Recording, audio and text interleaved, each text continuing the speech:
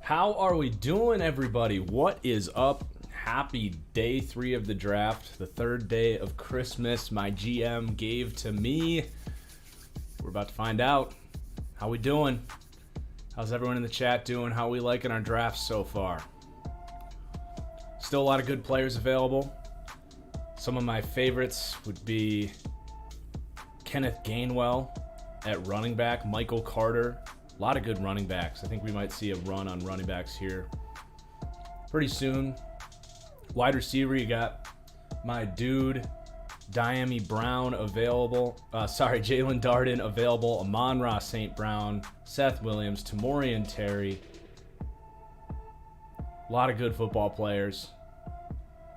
Get to find out where my dude Blake Prohl is going to go. Brevin Jordan, my number 3 tight end, is still available. Offensive tackle, we've definitely seen these guys go, but you still have Stone Forsythe, who got just a ridiculous amount of hype. Also, we got to get the lights on here. I totally forgot about the lights. But yeah, Stone Forsythe got a bunch of hype leading up to round 1, and I never really understood it. I have a 3rd round grade on him. He's a good pass protector, so I think we'll see him come off the board probably as the first tackle. Deontay Smith is also a very versatile. Oh, Teddy already wants to be a part of the stream. Very versatile guard, tackle, athletic piece there. On the offensive line, Trey Smith is still available. Sam Cooper is a sleeper out of Merrimack. We got to keep an eye on. At center, really not a lot of centers left. Trey Hill would be the one guy if you needed a center, but he's really not ready day 1. Interior defensive line, a lot of these guys are still available. You got, let's see, Tyler Shelvin, my favorite nose tackle in this class. Davion Nixon did fall. He was one of my not my guys. But now that we're into the 4th round, I'd be okay with him. You got the USC guys, Tufele and Tui Pelotu, Tommy Togiai, Bobby Brown. There's a lot of, this is actually kind of where the meat on the bones is at the defensive tackle class. So keep an eye on a run there. I would say we see a lot of running backs and defensive tackles here in round 4. It's kind of where the value is, in my opinion. We'll see if the NFL agrees on that. With the edge group, looks like the top 10 are gone, but Cam Sample is still there. My dude, whoever takes Cam Sample here is going to be getting a very nice grade from me. To get Cam Sample in the 4th round, I always knew he was going to be a 3rd or a 4th round pick. Bala, thank you for the super chat and the kind words. He asks, what player positions do I see the Steelers targeting? I think they could still use another offensive lineman, look at a tackle. If they could get like a Cam Sample to get some power rush in there next to Alex Highsmith, that would be a great fit. Also, cornerback. Keep an eye on like Marco Wilson. We haven't talked about the corners yet, but Marco Wilson would be a great scheme fit for them, so keep an eye there. But yeah, Cam Sample at edge. Rashad Weaver is still available. He's going to be a really nice day 1 impact as an early down run defender. So he'll be a nice specific find for somebody. And then some athletes down the board like Hamilcar Rashid, Jordan Smith has certainly fallen, Chris Rumpf, Jonathan Cooper. Still a lot of good players are going to get picked here. There's going to be some impacts. Linebacker class is very deep, but we have seen a lot of these guys go. Jabril Cox is available. Dylan Moses, what a fall for him. A lot of people surprised to see Jabril Cox falling here. Me, not so much. I did have a 3rd to a 4th round grade on Jabril Cox, whereas a lot of people had him as a top 50 player in this class. I never understood the that high Jabril Cox buzz. Isaiah McDuffie, one of my sleepers in this class out of Boston College, could be a nice 4th round find. Cameron McGrone, I have a 4th to a 5th round grade on. You got Derek Barnes, the freak athlete out of Purdue. Tony Fields, KJ Britt. Still a lot of good linebackers available.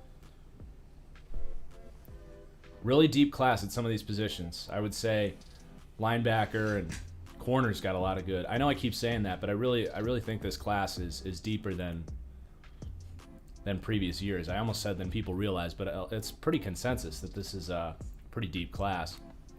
So if you need a corner, some of my favorite guys here would be Marco Wilson. He's actually a top 10 corner for me. I had a second to a third round grade on him, but he does have that big, ugly exclamation mark next to him on my draft board, which means he's got some sort of off-field red flags. He's the guy that basically cost Florida their national championship seasons with a boneheaded penalty on the field, throwing the guy's shoe after a clutch fourth down stop, ended up giving LSU a free first down, and when the game should have been over, and then they went down and kicked a game-winning field goal.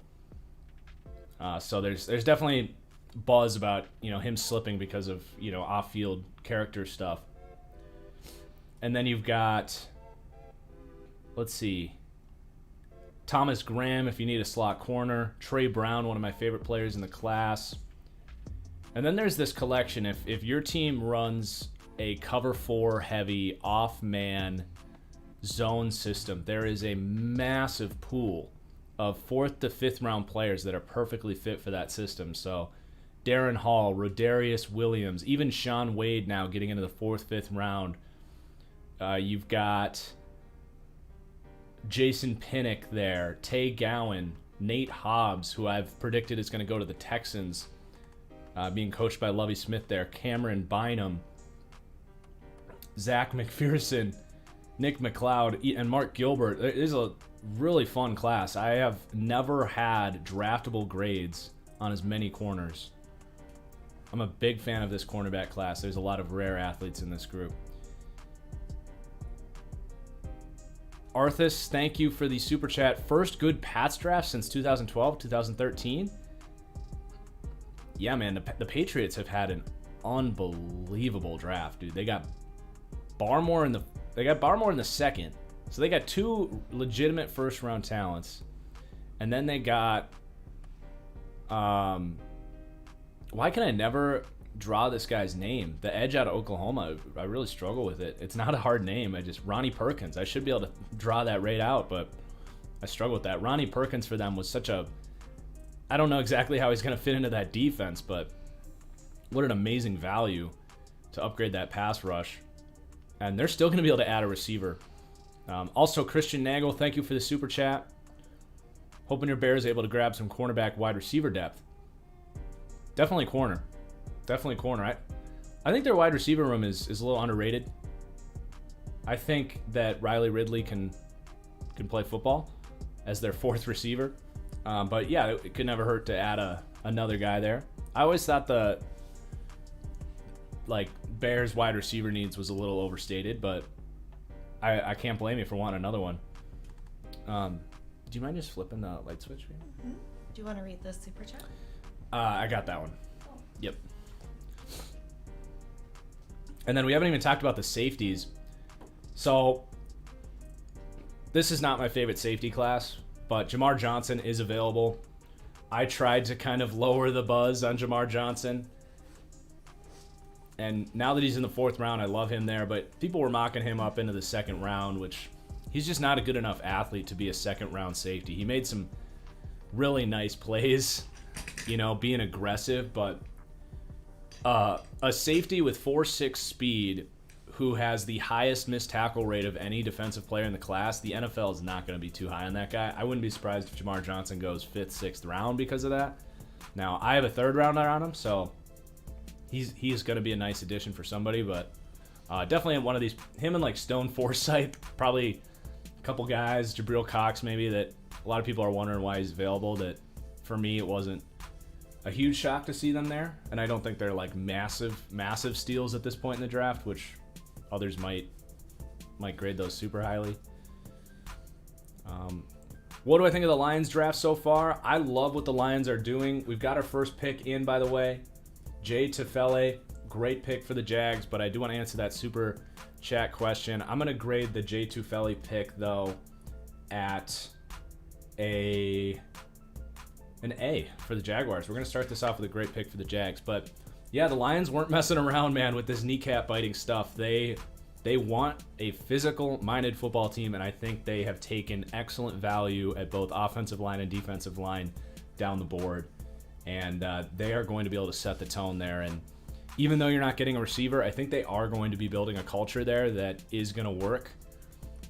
And I don't think Dan Campbell's like this high upside coach, but that's not really what Detroit needed. They needed to raise the bar. They needed to establish a culture. And I really think the players that they added are going to be beneficial towards establishing that sort of mindset there that they haven't had. Thoughts on the Raiders in day 2? Well, with the Raiders, I'm trying to remember, and it's tough to, off the top of my head, recall all this because I haven't really had time to process everything still, but if you flip the Trayvon Merrick pick and the Alex Leatherwood pick, they had a good draft. So if you sell it that way, you can get behind it. I'm trying to remember who they took on day 3. Oh, it was Divine Diablo and Malcolm Kuntz. So the Kuntz pick was maybe a little bit of a reach. I can't understand why you would take him over Ronnie Perkins, to be honest. That one was weird, but I do like Divine Diablo. And, you know, he's going to battle it out. They took Tanner Muse out of Clemson last year, who's a very similar sort of oversized safety type like him. But I think Diablo's just an actually good player at that position, whereas Muse was like, he was just a big free safety. Divine Diablo's actually done some of that overhang, weak side linebacker, strong safety stuff. The pressure is on Jonathan Abram now because Merrick's going to be that free safety. They brought in Kelvin Joseph, and now Divine Diablo is going to be probably going to take eventually that weak side linebacker spot. So Jonathan Abram, he's on the hot seat there, which is the right thing to do. He has been an absolute bust for them. A lot of Raiders fans have defended him, but... And now the Jets pick is in. Michael Carter to the Jets. Good pick by Joe Douglas. He's going to be a fun player in this system. Now, I would have preferred to see Kenneth Gainwell here with this wide zone offense, but I'm not going to overly critique it. I'm going to go the B+ on Michael Carter. So I had a 3rd to a 4th round grade on Michael Carter off the top of my head. Yep. He was my number 6 running back. Explosive guy. He is Giovanni Bernard coming out of North Carolina again. You don't want to scout the helmet, but seriously, maybe a little bit better vision and contact balance for Michael Carter, but probably not a guy that's ever going to be a true alpha 3-down back, right? But he's a very good football player. And you have Tevin Coleman. Now you have a guy that's a little better in the receiving game, can actually run routes out there. Very nice 1-2 punch with Tevin Coleman and Michael Carter. And good value. It's kind of exactly where I had him. 3rd to a 4th round, so he goes top of the 4th round. Hollow from Germany. Yeah, we might get some more foreign customers today on the stream with being an earlier day at 11 o'clock because it's, what is it out there in Germany, like 5 o'clock right now? 6 o'clock? Did you answer this super chat from Brian Green about the Panthers? I think I missed that. Okay, Let's he see. says, what are your thoughts on Panthers Day 2 and who should they target today? Panthers Day 2? Yeah. Panthers got... I know they traded down. I could probably pull up the draft tracker. I don't Yesterday they got Terrace Marshall. Oh yeah. And they got Brady Christensen. Yeah, that was, I mean, to trade down and get those 2 players was excellent because you're recouping some of the Carson Wentz stuff. Brady Christensen's going to upgrade that left tackle spot immediately. He's a little bit older, but he's one of the most refined pass protectors, if not the most in this class at left tackle. Just a little, lacks a little play strength. And then, yeah, Terrace Marshall, I think, I was comparing that to the Chris Godwin pick for the Bucs several years ago. Just from an athletic standpoint, he's similar. Darren Hall off the board. Yes, another good call by me. I really got to get a bell next year because this is when I like to ring my bell on some of these later round sleeper calls. So if you were drafting on the Draft Network, draft machine, Darren Hall was listed as a safety and like the 500th player. And for those of you on Patreon that were watching my 7-round mock drafts, I ended up with Darren Hall, I think, in every single one of those for one of the teams. I did them by division. So I will grade this at an A. And I never understood. They listed him as a safety for some reason. And you could always get him in like the 7th round. But for me, Darren Hall, I have a 3rd to a 4th round grade on Darren Hall. He is an unbelievably smart player. He is so good at keeping an eye down on the quarterback, playing those off-zone coverages. And the Falcons continue to have a great draft with Pitts, Grant, Mayfield, Darren Hall. A lot of people won't be aware of Darren Hall, but he declared as a junior out of San Diego State. And that's an excellent pick for the Falcons there. Great tackler, too. He's got the speed to run more man coverage, too, even though they didn't do a lot of it at San Diego State. So big fan of that pick for the Falcons. But yeah, to wrap up the Panthers question there, the Terrace Marshall pick reminds me a good bit of Chris Godwin when he got picked by the Bucs. A, because he kind of underproduced in college, and for circumstances, Terrace Marshall was never really a full-time starter because he was the wide receiver 3 in the amazing Joe Burrow offense, and then the COVID season hit, whereas Godwin just didn't really have good quarterback play his whole time. But unbelievable athletes that coming out just maybe haven't established themselves as receivers yet.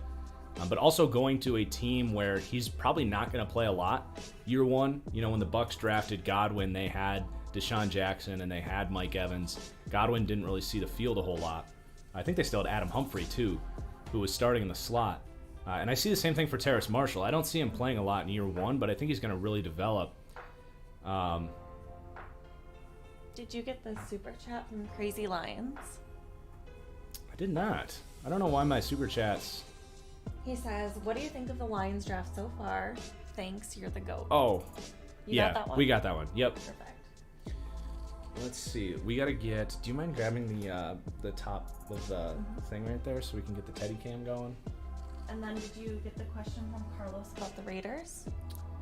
Yes. Awesome. Yep. So we're up to date on the super chats. Thanks, everyone, for tuning in for day 3. We're going to have a fun one. This is always fun because this one, they really get these picks in fast, so we don't have a ton of downtime. Here we go, Teddy. Teddy's naked today. We gotta get that bandana. There we go. Teddy! You feeling rested there, champ? How'd you sleep last night? Hey, derpy boy.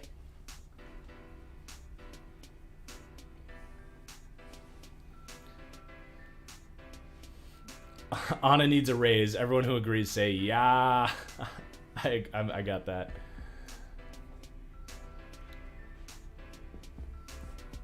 Whoop. Here we go, buddy. There you go. Yeah. So handsome.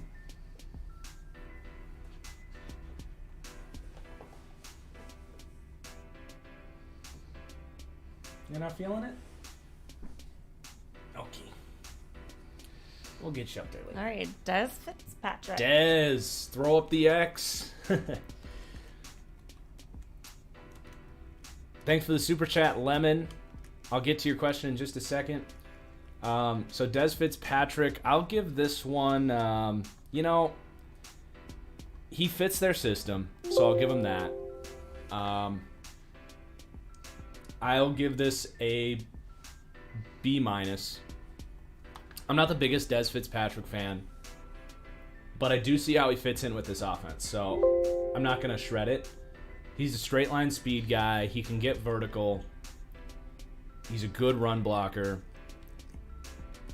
Yes, Jack Brown. He sucked at the Senior Bowl. He really does not separate one-on-one against man coverage, but you get him in a system where he's running crossing routes, he's running deep, and he could work out. So it's not the worst pick. He was pretty far down on my draft board, so at a certain point I am going to stay true to my evaluations. I had a 6th to a 7th round grade on him, so I do see this as a reach, but I also can see how he fits into the scheme. Interesting, Amon-Ra St. Brown's still there. Not that he's necessarily a great scheme fit for them, but if you were looking for maybe that scheme fit, I as I go down my board, it makes a little bit more sense because you're looking for straight line speed guys that do run block. It's not a great draft class for players of this archetype, so maybe you do bump it up to like a B. There really aren't a lot of, Josh Imatorbhebhe might be the only other one, but he doesn't really have the breakaway speed that Dez has, so I can see it. I can see why they like him. It's just a lot higher than I'd have him, but you do need to consider scheme fit. So I'm not going to shred the pick, even though he's pretty deep on my draft board. PFF doesn't even have Dez Fitzpatrick in their system. Wow.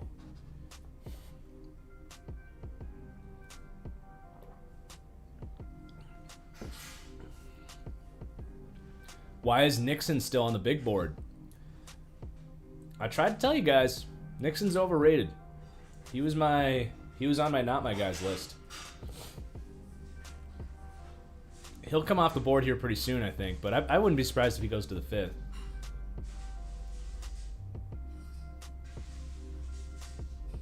Riley, what's up? Did I name Teddy to spite me because of your meltdown after the Vikings passed on Johnny Manziel? So Riley Williams, my college roommate.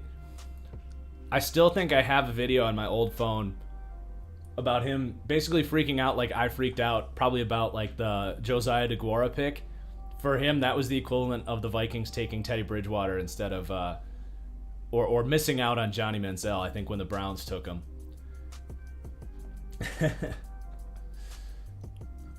Not like it really mattered. Neither of them would have worked out. If anything, Johnny Manziel would have helped you move on to a different quarterback sooner. Instead of getting... Well, the Case Keenum era was actually pretty fun. So, did someone just take... I kind of missed out on a pick there. ESPN's in a commercial break, but I think... Chat, did the Cincinnati tackle, did he just come off the board? And who took him there? Can you guys update me? The Browns took him, but I don't know who. I think it was James Hudson to the Browns. Is that what just happened? Can we get can the chat help us out and confirm that? James Hudson, yes. Okay. So James Hudson. Also, Synthros, thank you for the super chat and congratulations on your Bears draft. Wow, what a weekend the Bears have had. Scary stuff. Like they filled their needs. They got the quarterback and the tackle. That offense could all of a sudden go from bottom 5 to like top 15 with that defense. They're talking. But yeah, James Hudson was getting a lot of buzz because Bucky Brooks put him in his top 5 tackles, which was something. That was something. James Hudson transferred from Michigan. I'm gonna grade this one. Okay, we don't need to put the grade graphic up. It's a good pick for the Browns because James Hudson is not ready to play football in 2021. He's probably not ready to play football in 2022. He converted from Michigan. He was a defensive lineman, and he wasn't getting playing time, so he converted to Cincinnati to learn tackle, and he was actually pretty good in his first year, but you could tell, like, his technique, he's only been learning how to play tackle for a year. He leans, his footwork can be choppy, but he's a great athlete. Now, I can't explain why his testing numbers were so poor, but he doesn't play like his poor athletic testing numbers were. So, he's in a good spot where he will learn how to play football. He's a guy that can play guard or tackle, and he's going to be a nice swing man for them if anyone gets hurt. And he is kind of the perfect developmental 4th round offensive line pick. He's got a ton of upside. So if I were to give this a grade, I think I'd probably give it, B plus, A minus. My only criticism is I think that Deontay Smith is a better football player, but it's pretty dang nitpicky at that point. You know, it's not like they stole some amazing football player here, but I definitely like the athletic upside of him. And he doesn't have to go too far from home either, which is always nice. Detroit traded up. Wait. Okay, I don't know.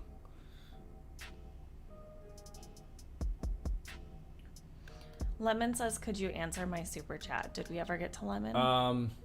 I think for some reason my screen's not I'll find it. being great with the super chat here. Lemon says, what are your thoughts on the Saints draft so far? Yes, Lemon, thank you for the super chat. Saints had an interesting draft. Hey, Cam Sample just went to the Bengals. Whoa. Okay, sorry, Lemon. I promise you I'll answer your question. But this pick is huge. Cam Sample's one of my dudes. The Bengals, they just hit 2 home runs at edge because they ended up with... Who did they get? They took another edge that was really good value. Did they get...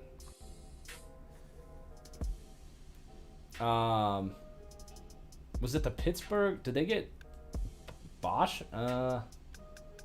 Or they took Joseph Sais.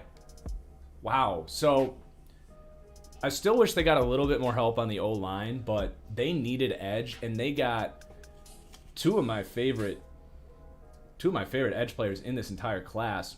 I actually have Cam Sample highlights. I'm going to give this an A+. I have a second to a third round grade on Cam Sample. This guy's unblockable. He can slide inside as well. You know, if you want Osai on the edge with Hendrickson in there as well, you can slide him inside at defensive tackle on rushing downs. And they're going to be able to get after the passer. I mean, this guy is so underrated. He's got bend for a big guy. He's got speed for a big guy. He is, to me, he has the most refined bull rush in the class. And I'm just an overall huge fan of his game. So our Cincinnati Bengals here, I just wish they had one more offensive lineman, but it's not too late. But yes, the Saints had an interesting reach in the first round. I had a third round grade on Peyton Turner, but if you flipped Paulson Adebo, who I think was in the top 3 of my sleepers list, if you flip him and Peyton Turner, their draft looks a lot better. I thought Pete Werner was a solid pick, filled a need in the second round. I'm not like crazy about their draft. It's an interesting one, but overall solid, you know, C+, B- type of stuff. So the Lions come up, and is there a receiver in this class that is going to bite kneecaps as much as Amon-Ra St. Brown? Probably not.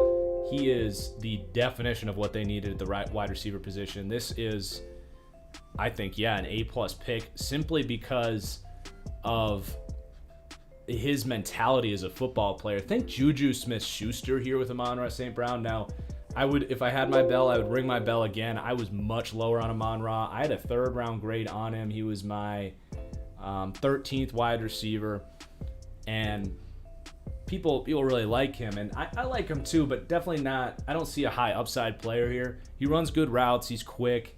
He's got good hands, but he's just not a high-end athlete. He's an awesome run blocker, though, possibly the best run blocker of anyone in this class that's not like a, Josh Imatorbhebhe who you're getting in the 6th round. And they obviously needed a receiver, so he's going to be a tough dude that buys into this culture. And excellent value at this point in the 4th round. What's up, college football guy? How we doing? College football guy is the guy helping us out with the old gen Xbox roster. Not trying to put too much pressure on you, my man, but thank you for all your hard work. Greatly appreciated. And now the Lions have traded up again. I'm going to call... Could we see a double up at receiver maybe? Like a Daz Newsome? Could be an interesting pick. Maybe they go with... Would they take another running back? How do they feel about Kerryon Johnson? Would they take Chuba Hubbard or a Kylan Hill? I don't know.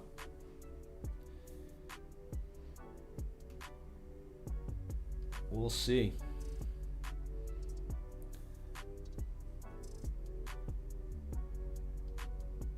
The Real Scout is in the house as well. Some of the Twitch crowd showing up here today.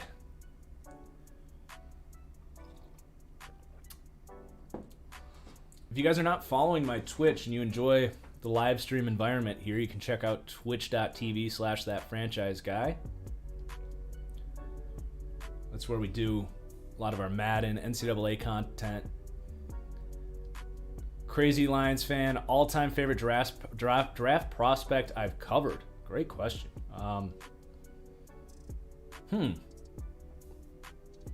Kyler Murray was the first one that came to my mind, just because he was one of my first, not first, but he was one of my best calls draft-wise. So he comes to mind. Derwin James, I mean, it's not a coincidence that those are the two. Whoops, I always do that. I pick up the Teddy Cam and then it's not on. It's not a coincidence that those are the two jerseys back there. Derwin James was so fun to watch. Kyler Murray, people thought he was going to play baseball. I said the Cardinals were going to move on from Josh Rosen and take him.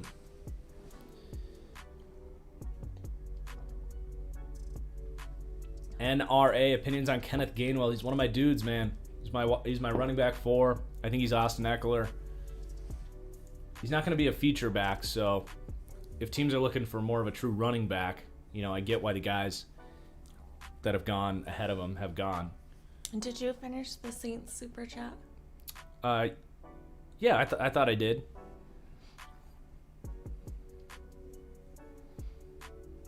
Is there going to be a PS5 roster? Probably not, unfortunately.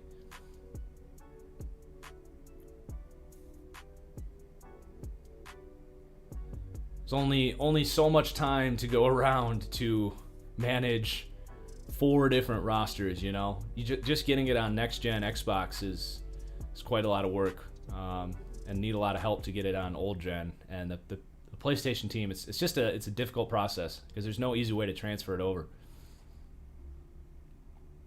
Hoping someday we get a cross gen type of deal there.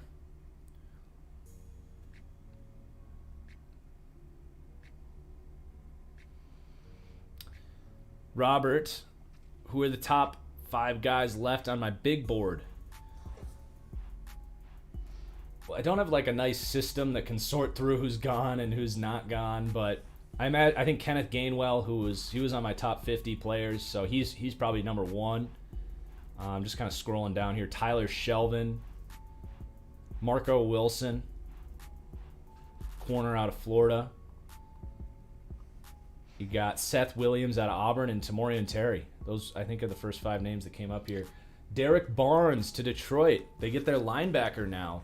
This dude is also a kneecap biter. I just love that Detroit is sticking with this idea that we're just going to take a bunch of nasty old school football players. Derek Barnes, a freak athlete, is a converted edge rusher turned linebacker. So he's only really played 1 full season as a full-time linebacker there. But really athletic guy. Sideline to sideline speed. I'm going to give this pick a B+. Just trying to conserve the A's for the picks that I think truly stand out as amazing values. So if you get a B grade, it's not that I don't like the pick. I'm trying to reserve those A's for the real steals here, but yeah, he's going to compete there for a starting linebacker gig, but might need a little bit of time because he's still, like I said, he's only played 1 year as an off-ball, so he doesn't really have those zone coverage instincts yet. He doesn't really break down route combinations, and he's a little tight to run man coverage. So I think if you're going to use him as a cover player, it's going to be more as that spy linebacker, drop him into a hook zone occasionally. But he is a converted edge player, so he's not exactly like a coverage player. He's kind of in that Donta Hightower blend.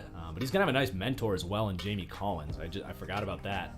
Very good sort of pro comp there. Jamie Collins, Derek Barnes, kind of that edge linebacker hybrid type. How do I feel about the Giants' moves and picks and who we take in this round? I love the fact that the Giants have moved down.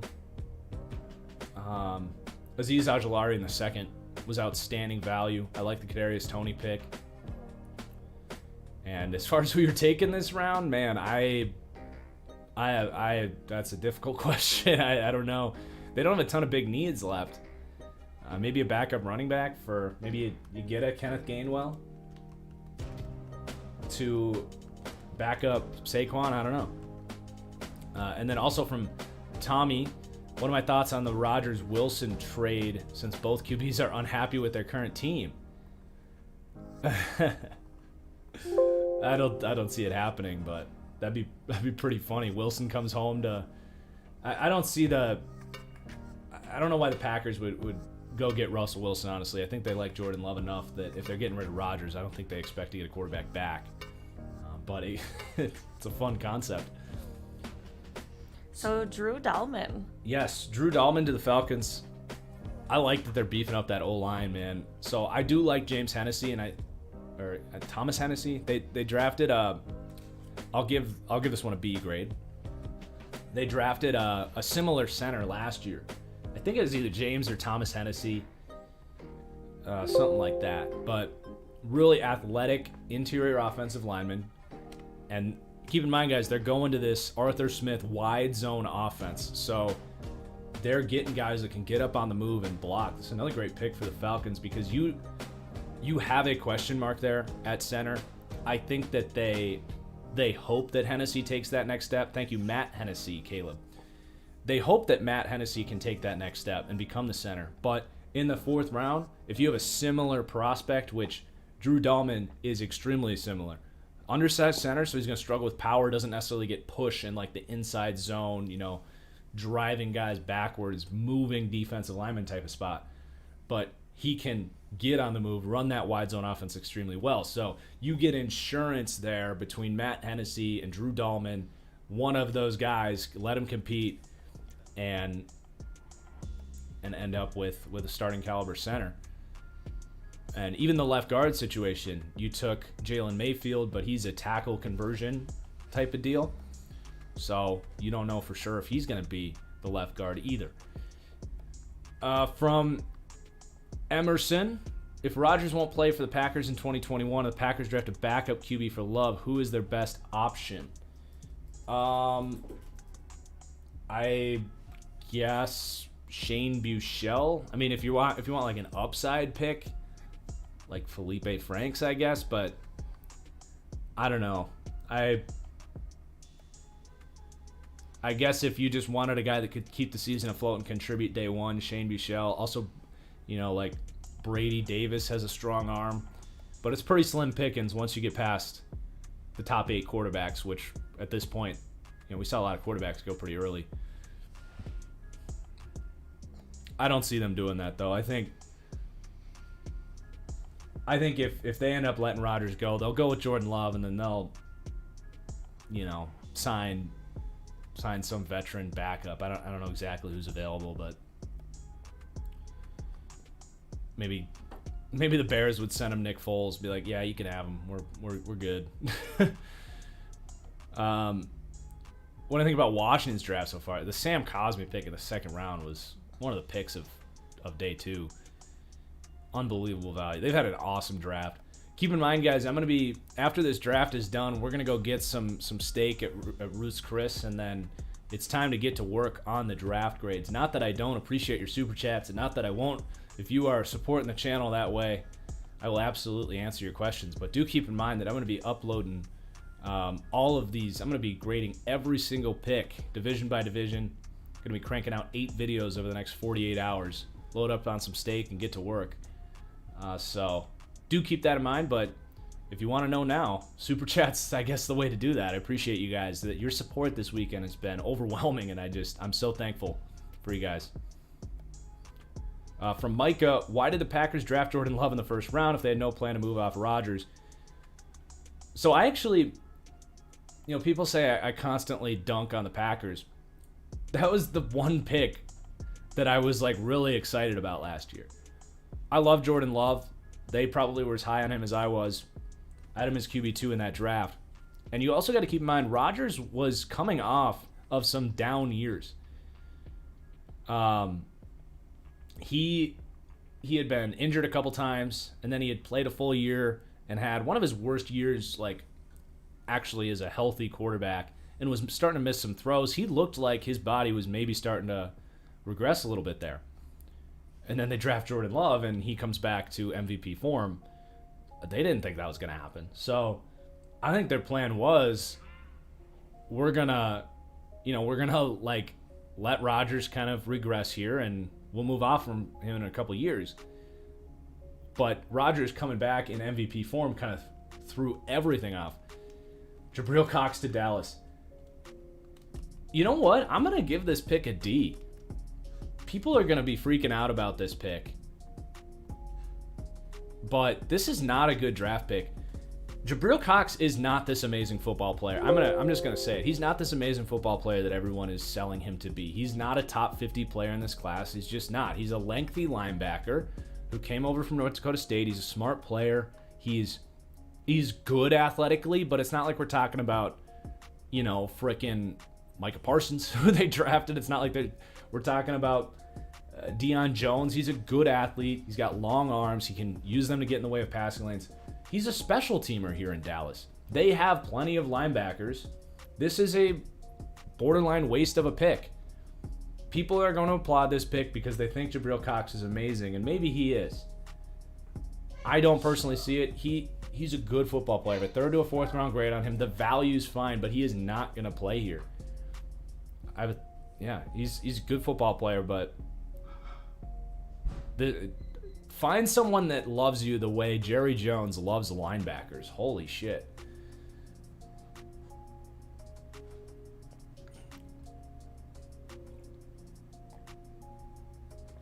If this was pretty much any other team in the league, this would be a B.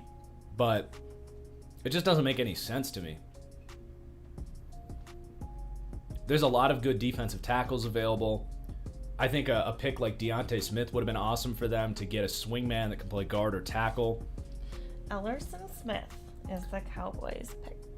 Or the Giants. Giants. Ellerson Smith. So he's an edge, by the way. Okay.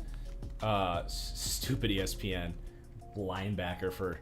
Yep, you're right, ESPN. Ellerson Smith, who is... I don't know. 6'6", 250 pounds. Hasn't played an off-ball snap in his life, but ESPN lists him as a linebacker. I'm speechless with that. But this, to me, is... I gotta look at like who's available. I'm not huge on this pick. I'll give it a C. He's my 27th edge. Some people love his athleticism. He's fine. He's, I think, a rotational pass rusher. He's got some moves. He's got a little bit of power. I don't see like some high upside player here. But I don't know. I don't hate it. I don't love it. It's a C pick. We'll see how it goes. It's kind of an interesting scheme fit with their sort of hybrid 3-4. Hoofer, thank you for the super chat. I will absolutely enjoy the Roost Chris. Appreciate it. Raiders Day 2. The second Raiders Day 2 super chat question. If you flip Merrick and Leatherwood, the draft looks a hell of a lot better. And I like the Divine Diablo pick. He's going to compete with Tanner Muse. It puts some pressure on Jonathan Abram there. So I like that pick a lot. The Malcolm Kuntz pick was kind of I don't see him being much, but we'll see. He's going to have a long path to playing time with how many edge players they've got there. And then from Darek, do I see the Bills drafting Russo and Basham? Is them trying to guarantee one of them works out along with Epinesa? And then what was the second part of that? Oh, sorry. Or are they trying to do a 2019 49ers approach with their D-line? I don't know if you saw my tweet about that pick, but I was like, well, the Bills drafted Epinesa last year. They took Rousseau and Basham. They will hit on a bigger-bodied edge player whether you like it or not. They definitely know that Jerry Hughes is not a long-term... I think they probably say... I don't know what his contract situation is, but they're probably only counting on one more year from Jerry Hughes would be my guess. Wow, Bobby Brown to the Rams. That's a excellent pick. I'll give that a B+. We'll talk about that. But yeah, I think it's more of like, we got to make sure we got some edge players. I don't think there's any strategic thing of like, oh, we're going to have this crazy NASCAR package with all these guys on the field at the same time. I think they're like, we want to make sure we got 2 good edge players for the future, I think is kind of the way they're looking at that. I just want to scroll down my chat real quick. I think we got another super chat. A couple more. From Josh, the Seattle cover 3 scheme runs a lot of base, and if Van Der Esch is on the way out, a trio of Jalen Parsons and Cox is not bad. I agree with you, but this isn't 2015. I think the Seattle 3 has evolved past that. Not to mention they have Keanu Neal to kind of be that role.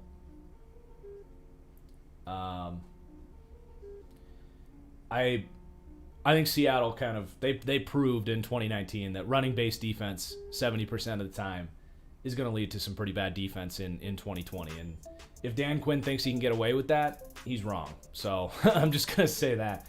And that was with a really good nickel linebacker in Michael Kendrick still playing in the peak of his powers. And he could not handle covering slot receivers and the tight ends that are playing in the NFL right now. So I agree with you that, yes, traditionally 6-7 years ago, the Seattle 3 scheme runs that. But if Dan Quinn hasn't woken up to adapt that defense, the Cowboys are in some serious trouble. And then from Braden Brown, do I think the Titans are trading for a receiver since they didn't take one in the first 3 rounds? Well, they just took Dez Fitzpatrick. So we've already got a couple picks to react to, but they just took Dez Fitzpatrick, who is a good scheme fit there. Was definitely further down on my board. But I do understand their thinking on that one. So we had Bobby Brown to the Rams. Great spot for him. They have their starters, but Bobby Brown is a guy that he looks like a superstar defensive tackle. I think he was probably a 5-star commit, just the way his athletic profile, the way he looks as a defensive tackle. Like, you know, he's built like Kenny Clark, to be honest. It's kind of what he looks like on the football field. He has get off. He can show flashes of power. But he just doesn't play with discipline. He doesn't use his hands well. He doesn't have any moves as a pass rusher. So he just has a lot of work to do to get there. But a young guy, I think he's a true junior coming out. And they've had a good job with that defensive line. So I think 2-3 years from now, we might get some, you know, Bobby Brown hype. But I think it's going to take some time. But they don't need a day one impact there. And then we had another super chat.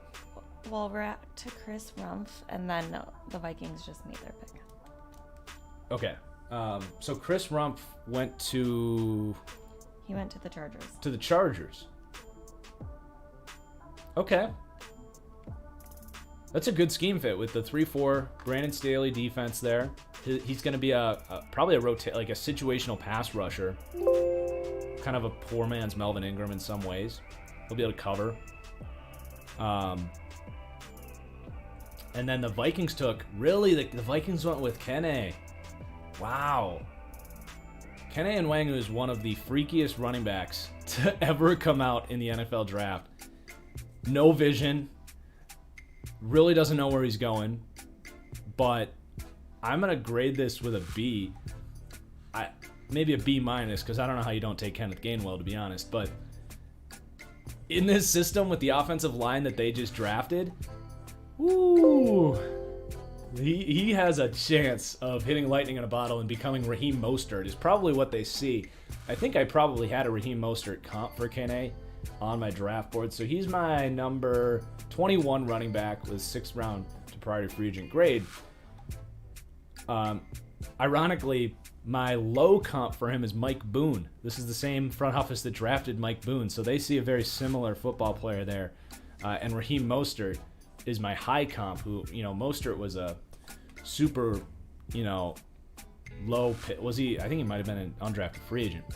But a really raw running back, but you put him in a different system. Instead of that inside zone Iowa State offense, you now get him on the move on the outside. Yes, they have Alexander Madison, but is Madison entering his 3rd or 4th year? You're not going to pay Alexander Madison if you're the Vikings. Like, whenever his contract is up, you're going to say thank you for your service. He's like Jamal Williams of the Packers. Like, thank you for your service. Good luck elsewhere. So you're not you're not drafting for needs really in the 4th, 5th, 6th round always, especially once you get into the 5th, 6th round. But the Vikings have a very talented roster at this point. So did we miss the Patriots pick? They didn't even show it. Okay. Moving on. Also, as a return man, that's a good point. Yeah, do we know who the Patriots picked? Because, Ramondre Stevenson to the Patriots. Actually? Hey, dude, let's go. Patreon squad, where you at? I made this pick in my 7-round mock draft for them.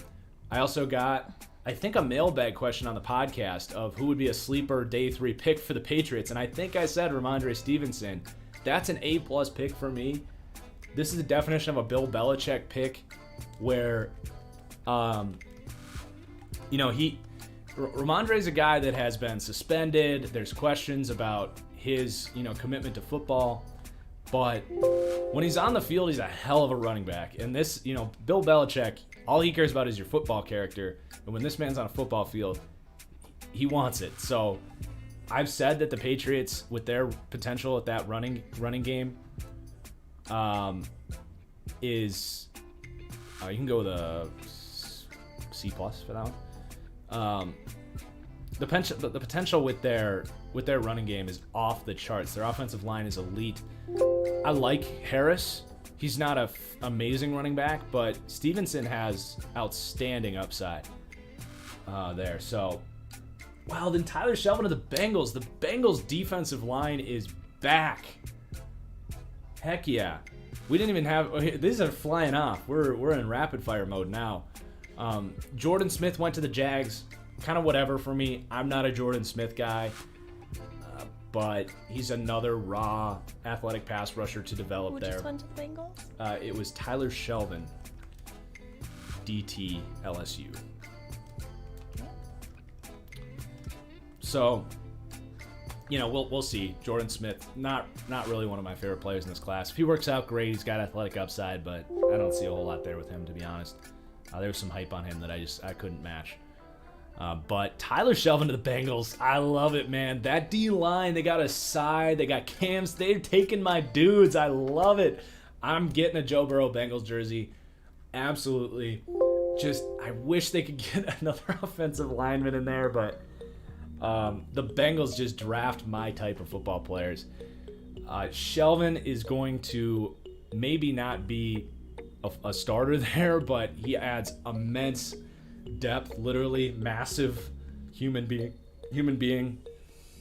They do have the D tackle that they signed from the Houston Texans last year, who's also a very good nose tackle. But talk about replenishing. If you go back 2 years, the Bengals had one of the best defensive lines in the NFL. With Carl Lawson, you had Carlos Dunlap, you had Geno Smith in his prime. Their defensive line was amazing. And now all those guys are gone. And now in one draft, they have taken incredible football players. I had a 2nd or 3rd round grade on Tyler Shelvin, so that's an A+ pick for me. Absolutely love it. DJ Reader, thank you, chat. Can you get rid of this? I'm not doing that anymore. You're not doing the next pick. Okay, yes. I think that's yeah. I think that's a good idea. Let's see. Where is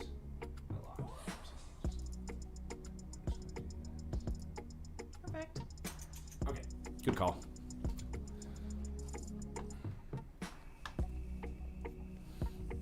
Thank you guys for putting up with our graphics. Oh no, you're killing it. ESPN completely... Trying to get in as quick as I can, especially when ESPN just plays commercials over the picks.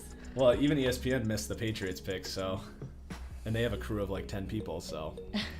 I'd say they should hire you and you can tell them no. I don't work for bad companies. That's right. Yeah. Stick it to them. Screw you, ESPN. Yes, Geno Smith, peak of his powers, Geno Smith. Interior defensive lineman. Geno Atkins, obviously, who I meant. Geno Smith was a total... You remember Geno? Yes. Yeah. God, that was something. Hey, Zach McPherson. This is a good pick for Texas Tech. We were reading off all of these 4th, 5th round corners that I like. So McPherson, let me just the depth of this class is awesome. He is my 32nd ranked cornerback, but I do have a 5th to a 6th round grade on him. So again, this cornerback class is awesome. I will grade this with a B. I think he's a really good football player. Athletic dude, quick, really quick guy.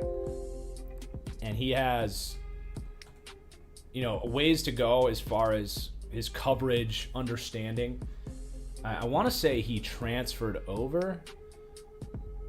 Yeah, he transferred from, just checking my notes here to make sure I don't get this wrong. I don't know if I have it in my notes. But yeah, he transferred over to Texas Tech and had a good year. But just as a whole, a guy that does need to develop, but that's what you're taking in the 4th round. You're not taking starting corners. But a really quick guy. You'll learn from Darius Slay there. Probably not a guy that was on a lot of players' radars, but I think it's a good pick. There's other players that I would have gone instead, but I do think he's a good cornerback prospect. He transferred from Penn State. Thank you. You want to try the NFL broadcast? Are they doing a better job? People are saying they're keeping up better. Okay. Gladly. I will change it from ESPN. NFL Network.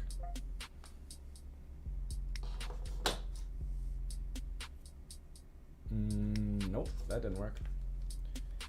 Watch NFL Network. There we go.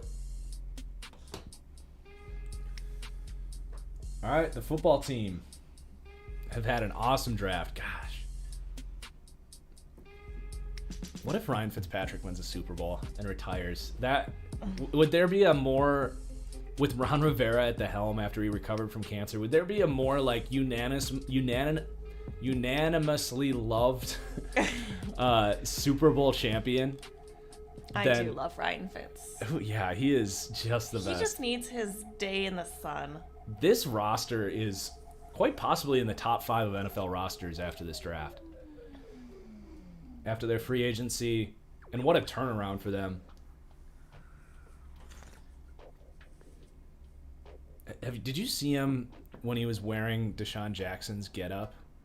No. He had the gold chain. No, I didn't see that. You should look up. I will.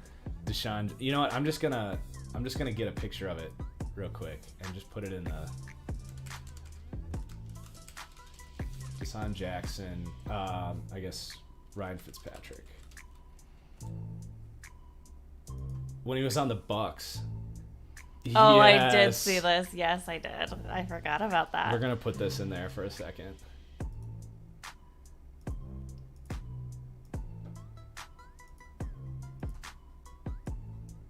Yes. What? Oh, hold on. Sorry. Nope, that was my fault. Yes. Can I just replace myself with Ryan Fitzpatrick for a little bit? We got to do it. Draft coverage brought to you by Ryan Fitzpatrick. How do we feel about John Bates? John Bates. Okay, I don't love this pick. He's fine. I don't see him ever being a full-time starter. With Brevin Jordan available, I don't know how you don't draft the upside in this situation. So I will give this a D. Just because, John Bates is my 16th tight end. I have a 6th to a 7th round grade on him. Maybe he works out, but I will stand true to my evaluations. I just don't know why you don't draft upside. You have a starting caliber player there. Go for a, Zach Davidson. Go for a Pro Wells, a Kenny Ebo, or obviously a Brevin Jordan. So I don't like this pick myself. I don't see him being much for them. He's fine. He has hands and he's somewhat athletic, but he's not a great run blocker. So I'm not a fan of this pick. I will criticize this one. How do you think he compares to Jeremy Sprinkle, like they're talking Oh, he's about? better. He's a better player than Jeremy Sprinkle. The name the name might not quite be as exciting. Hang on, I'm just deleting. Goodbye, Ryan. Thank you. I might. Oh, sorry. It's okay. It's okay. I'm gonna keep that there because I wanna put Ryan Fitzpatrick's face up every time they pick because it's just too good. Okay. Wow. The Cam Bynum pick. I've literally compared this guy to Xavier Rhodes. I mocked him to the Colts on my 7-round mock drafts on Patreon. So there you go. You put him with the Vikings, who kind of needed another option at corner. Cam Bynum is one of the most solid day one ready corners. Not a good athlete, not a high upside player, but if this legal situation with the UCF corner that they took in the first round a couple years ago, if that surfaces and he's unable to play for them, if they have to cut him, I think Holton Hill is out in Minnesota at this point. So I think that was a while ago, actually. I'll give this one a B. Cam Bynum was announced as a safety. I could see it. He's not a great athlete. I think he provides instant corner depth, but he's an interesting project as a safety. He has that physical mindset, but I think he also, could. That's what I was getting at. Was like he's a fourth corner and a safety project. He's a good defensive back. He's extremely smart. He's got awesome ball skills. So like his size, ball skills, tackling, I can see why they think he's a safety. We have a super chat from Rufus Rogers. How obvious is it that the Eagles are by far having the worst draft? No, the Eagles aren't having the worst draft. I like the Eagles draft. You're walking out here with a first-round pick next year, Devontae Smith. The first round alone was a win.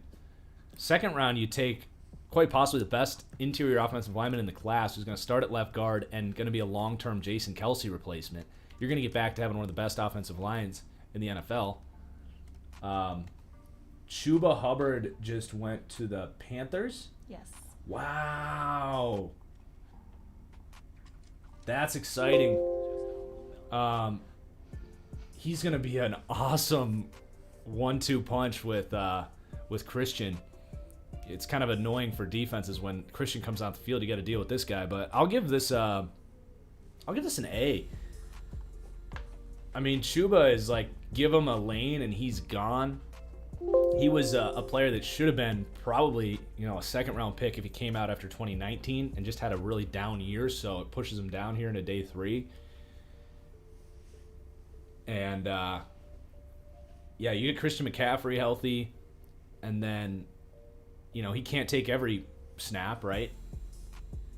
If anything, you like to conserve his energy a little bit, so having a good for third down because of what he does in the receiving game, and you can keep him healthy, so you all of a sudden make that a 65-35 split. Christian McCaffrey gets all the third downs, but you have a legitimate home run threat at running back. That's a good pick. That's exactly where you draft really talented running backs in the 4th round. Thoughts on the Panthers receiving core? It's deep. They got a lot of redundancy there with David Moore, Robbie Anderson, Terrace Marshall, all kind of bigger perimeter receivers, but they got a lot of talent. I want to see them get a better tight end, but they did take Tommy Tremble, so he could work out. I don't know if he'll be a day 1 impact as a receiver or not, but Joe Brady's enjoying himself during the draft. Yeah, they're having a nice draft. All right, who's the Cowboys going to take here? Colts. Oh, what did I just say? Cowboys? Everyone makes that mistake.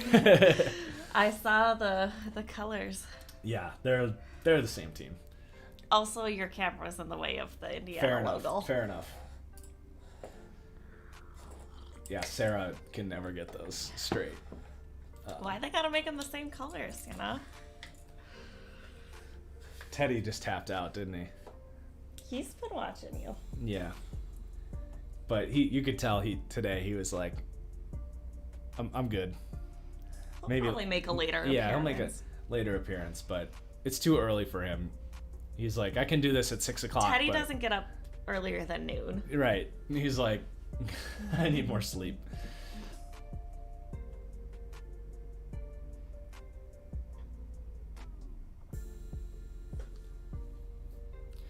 Yeah, we are not going to do the on-the-clock graphic anymore because these picks are coming in too fast for me to keep up. Yeah.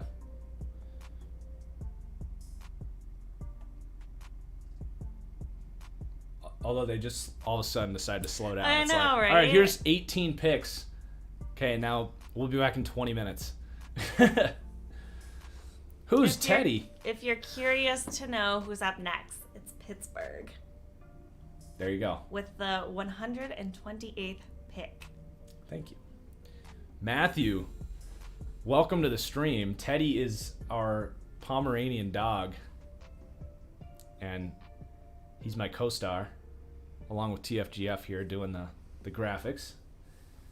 I wouldn't say I'm a co-star. I'm just the behind-the-scenes lady. You're like everyone's favorite podcast producer. Look at that hat. That is a hat. That's a hat. All right, Kylan Granson. Kylan Granson to the Colts. It's a fun pick. So they lost Trey Burton, right? I'm pretty sure Trey Burton's gone. And Kylan Granson fills that role as that athletic hybrid receiver tight end role. You got your blockers in there, but they love themselves some big 3 tight end, 2 tight end packages. He's going to be a nice mismatch piece for them. They can flex him outside. He'll block on the perimeter. I'll give it a B. I don't know what's going on with Brevin Jordan. I'm a little confused. Maybe there's something on the off-field side that we don't know about there with him, but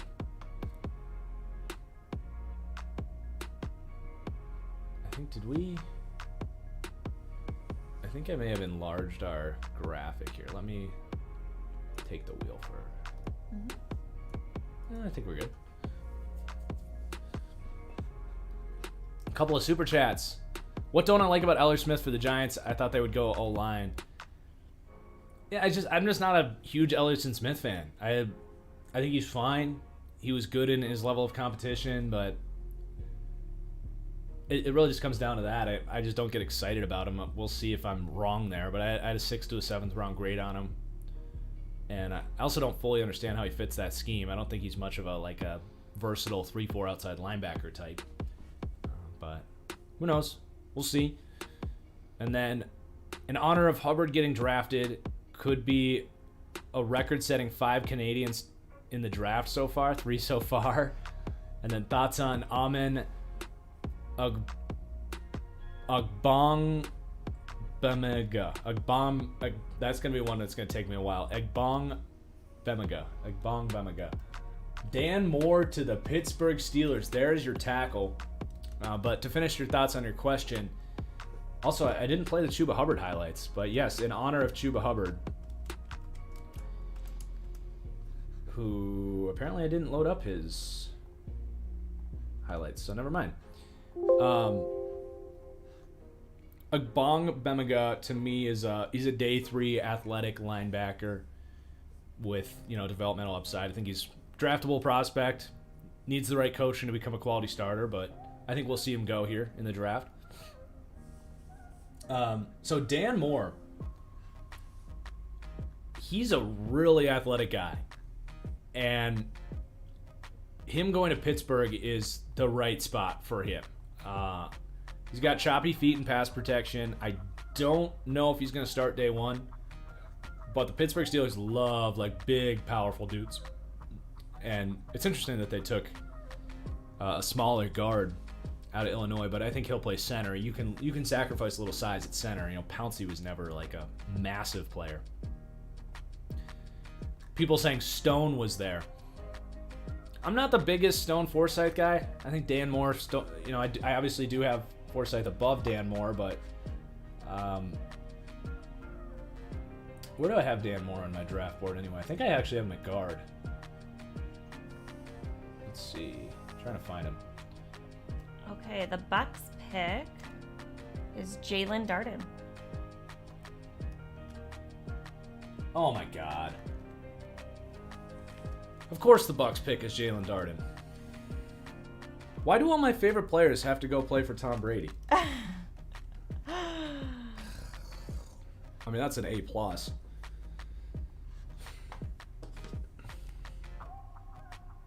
This needs. Do you have any Jalen Darden film? Yes, I do. I thought I did. Let me grab it real quick. Hey.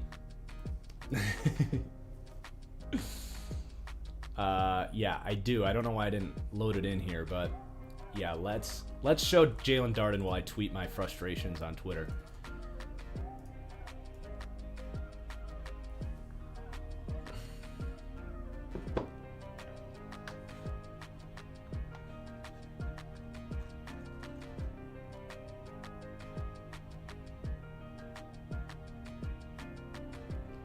All right, and then the Rams select Robert Rochelle.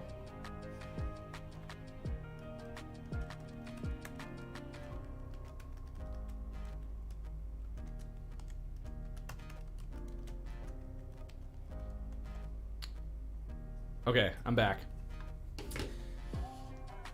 The Rams took Robert Rochelle? Yes. Let me take Darden off here.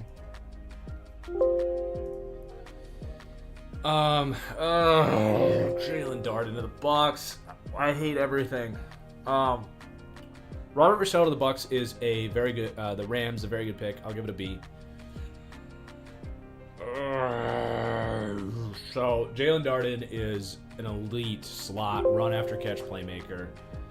Just another freaking day one piece for the Bucks. It's crazy how the Bucks, instead of having a draft that like was more planning for the future, they're having this draft that's supporting everything they're gonna do this year. They got another pass rusher, they got a backup quarterback, they got a swingman on the offensive line. Oh, nice, you got that on the clock going? Just not the number. Yeah. Cool. And now they get just another playmaker, because why the hell not? A kick returner, a guy they can throw bubble screens to, all this stuff. Oh my god, that baby was so cute. That's the big, well, maybe the biggest steal of the draft. My favorite player in the draft goes to play for Tom Brady, because of course he did. I will, you know what? This needs the Andre Nightmare Will Continue soundbite. The nightmare will continue. Because that is what's happening to me right now. Ugh. I'm legitimately angry. But how do you feel about Robert Rochelle?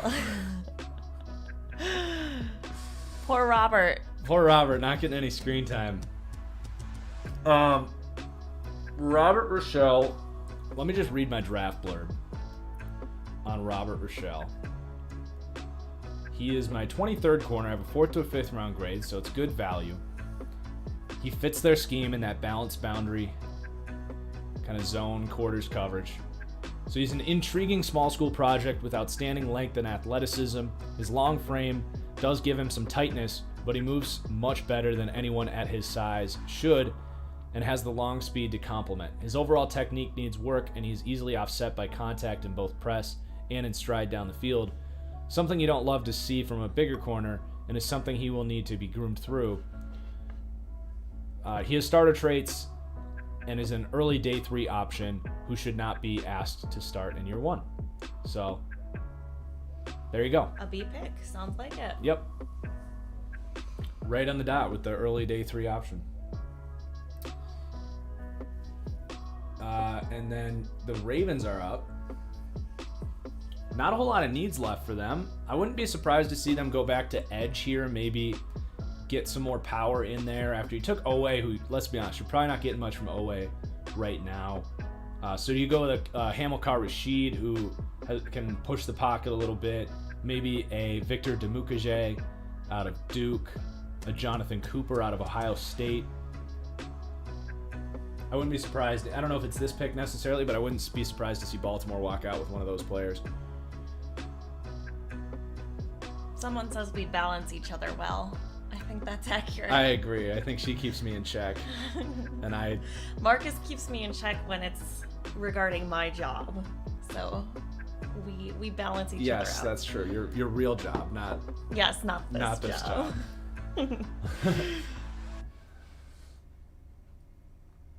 That's a very nice compliment. That's why I proposed to her. Gross. Let's talk about Tylan Wallace. Tylan Wallace. Oh, the Ravens, man. Why do the good teams always get better? The smart front offices. This is like torture as a Packers fan right now. They took Bateman in the first, and now they get their outside guy in Tylan Wallace. I had been mocking Tylan Wallace consistently to the Ravens in the second freaking round. This is an A-plus pick. Tylan Wallace, a top 10 receiver for me. If you wanted a guy who's going to be a reliable pair of hands, a guy that can get deep, Lamar Jackson, we'll see what the Ravens do schematically here, but we're going to find out how explosive of a passing game Lamar Jackson can have with real receivers. That's an unbelievable pick. I agree. I want that front office. I want the Ravens front office to run my team. Do you have any clips of Wallace? Yeah, I think I do. It's nice. Every time I need a tweet, I've got clips.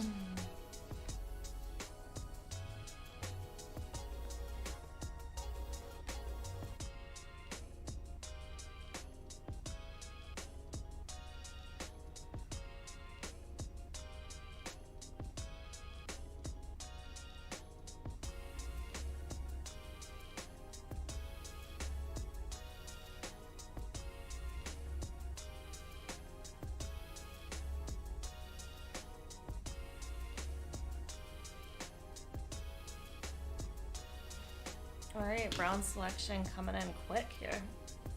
Let's see it. That's I think that's Joe Barry. Tommy Togiai staying inside. That's a great pick. I love Tommy Togiai to the Browns. They needed another piece on the inside there. I have a 3rd to a 4th round grade on Tommy Togiai, so right on the dot there. And I'm going to give this one an A. He is, to me, a day 1 3rd defensive tackle and is a really nice run defender. He dominates his guy at the point of attack. Not a great pass rusher, but he's got a good get-off. He's got that upper body strength. He can generate a little bit of push if he's out there for pass rush downs. So I don't see him as like a super high upside player because he's a little smaller and isn't like a great athlete, but his strength is spectacular for his size. So just a nice day 4 pick, 4th round pick. He's gonna, I wish we had a day 4 of the draft, but day 3 pick, and is gonna, compete and rotate right away. Super chat from Bojo. When and where does Warren Jackson go? I'm not so sure Warren Jackson gets drafted. I think 6th, 7th round. A guy that's extremely tight. I've got Warren Jackson as a 5th to a 7th round grade, but not a speedster. Really good hands though. He's got he's intriguing for sure. I bet he sneaks in end of the draft. Yeah, if the Seahawks get Brevin Jordan in the 4th round, that'd be incredible. I know they like him. So the Saints are up. Saints have had a up and down draft, I would say. I don't think they've picked since the Paulson Adebo snipe.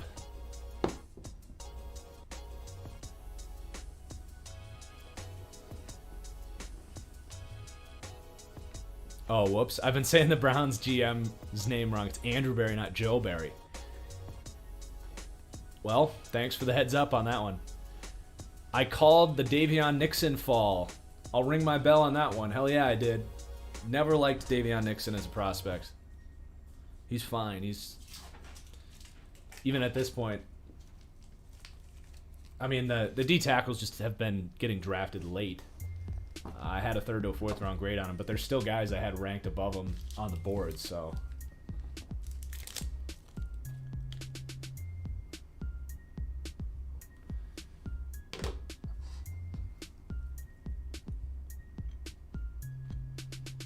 Thoughts on Khalil Herbert out of Virginia Tech? I like Khalil Herbert. He reminds me quite a bit of like Aaron Jones coming out, who, remember, 5th-round pick for Aaron Jones. I'm not saying he's going to turn into Aaron Jones, but athletic dude, good vision, tough runner, a little bit older with some, tread on the tires. But I think he has a chance to become a quality starter. Some people thought he was a 3rd-round prospect. I definitely didn't, but he's a good football player. Any chance that the Vikings or Bengals find another starting guard here? Well, the Vikings are good at this point, man. Don't forget they took Wyatt Davis. Vikings O-line is good to go, dude. I mean, you could take a gamble on a Trey Smith, because why not? But I really want to see the Bengals get another offensive lineman. I think Trey Smith might be falling because he's got the blood clot issue, but he's a hell of a guard. And more often than not, I mean, it seems like every year there's a player or two that has had blood clot stuff that they kind of had to step away from the game, and then they kind of get it figured out. I think that was Maurice Hurst's thing coming out, and he ended up falling into the 6th round. He was a 1st-round defensive tackle prospect for me. Trey Smith, kind of a similar situation there. So you might be getting the Maurice Hurst of guard and Trey Smith later on. But I'm not a doctor like my co-star here, so I don't know. I can't speak on how serious a blood clot issue might be. Depends on what the issue is. Right. I have no idea. I think it was in his lungs. But was it a one-time thing? Is it a chronic thing? It happened in 2018, and he hasn't missed a snap since. So I feel like he should be good to go. But I'd have to figure out what it actually was. You should have seen me trying to explain the microdiscectomy from Caleb Farley. I actually know, I did some research on it, and I was trying to explain it, but without graphics, that's almost impossible to do. I was pointing to my back. I'm there's these discs in between whatever the bone part on the spine is. I think those are called the vertebrae. Yeah. And I was the discs can get popped out by aggravation. You got it. And then they chip away at the discs, or they do something to basically get it back in place. They push it in, but we don't know if the discs are gonna it's not pop too back bad. out. Yeah. So I did a pretty good job, but I was laughing good. at myself because I was Ian Book to the Saints. Let's go. Oh man. I don't know why I'm so excited about this pick, but I don't really get it, to be honest. I'm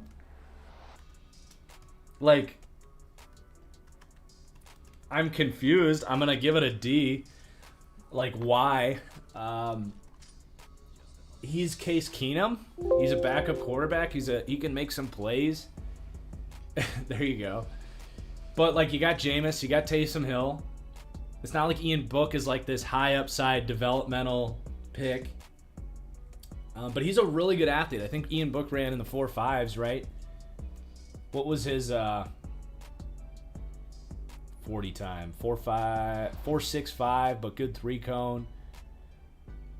So, ironically, my comp for him, my pro comp, I have Case Keenum low, Teddy Bridgewater high. So if you get Teddy Bridgewater in the 4th round, that's a good pick, and they've had success with Teddy Bridgewater. So there's a chance that he's we'll go with 3 quarterbacks. Jameis is our high upside day 1 starter. If that completely fails, maybe we see what Taysom can do. Maybe if our season's alive, we go to Ian Book because Ian Book has a higher floor. He's not a bad football player. He just can't throw the ball more than 15 yards, which is an issue. But, hey, they just had Drew Brees as their quarterback for the last 20 years. So it's not like this is an offense that is unfamiliar with being unable to throw the ball 20-plus yards, which that might need to be the tweet on that one.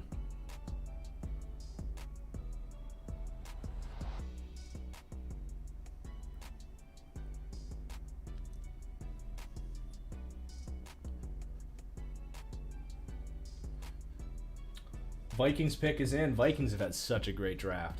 I kind of want to go to the Vikings home opener. That'd be fun. Yeah. I'm not saying I'm a Vikings fan, but I greatly respect the Vikings. And they have a really nice stadium. Yes, that too. That's 3 blocks away from us. Hey, we could probably actually show it today because it's not dark. Yeah, probably. I feel like the NFC North, with the exception of the Packers, has actually drafted pretty well. I like the Lions. We might be getting like 3 A+ grades. And the Packers is going to be like smack dab at like a C. All right, Janarius Robinson. Vikings. I'll talk about this in a second. This makes a ton of sense.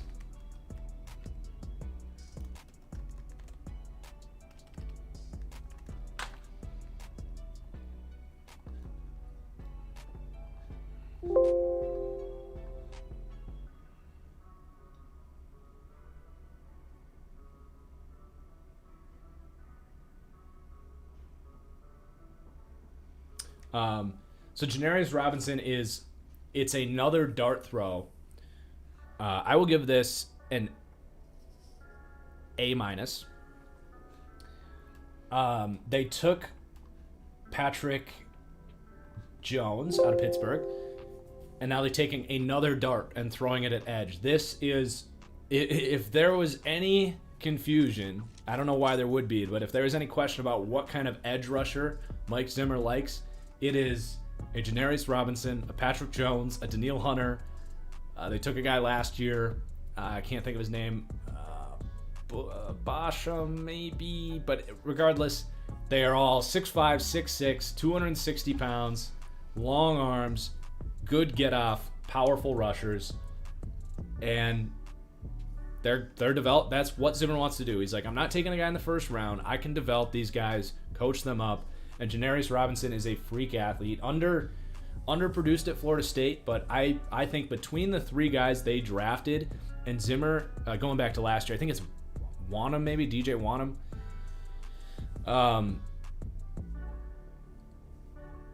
Oh, whoops. Of course I had a typo. Whatever.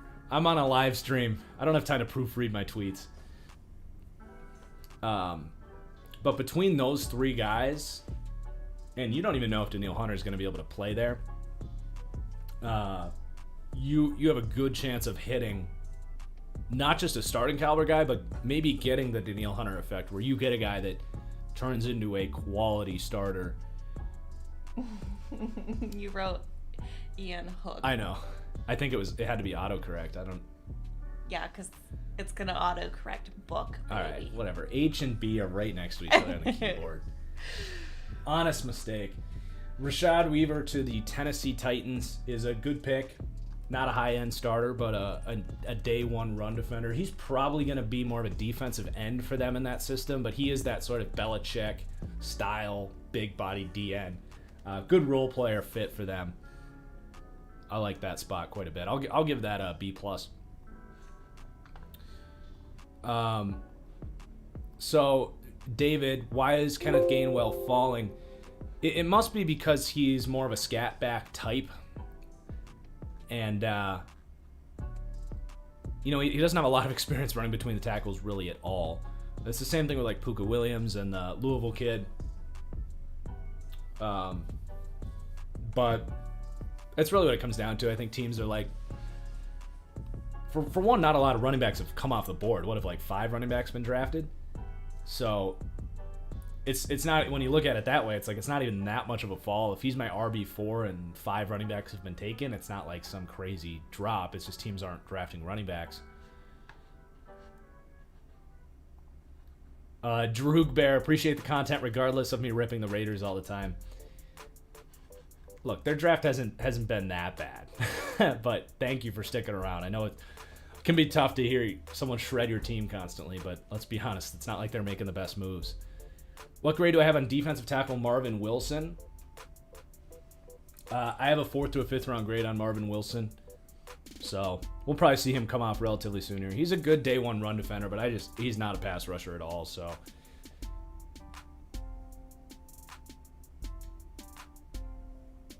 Wow. More Aaron Rodgers news? I feel like you guys are trolling me, but I gotta check.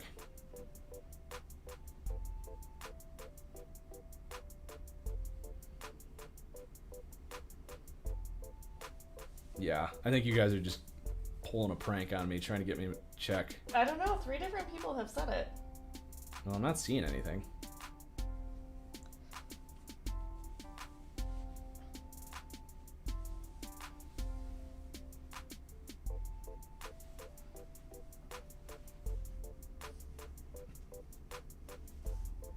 Bleacher Report notification. Someone that I follow retweet it so I can see it.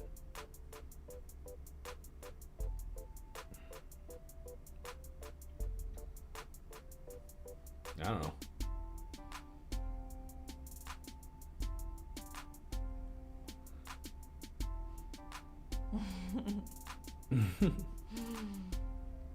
This thing escalated so quickly. Someone says, look at the tweet. All caps. Jalen said he won't come back unless, I can't say his name, Goot is fired. Gutekunst. I'm still not seeing anything on Twitter, so I don't know. I bet I think these guys got together in the Discord and said, let's prank TFG, because I'm not seeing anything.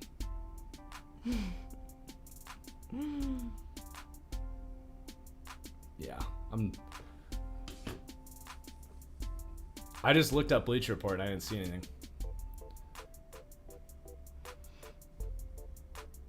Somebody's getting vaccinated on television. Wonderful. Oh, nice. Is that one of the players? I don't know who that is.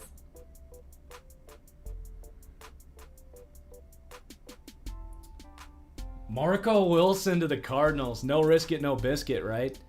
I love Marco Wilson. I have a 2nd to 3rd round grade on him.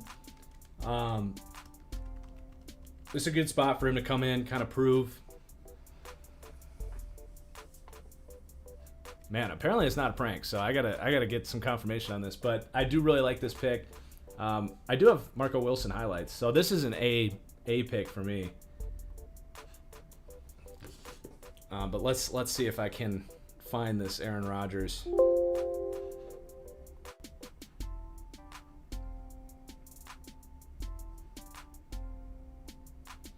Jalen says to check your Twitter DMs. Dude, that actually makes me happy. Also, Jalen, thank you for all of your super chats. Yes, Jalen. JB, man. The real MVP. So, this makes me happy that what he wants is Gutekunst gone instead of them to trade Jordan Love. Because I thought that's what his angle was. Because he is not wrong. Brian Gutekunst has not been a good general manager. He's reached in the draft. He has ignored free agency entirely. The Packers have been one of the 3 worst front offices in the NFL over the last 2 years.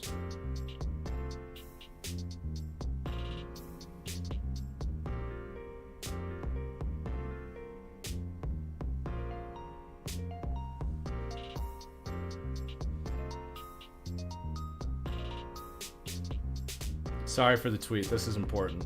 Trey Brown is going to the Seahawks. Do you want to read the Trey Brown blurb while I... You're asking a lot of me. I love Trey Brown. I can't do graphics and That's fine. And... I love Trey Brown. We'll talk about him in a second.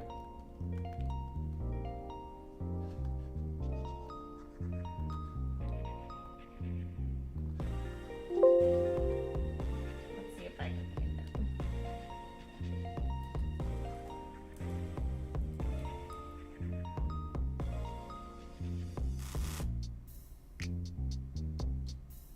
No, I don't know how to find your blurbs.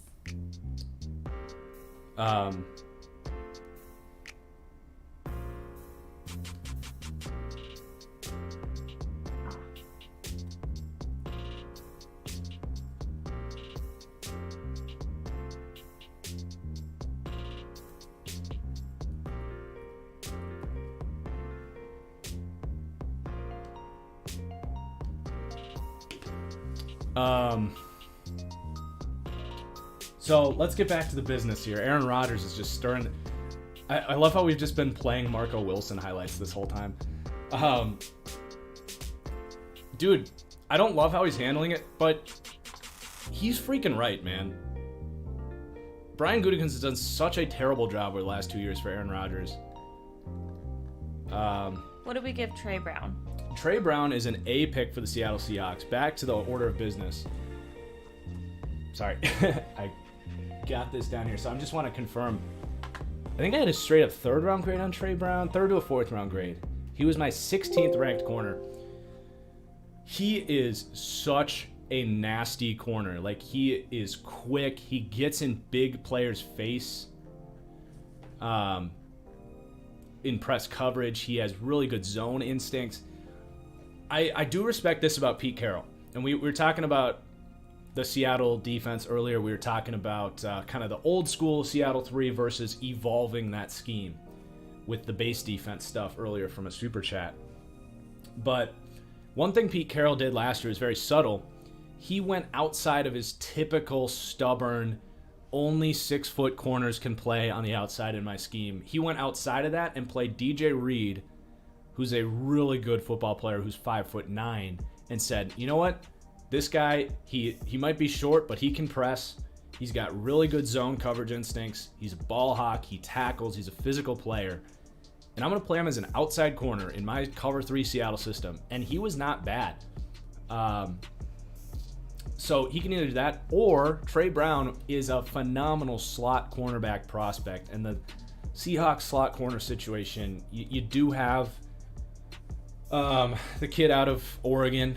He's got a weird name. I can't think of it off the top of my head, but I did like him. So you do have him, but, you know, corner is a need for them. And it's not like this class is swimming in cover 3 press typical corners. It's a lot of these more quicker zone coverage guys. Like, I don't know who exactly the fit would be for your press cover 3 system. So I'm excited to see Trey Brown as a Seattle Seahawk. He was one of my favorite players in the class. He had one of the best Senior Bowl performances for a corner that you'll ever see. Thank you, Igor. Ugo Amadi is the slot corner that I'm trying to think of. But he's been okay. I think Trey Brown can be better than Ugo Amadi. I think he's a better athlete as far as coverage goes.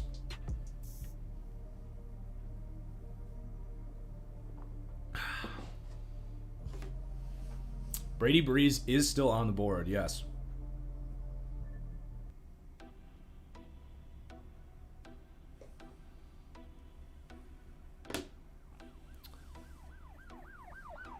Man, if that's true, if that is what Aaron said, he's like, it's either me or Brian Gutekunst, that's freaking epic. I'm excited to see how that plays out. I bet the Packers choose Gutekunst because the Packers are that dumb. All right, Josh Ball. A tackle from Marshall. So I need to recheck my notes on Josh Ball. I think he's down there pretty far. Tackle number 27 was 6th round of priority free agent grade, so I did think he was draftable, Cowboys fan.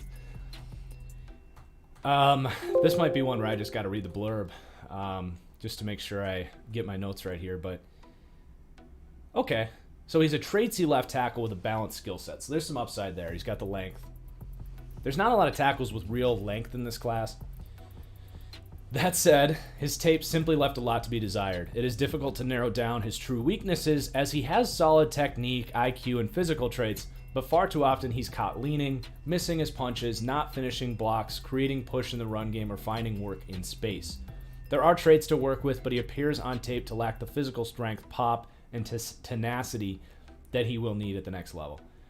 So they got to bring him out a little bit. They got to develop him.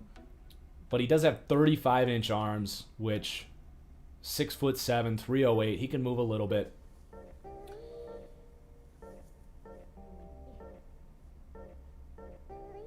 Yet Aaron Rodgers is out at the Derby with his teammates. What is going on with this Aaron Rodgers situation? I don't know. So we'll see. He can develop. We're too late to give it a grade, but it's a C grade. It's fine. I don't hate it.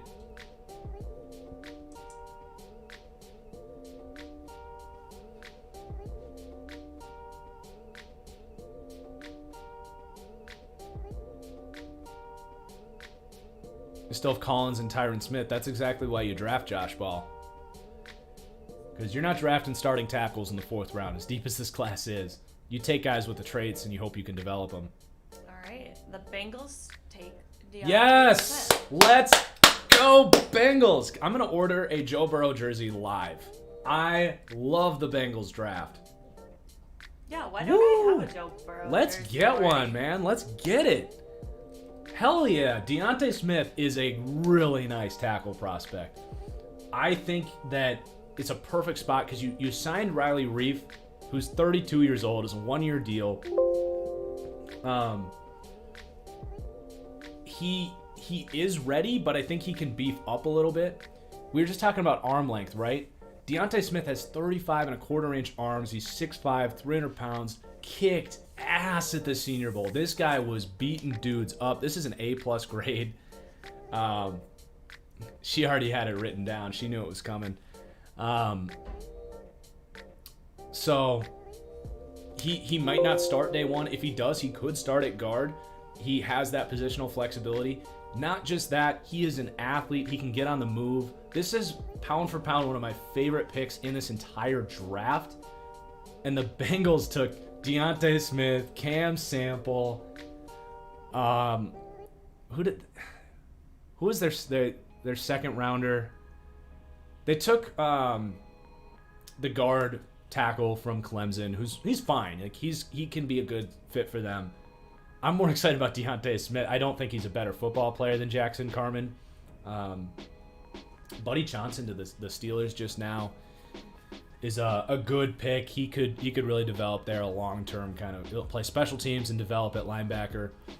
That's a B pick. A lot of linebackers going in this draft. I would have preferred Isaiah McDuffie personally, but I'm not going to complain about it. Buddy Johnson was my 22nd linebacker with a 6th round grade, but he does have athletic upside, and the Steelers will coach him up. So it's a good pick for them. Good spot.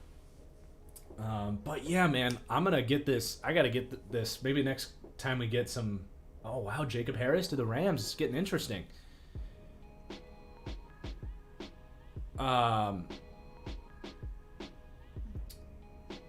I gotta address a comment that I just saw because I said that you're not picking starters in the 4th round, and then the next pick, this dude could start. Yes, if you want to take that exactly literally, yes. But my point is, a 4th and a 5th round pick can still be a very good pick.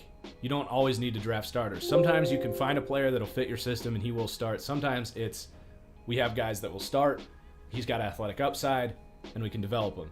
There's a lot of different philosophies going on. So, how about Jacob Harris? What position does he play in? I would write down, do wide receiver / tight end.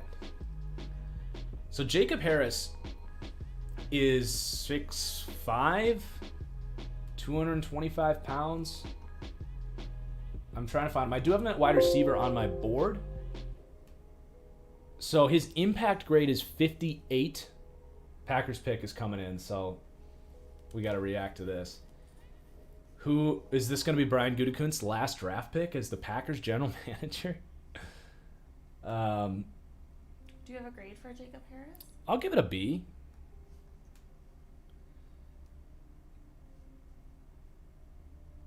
So Jacob Harris is, of all the players that I have, I did actually have a priority free agent grade on him, which maybe should have come up to like a 7th rounder just because of the athletic upside there.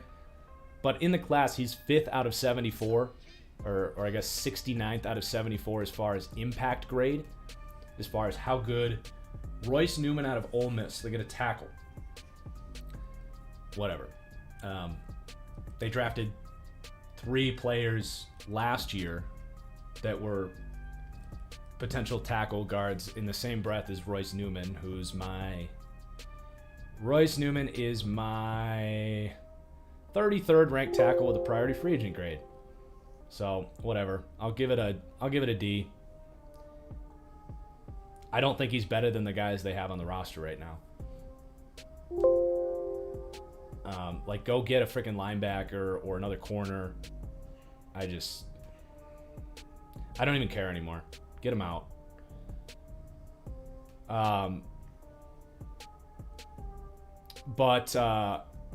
Anyway, Jacob Harris, he's got drop issues. He doesn't run great routes, but he's 6'5". His athletic testing numbers were off the charts. Like, he was one of the best pound for pound players in the entire best pound for pound athletes in the entire draft.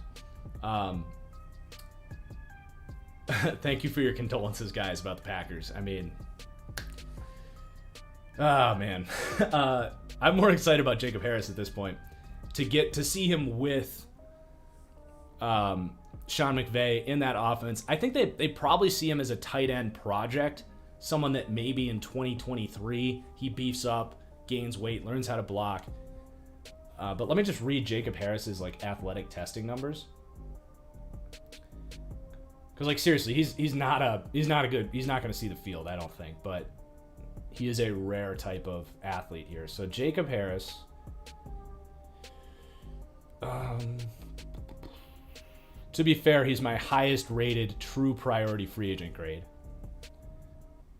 Probably just because of the depth of this class, he ended up with that. So a 4.43 40 time, 1.6 10-yard split, which is decent. 6'5", 1.3 cone, which is one of the best in the entire class, if not the best. Let's sort that.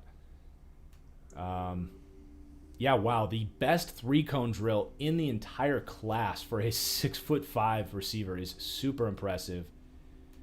His shuttle time wasn't the best, but a 133-inch broad jump is towards the top, a 40.5-inch vertical. I don't need to explain to you guys how impressive that is.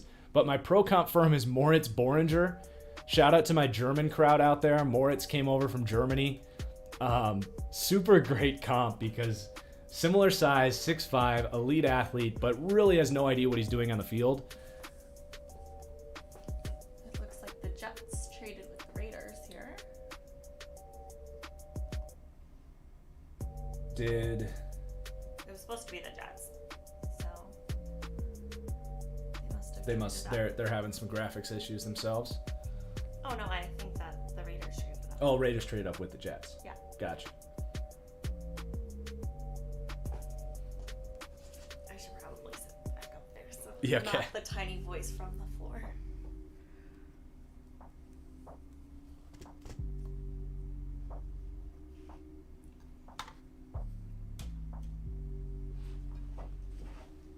I do not know how people sit at a desk all day. I am struggling here. I think it's time for some Teddy Cam. Yeah, you ready? Did you get a good nap in there, guy? He's starting to, his hair's starting to grow and he's starting to get really cute again. Not that you weren't cute before, but you were a little, partially looked like a rat.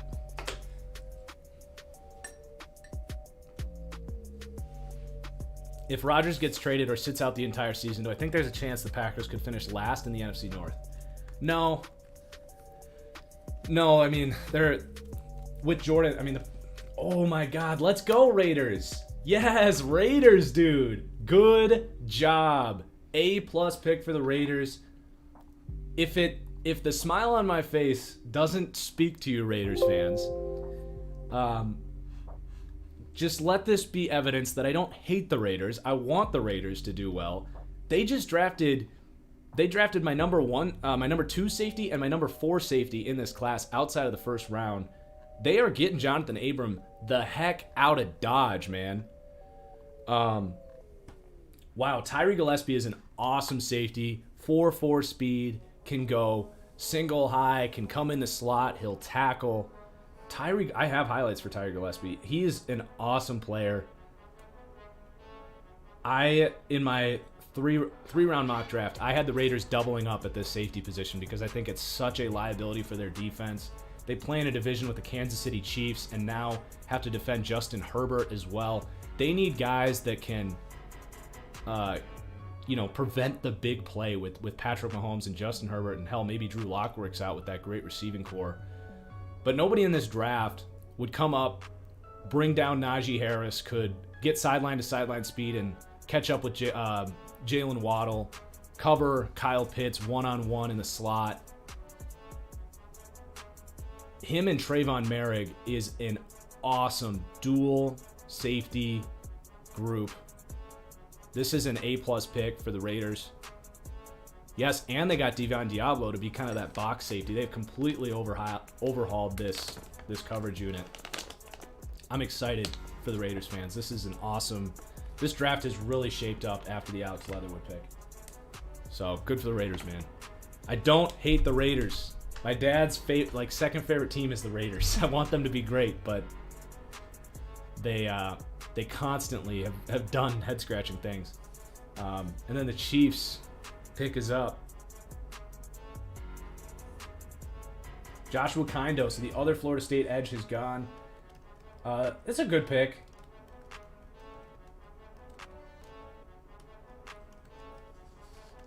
Kindo is... Him and Janarius Robinson are like the same player. Kindo's actually a year younger, declared as a junior. I'm not the biggest fan of his game. He is a complete project. He's not going to give you that day one impact for them, but you are in the 4th round. I'll give it a... Let me double check my grade on him because I think I had a 5th on him. We are in the 5th round now, right? Or basically. Yeah, next pick is the 5th round. Kindo, I had 5th to a 7th round, so yeah, I'll give it a B. Good investment in the edge position, but I do think they're going to need some sort of a date. Maybe they can get to the free agency block. Or it's not too late. There's not a lot of like day one impacts left anymore, so yeah, I mean Chauncey Golston's gone, Rashad Weaver's gone. Yeah, let's be honest. You're not finding a day one starter at this point with the guys that have gone. So I think they're gonna need to sign somebody. I don't know exactly who's available at this point in time, but into the 5th round, guys. I think we missed a couple super chats. Teddy looks like a bat. I agree. That was like my first. We got that. We got the Rodgers one. Yeah. Thanks for the super chat, Sean. Yeah, thanks, Sean. Teddy says I'm not a bat, but thank you. Teddy has a big personality. He thinks he's a horse, actually. Yeah. Are you a horse? Yes. Yes, I am a horse. He's definitely calmed down. Teddy had a big brunch this morning. Did he? Did you go give him his good food? Mm-hmm. Yeah, I don't know what's going on with Brevin Jordan. Ooh, Luke Farrell to the Jags. Maybe the best blocking tight end in this class. Big dude. Not a great athlete, not a separator, but in the 5th round now, you get a really high-end number 2 tight end. Luke Farrell was, I think, where did I have him?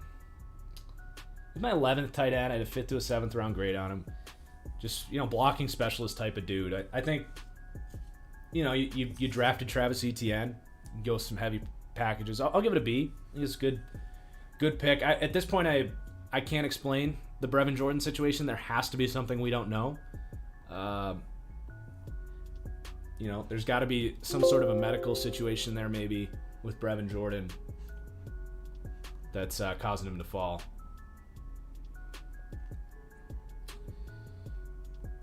Now, the Jets here could go Brevin Jordan, which would be an awesome scheme fit. They could get their sort of Gerald Everett, Jonnu Smith for this new LaFleur system.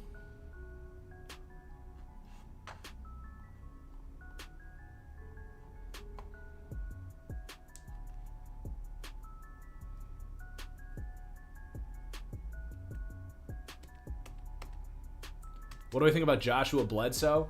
He's a player that I do not understand the buzz on. I don't really get what he does all that well.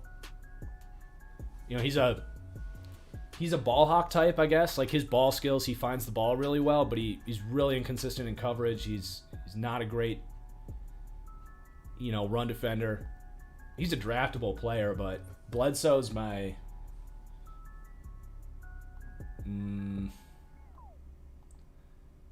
20th safety with a 6th round to priority free agent grade.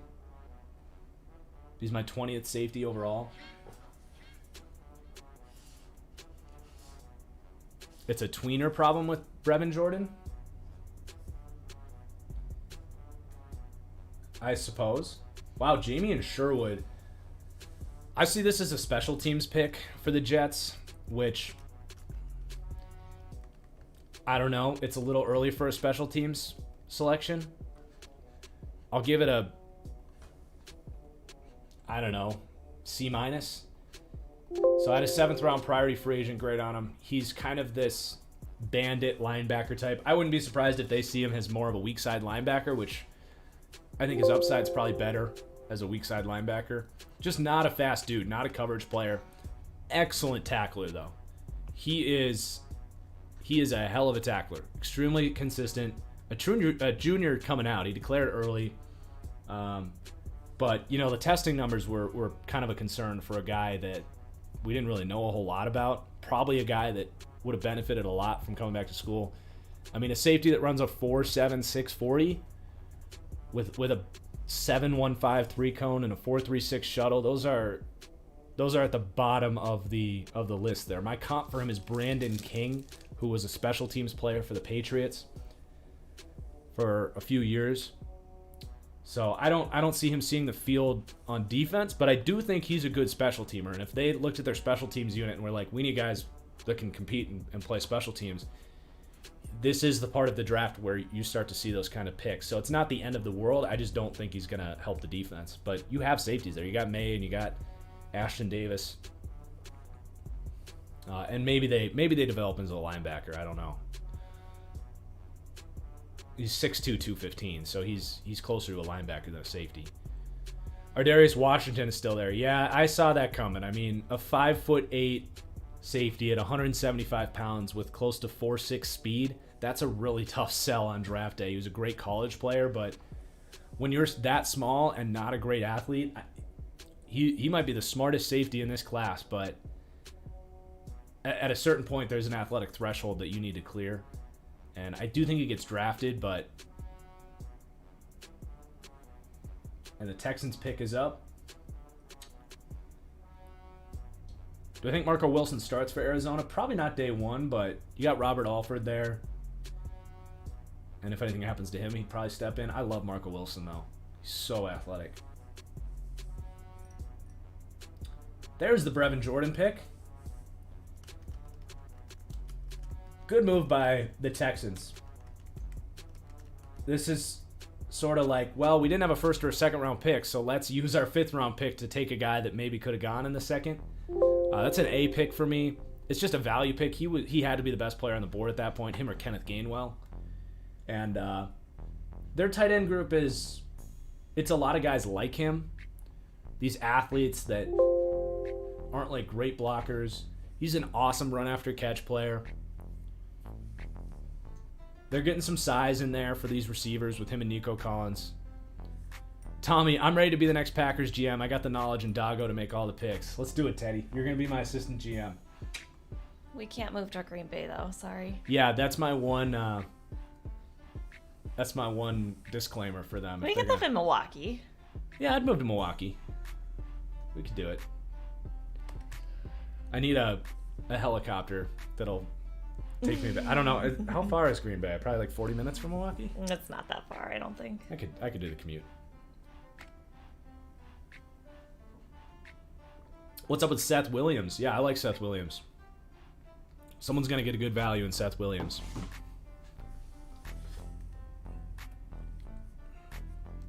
Round grade on Stone Forsythe. He's one of the better players left. I got a 3rd round grade on him.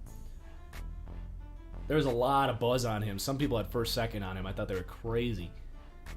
But he's definitely a good football player. He's got good technique. He's long. Powerful dude. Terrible run blocker, though. Absolutely miserable as a run blocker. Oh, Milwaukee's 2 hours. Oh, yeah. I need a helicopter. I'll take you up in the NICU helicopter. Yeah, there we go. Any reason Roche is still here? I went on a couple of these tangents on Twitter, man. These speed rushers are losing their value in the NFL because of how quickly the quarterbacks are, for a lot of reasons, actually. But number one is how quickly these offenses get rid of the football, combined with the offensive line depth getting better, and these quarterbacks are getting more athletic. And when you are a speed rusher around the edge, it's counterintuitive, but that takes some time to get there. It takes time to set up a counter move and spin around and get the edge and bend the corner. Because at this point, if you're Quincy Roche, by the time it's 3 or 4 seconds into the time that you finally clear that tackle, well, sorry, Patrick Mahomes just stepped up. Josh Allen just stepped up. Lamar Jackson just stepped up. You created a gaping hole, and he just stepped up and he's running it. Or that ball's already out because it's an RPO. You have to be able to win with power in the modern NFL. It's maybe the most underrated thing by football fans right now, is you got to be able to blow up the pocket immediately and be able to get off that block. And if you aren't getting off the block, you better not lose your contain. You cannot run past the quarterback. So the game's changing. Guys like Quincy Roche, they're losing their value. It's a big reason why I like Gregory Rousseau so much more than other people, because I think he's going to be able to be a much more effective NFL player than people realize. So Taquan Graham to the Falcons is a good high upside pick. Not a guy that produced a ton, but he can compete. He'll develop. I got a 5th to a 7th round grade on him, so I'd give this one a B.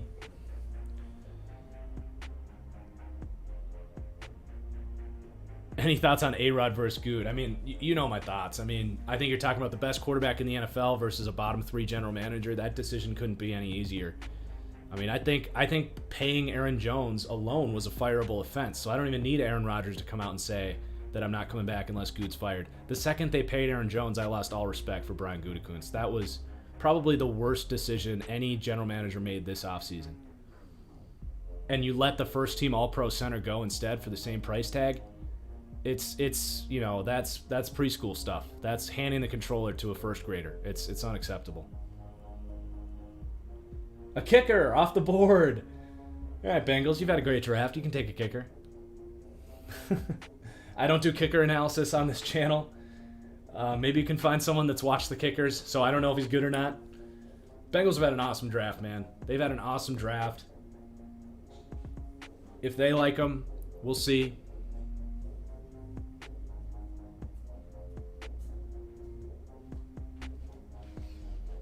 Bengals took a kicker. I'm sorry, I had to step away. You can skip the graphic for this one. I don't do kicker analysis on this channel. But Taquan Graham was a B if you wanna. Awesome. Bengals came with that quick. They knew that they wanted that kicker. Yeah. They're like, we filled out our needs. Time for a kicker. Bengals are Super Bowl or bust now? Nah, they're a couple years away from the S word. Yeah, don't jinx them.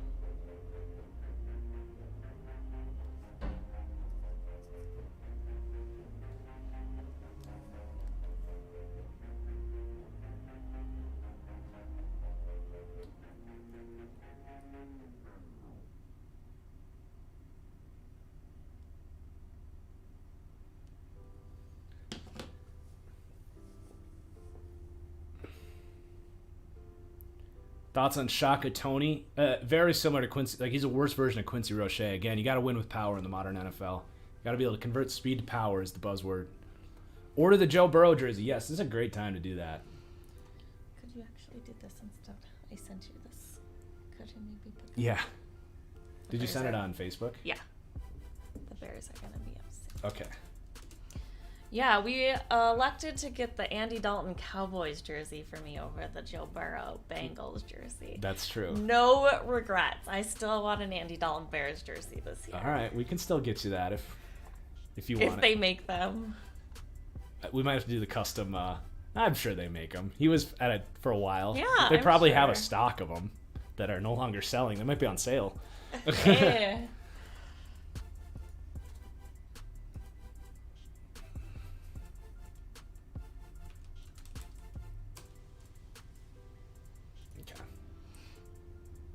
I got it ready for. Perfect. Thoughts on our Darius Washington? We were just talking about him. Maybe the smartest safety in this class, but at 5'8", 175 pounds, he's just a harder sell. I mean, he has to thread such a thin needle. This is a guy with 4.6 speed, he's not strong, he's not fast, and he doesn't have the length to disrupt passing lanes and be a consistent tackler in the NFL. So, really smart football player, but I'm not all that surprised to see him still here. I think someone will draft him and take a chance on him because he's he's a step ahead of the game. He sees the field really well. But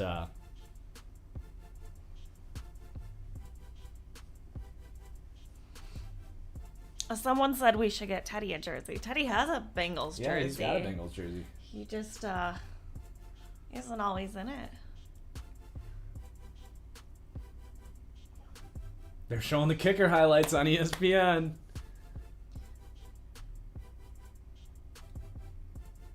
Hey, looks pretty good to me. I don't see any double doinks. Yeah, no double doinks. Teddy is a Pomeranian.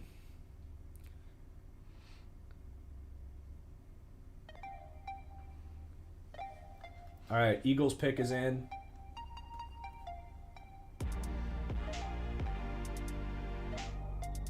There it is, KG. Let's go. This is an A+ pick, probably the best player left on my board. He was on my top 50 big board. And it's a great spot for him because they need they have like Boston Scott, and they've had all these kind of shifty, smaller running backs, but none of them are as explosive as Kenneth Gainwell. So you got Miles Sanders, and now you have Kenneth Gainwell, who is, I think, honestly, he is Austin Eckler, which sounds like an overreaction, but keep in mind, Austin Eckler was an undrafted free agent.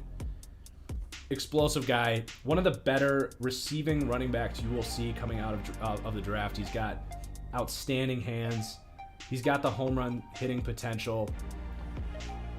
I really like what Howie Roseman is walking out of this draft with.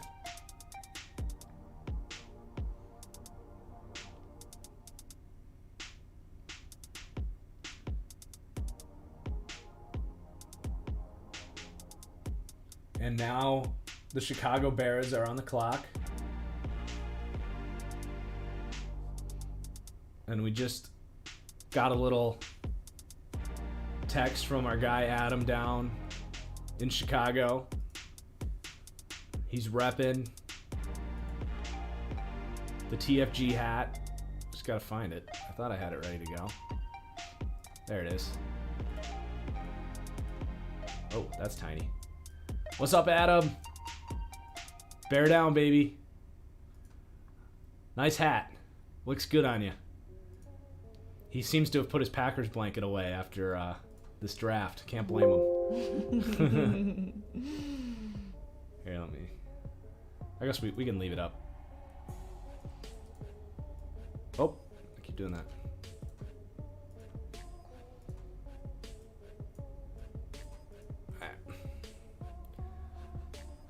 Who's the best player left on my board? Let's see.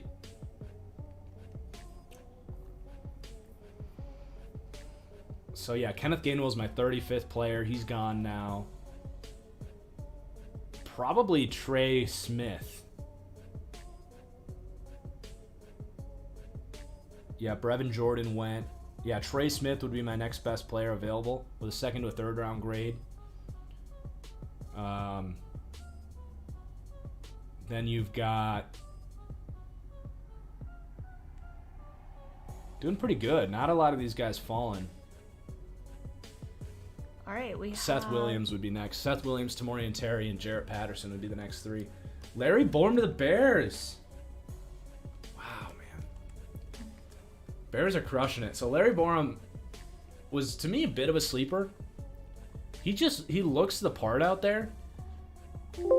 He's athletic. He gets off the ball. He's a mauler in the run game. I didn't think his technique and pass protection was any issue. There, he wasn't like awesome with his hands. I thought his upper body pop was missing a little bit, like his natural arm strength. He gets a lot of power from his lower body, which helps him kind of get off the ball well. But I think with some time in the weight room and a little bit of coaching, Larry Borom can be either a starting guard or a starting tackle. I'm going to give this an A pick, an A grade. And They also, Charles Leno is not going to be their left tackle forever.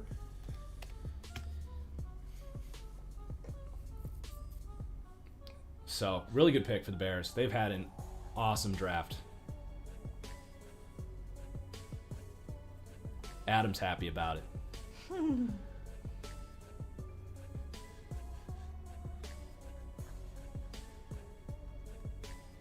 Who's next? Next up is the Broncos. Can Marco Wilson be a cornerback 1? Yeah, there is absolutely no reason from an athletic profile standpoint that Marco Wilson can't be Jair Alexander or Denzel Ward. He has some of the best athleticism you'll ever see. I want to see him just, first couple years, I just want to see it man him up. Just put him in front of someone's face. Just say, you got this guy. And just let him run with guys. Kind of similar to like L'Jarius Sneed for the Chiefs last year, the way they used him.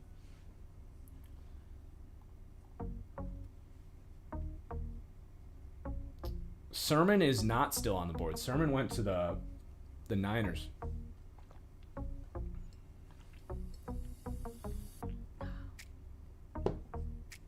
Someone says TFG switching his alliance to the Bears. I would love that. Yeah, I mean, we'll see what they do with this Rodgers situation. If they choose Brian Gutekunst over Aaron Rodgers, I mean, that could be the nail in the coffin for me. Your alliance is really not a lock-in, though. We really like all teams. I know. I just like smart football teams. That's really what it comes down to. We cheer for any team, just depending on the game. Yeah. Someone asked why. Except the Steelers. Except the Steelers. For me. Apparently, it's funny. I consistently bet on the Steelers, and she gets mad at me because I like the Steelers. Can't do the Steelers. Yeah. The more I do this job, the less tied I am to the Packers, especially when it's so obvious that they're a step behind most of these organizations at the top. But yeah, with Trey Smith, he's falling. We were talking about this. He has a blood clot issue that, I had that big ugly red cross thing on my draft board next to him, which basically says, don't be surprised if this guy falls, because I think it was blood clots in his lungs. Now, he hasn't really missed a snap since that, like 2 years ago. I think he'll be fine, but this happened to Maurice Hurst years ago for the same exact deal. Caden Stearns to the Broncos. This is a great landing spot for Caden Stearns. So, some people really liked Caden Stearns. I think he's stiff. I have a 4th to a 5th round grade on him. A lot of people had 2nd, 3rd round for him. So, a ring the bell moment for me on Caden Stearns with him falling. But he is a downhill dude. I'll give this an A pick because of the landing spot. You have your veteran safeties there, but you need a developmental piece there.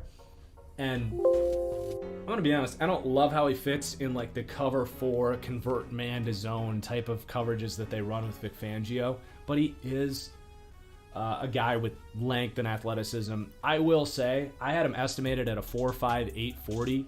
I didn't see him play with the 4.4 speed that he showed up with at his pro day. But it's good to know that upside's in there. And he's actually pretty good at covering tight ends as well, with that length. And his like short area, like acceleration is nice. It's just he's really tight. Like he's not flipping his hips. Tamorrion Terry has not gone yet. He's one of the better players. He would be one of my top 5 players left on the board.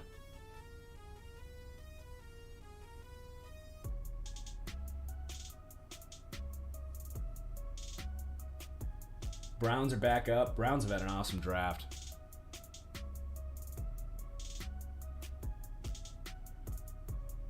So the general manager, it's not Joe Barry, it's I've been saying Joe Barry, but I already forgot. What's the Browns GM's name, guys? It's Barry. Kenneth Gainwell is cousins with Fletcher Cox? That's sick. Andrew Barry, thank you.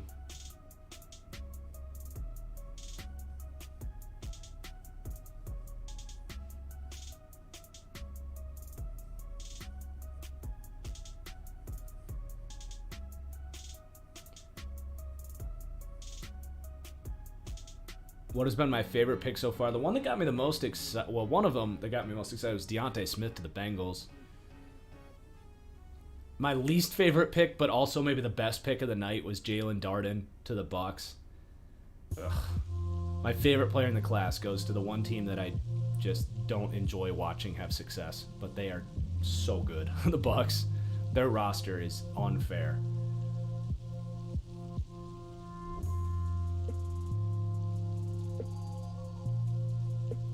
Browns could go in a lot of different directions here.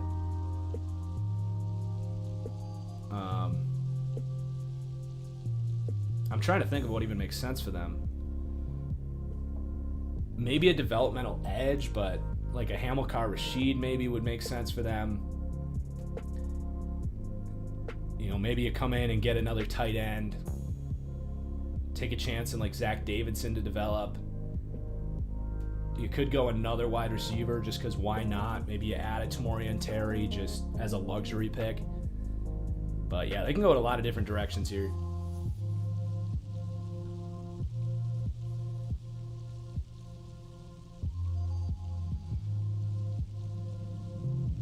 Could add another defensive tackle. They're taking their sweet time. Oh, I want to know what's he saying. I'm trying to read the subtitles here because they're talking about Aaron Rodgers.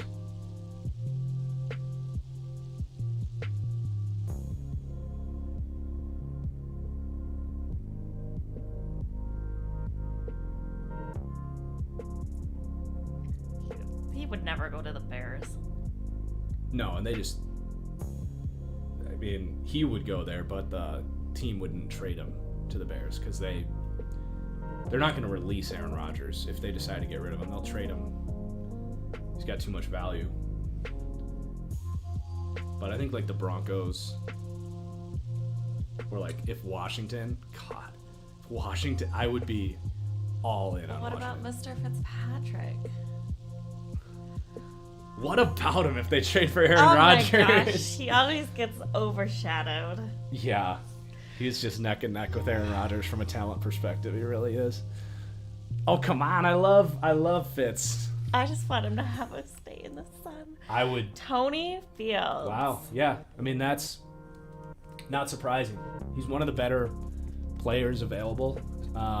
They took JOK, but that's a position that they've been hurting at. Fields is a fascinating player. I'm trying to use the word fascinating less. I think I've done a good job of it, but he transferred from Arizona to Western Virginia. I guess that works. West Virginia. I'll give this a B. I don't think he'll be some superstar or anything, but it's a good pick. And when he got to I'm just gonna say Western Virginia because I think it's funny. When he got to Western Virginia, he ended up being stuck into like a Mike linebacker role, like right in the middle of that defense, where he's 6'1", 220 pounds. He's more of a safety than a linebacker. But now he's in a 4-3 defense. He can be that weak side linebacker type. He's very similar to Jeremiah Owusu-Koramoah. He's just a worse version of that. But if they feel like they really need that piece in their defense, that weak side linebacker overhang safety type of deal,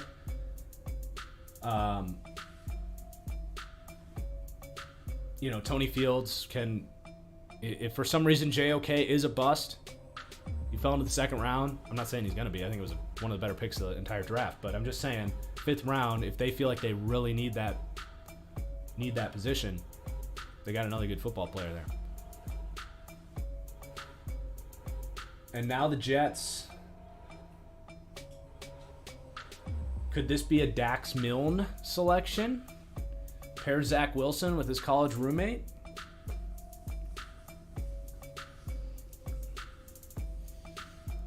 Only about 100 picks left, baby.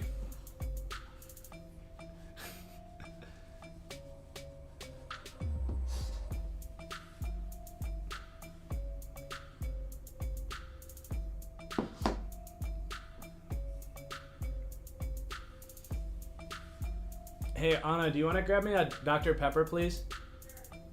Thank you. Rashad Weaver went to the Titans. It was a nice pick. Ooh, wow. Patreon. Did I do this in the Jets 7-round mock? This is going to have to be a tweet. So they took Bryce Hall last year. Corner with injury concerns that... Oh, wait. Hold on. I might be mixing up my Duke players. Am I thinking of... I'm thinking of Mark Gilbert. Okay, slow down. I thought they took Mark Gilbert, who is just like Bryce Hall, but this is a different player. Getting my Duke confused. Duke players. So, got to go down the board here to find him. Do I have him listed as a corner? I might have him listed as a corner because he's like a slot. Let's see. There we go. Yeah, I have him actually listed as a slot corner. Their slot corner right now is the undrafted free agent from... This is ironic. My comparison for him is Brian Poole, who I think is out for the Jets, which is very fitting. Seems to be a good comp for me because they obviously like Brian Poole. But last year they picked up Javelin Guidry, who I really like, but he is far from a proven slot corner. And Michael Carter, while he was pretty far down on my board, I had a 6th to a 7th round grade on him, though. I'll give this a B minus pick. I think there's probably better slot corners available. I'd probably rather take a chance on a Kerry Vincent, maybe even Sean Wade, Trill Williams, Shakir Brown out of Michigan State. But it's pretty nitpicky. I think Michael Carter is one of the better slot corners in this draft. Also, Thomas Graham Jr. out of Oregon is still available, way up there at cornerback 14. So I would call my shot and say that I think that's a mistake to take Carter over Gilbert, or Carter over Graham. But he's their type. They like these 200-pound, 5'8", stocky slot corners that'll come up and hit you. So not a bad pick. Not a bad pick. And now the 49ers. I wouldn't mind seeing some more. Whoops. Sorry, that freaked Teddy out. I wouldn't mind seeing some more corner depth here. Maybe a safety. James Wiggins hasn't been taken. That's another. Yeah, Jamar Johnson's still here. James Wiggins. Those are some good takes by me. Jalen Moore. I like that pick. I'll give this a B. But, yeah, a couple good safety takes by me. I said, pump the brakes on Jamar Johnson, pump the brakes on James Wiggins. I said this safety class was overrated. We'll see how they pan out, obviously, but obviously the NFL agrees. They're slipping. Really curious. It'll be a big win if I see Darrick Forrest go ahead of James Wiggins, because I just think he's a better player. The Jets got Michael Carter earlier, too. That's funny. You take Michael Carter from UNC and Michael Carter from Duke. Can you imagine a better, just theoretical rivalry between those guys if they ever get matched up in practice? That's pretty fun. Jalen Moore is just a good flex tackle. He can play guard. He's got good technique. He's a decent athlete. I think he's just a good depth piece for a 5th-round pick. He'll be a cheap guy that if you have injuries, he can step in and play. I don't think he'll ever be a starter, but every team needs to have 1 or 2 guys on their team like Jalen Moore, because you can't expect all 5 offensive linemen to stay healthy the whole year. Steelers just traded up for this pick.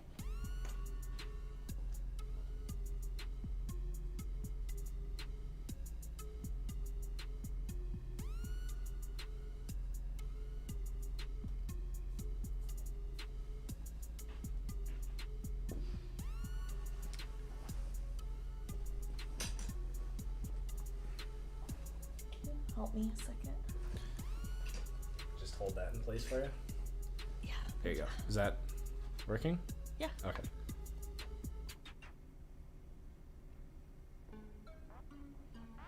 So, TFG, I think I know the answer to this, but Tommy wants to know, which team would you relocate to London if the NFL decides to go to Europe? Packers, get them out. No, I'm just kidding. I mean, the Jags, I did this for one of my Madden rebuilds. Is kind of the easy answer.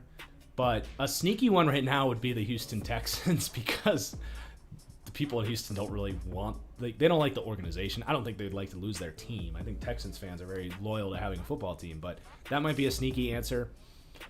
There's not a whole lot of teams that the Chargers could be in contention there, but that's a pretty major move. You're literally going to the other side of the globe. That's a big ask. Isaiah Loudermilk to the Steelers.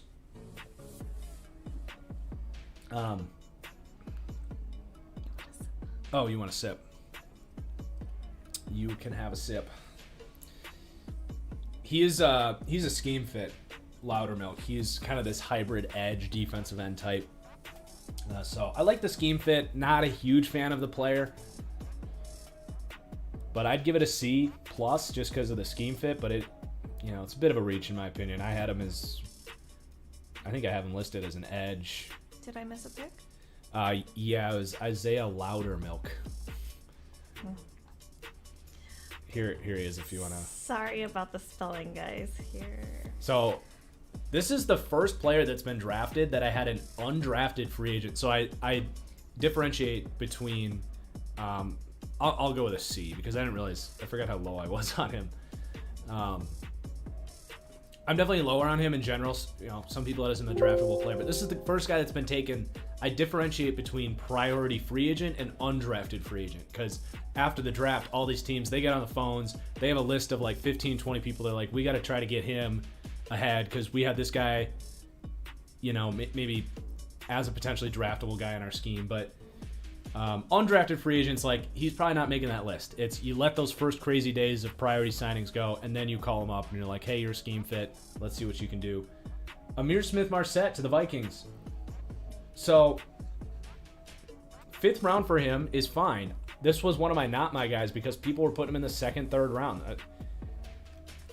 We'll obviously see how these guys play out. But there is a long list of players that I pumped the brakes on that ended up falling much further than people thought. Ihmir Smith-Marsette, Davion Nixon, Jabril Cox, James Wiggins, Stone Forsythe, Jamar Johnson.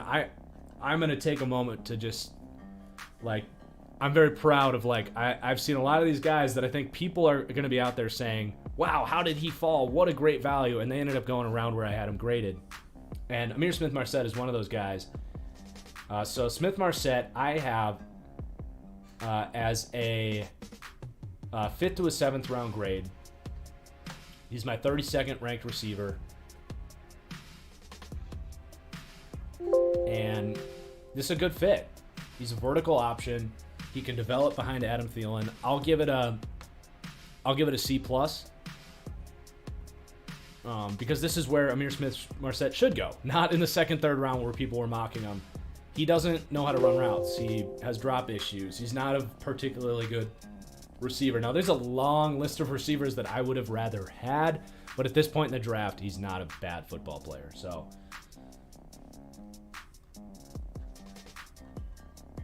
what's up with Hamza? That's another player, man, that people were surprised he wasn't on my top 10 safeties list.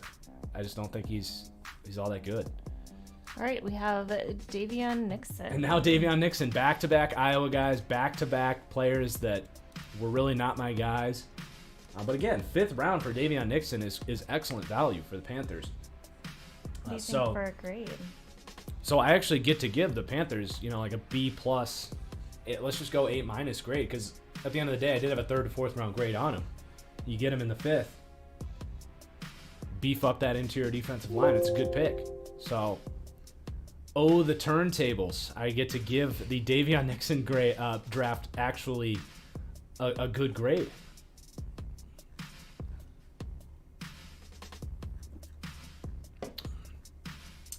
No, he's not MVS, Mark. He's not as fast as MVS. He's not as tall as MVS, but he's a lot quicker.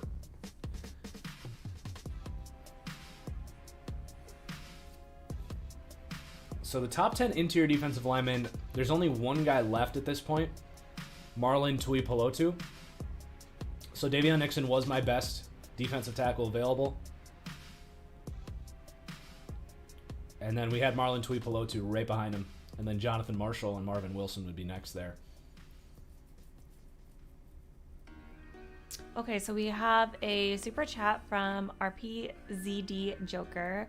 Not a draft question. Is Patrick Willis a HOF? If Calvin and Barry got in both only play 7 season, why can't he be? Well, I wouldn't say Patrick Willis was the level of Calvin Johnson and Barry, because Barry Sanders, Calvin Johnson, they were the best players in the league at their position. Patrick Willis was never the best player at his position, but he was awesome. I think he's probably just short of the Hall of Fame, to be honest. Obviously a San Francisco 49ers Hall of Famer, which is, that alone is its own Hall of Fame with the players they've had, but I don't see Patrick Willis as a Hall of Famer, because to me, you either had to have a long career with really outstanding like career numbers, or you had to be like Calvin Barry, where you are not generational, doesn't even put it justice, like all-time elite, untouchable players.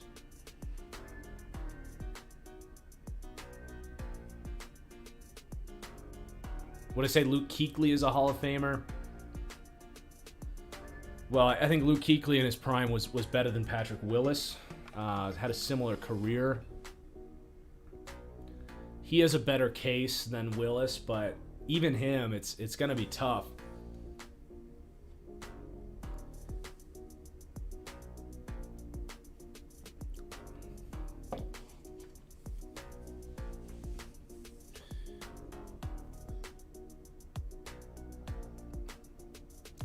They're really taking their time with this Chargers pick.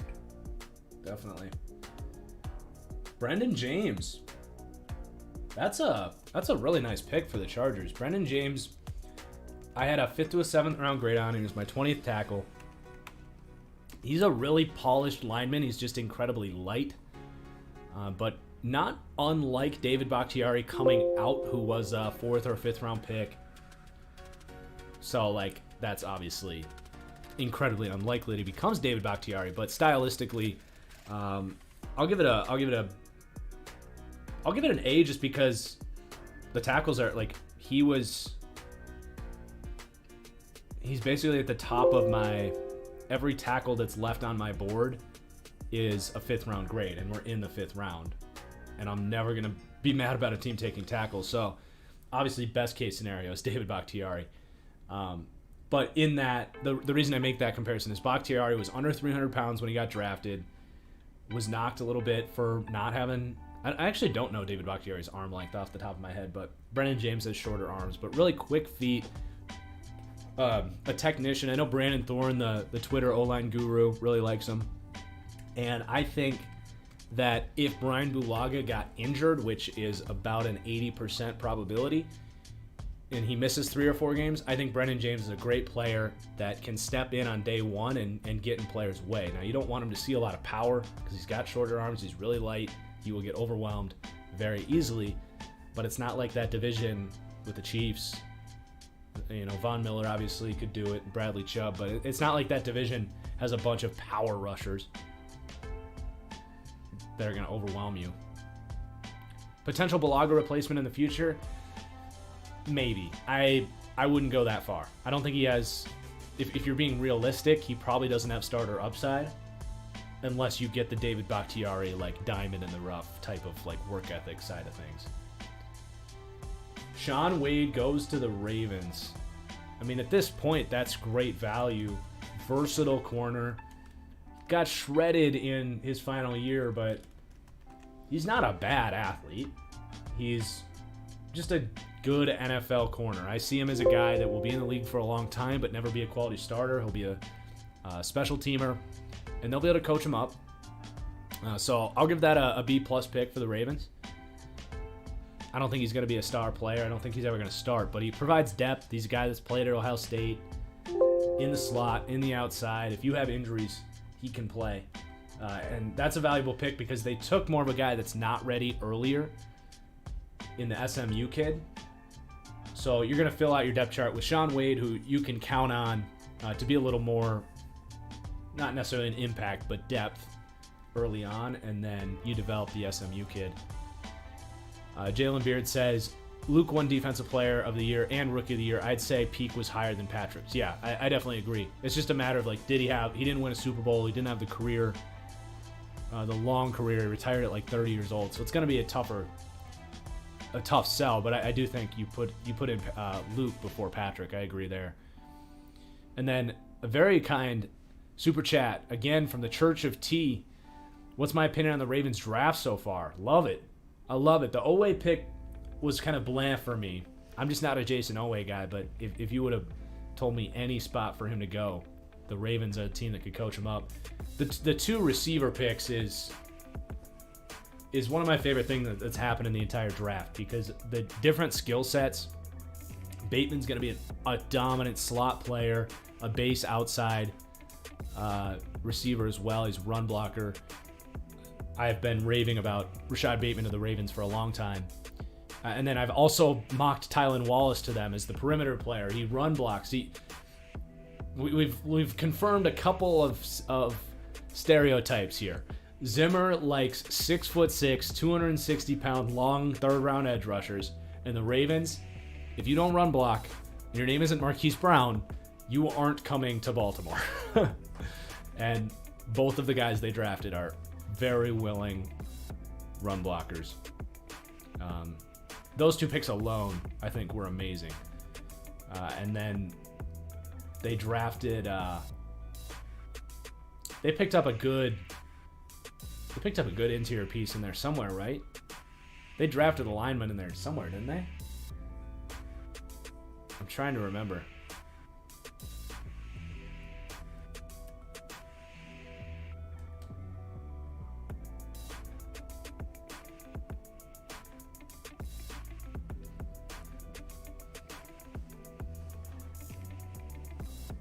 All right, Buffalo's pick. Ben Cleveland. Yeah, they took Ben Cleveland. Hell yeah. I mean, you guys, Ben Cleveland was on my top 10 sleepers list. I've totally forgot about that. Yeah. Ravens are easily one of my favorite teams in the league. And that goes back. I used to be a Ravens fan, too. I used to have a Michael Orr Ravens jersey when I was in high school.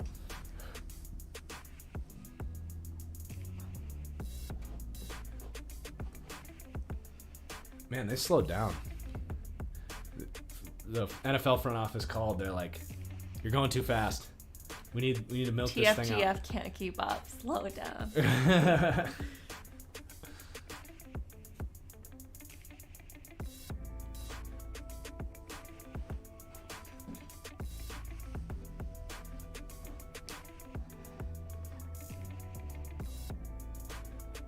Man, really milking this one out. I might take a quick bathroom break if they're going to take this long. I gotta go.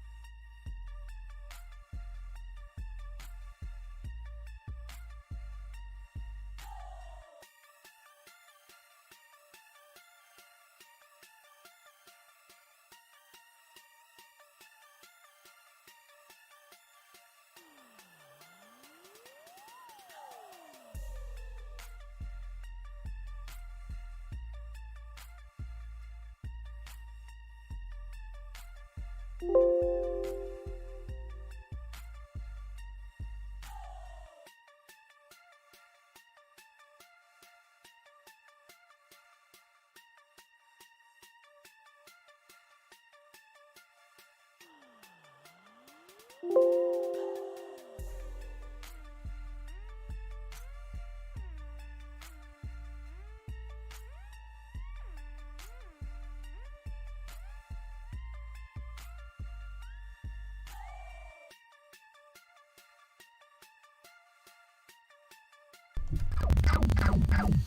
right, we're back. So the Bills take Tommy Doyle. It's not going to use the word fascinating. Peculiar. It's peculiar that the Bills are going so heavy after O-line. This has been their philosophy. If you've looked at their depth charts really since Brandon Beane and this organization took over, they're just like, we want 8, 9, 10 offensive linemen. We want to be perpetually developing this group. And Tommy Doyle is a really fun developmental tackle. He's 6'8", he's long, he's athletic. And they already took a developmental tackle earlier in... did they end up with Spencer Brown or... I can't remember which tackle. I think it was Spencer Brown they ended up with. Yeah, I think it was Spencer Brown. So you got 2 long, super athletic tackles. And I don't know when or if they're going to get on the field because they just extended Darrell Williams. So they have their tackles figured out. So it is interesting that they're addressing it so heavily. But I'm never going to knock a team for constantly plugging in talented offensive linemen and developing them. And by the way, he's my second best offensive tackle left on the board. I have a 5th to a 7th round grade on him.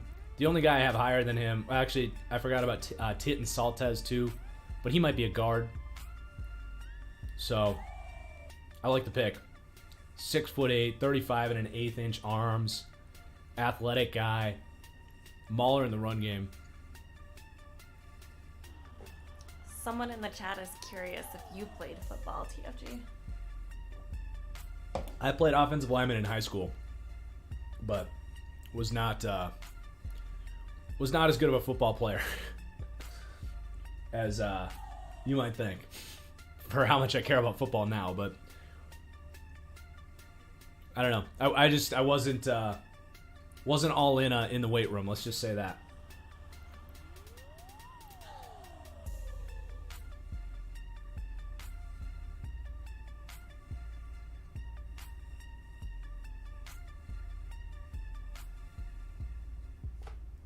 Yeah, the Chiefs trade up here is interesting. I wonder, they haven't addressed receiver yet, have they? I don't think they have. Tamori and Terry would be really fun here. Oops, you just opened up I don't know if... Uh-oh. Okay, we're good. Almost had our first technical difficulty. I mean, hey, we've been 10 plus hours. I don't even need to knock on wood because I thought we would have way more technical difficulties than anything we've had so far. We've been doing great. I was scared like 2 weeks ago. I couldn't stream for 2 minutes without it crashing. So, very happy with how things have turned out. I hope the Packers take Racey McMath. I mean, it'd be better than their 4th round pick.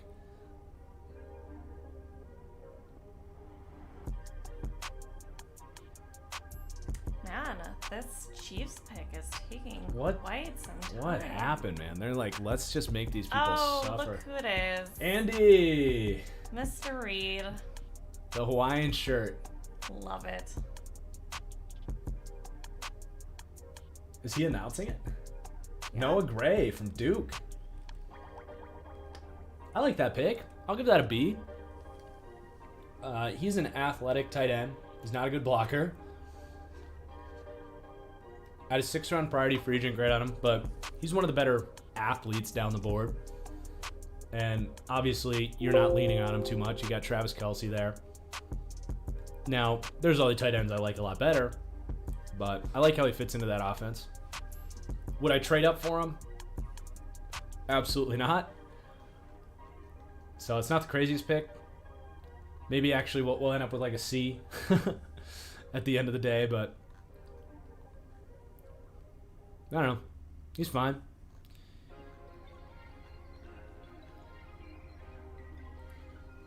I wanna order the Joe Burrow jersey, but I'm starting to finally shed some pounds, so I don't know if I should wait.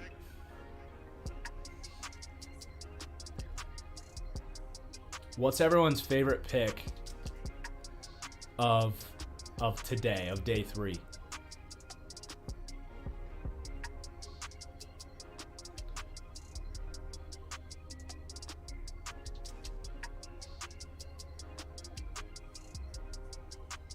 When will each pick be graded out? So when this live stream is done, which at the current pace will be about 3 in the morning, because they're taking forever to get these picks in, but when this live stream's done, TFGF and I, we're going out for a nice steak dinner. We're going to head over to Ruth's Chris and enjoy ourselves, celebrate about 15 hours, 16 hours of an amazing stream.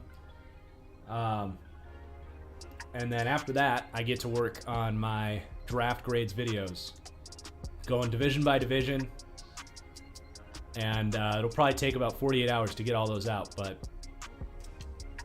that's the plan. A lot of Jalen Dardens, a lot of Jalen Dardens in the chat. Yeah, that was unbelievable, man. I'm probably, I don't know if I'm gonna be able to watch the Bucks like with my sanity. That's gonna be frustrating. Oh, we also got a super chat from Lillard. Thoughts on Jason Oweh, Danielle Hunter comp? The problem with that comp is Danielle Hunter actually plays with power, and I don't think I saw Jason Oweh bull rush a guy more than once or twice. Physically speaking, yes, he has the potential to be as good, and they're similar size, so I don't hate the comp. I think his ceiling might be Danielle Hunter, so I understand that, but stylistically, he has a long ways to go before we can start putting those two guys in the same breath, if that makes sense.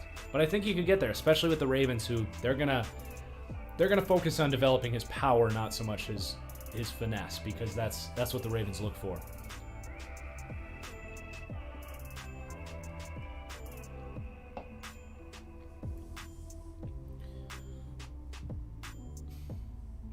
Do you think the Giants could or should trade up for Trey Smith or Deontay Brown?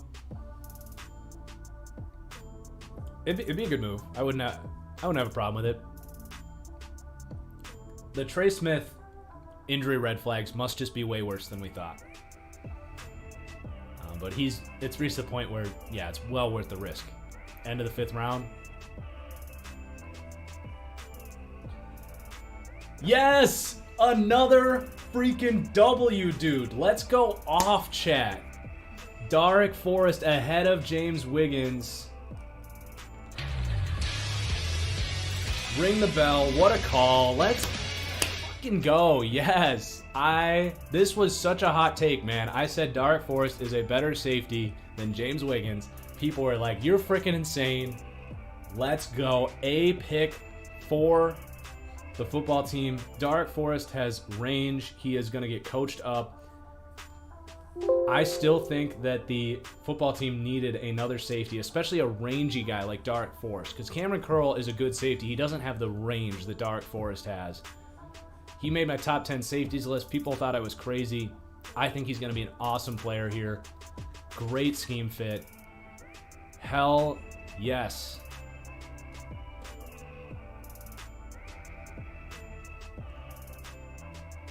I'm very proud, man. I'm very proud of my draft analysis this year.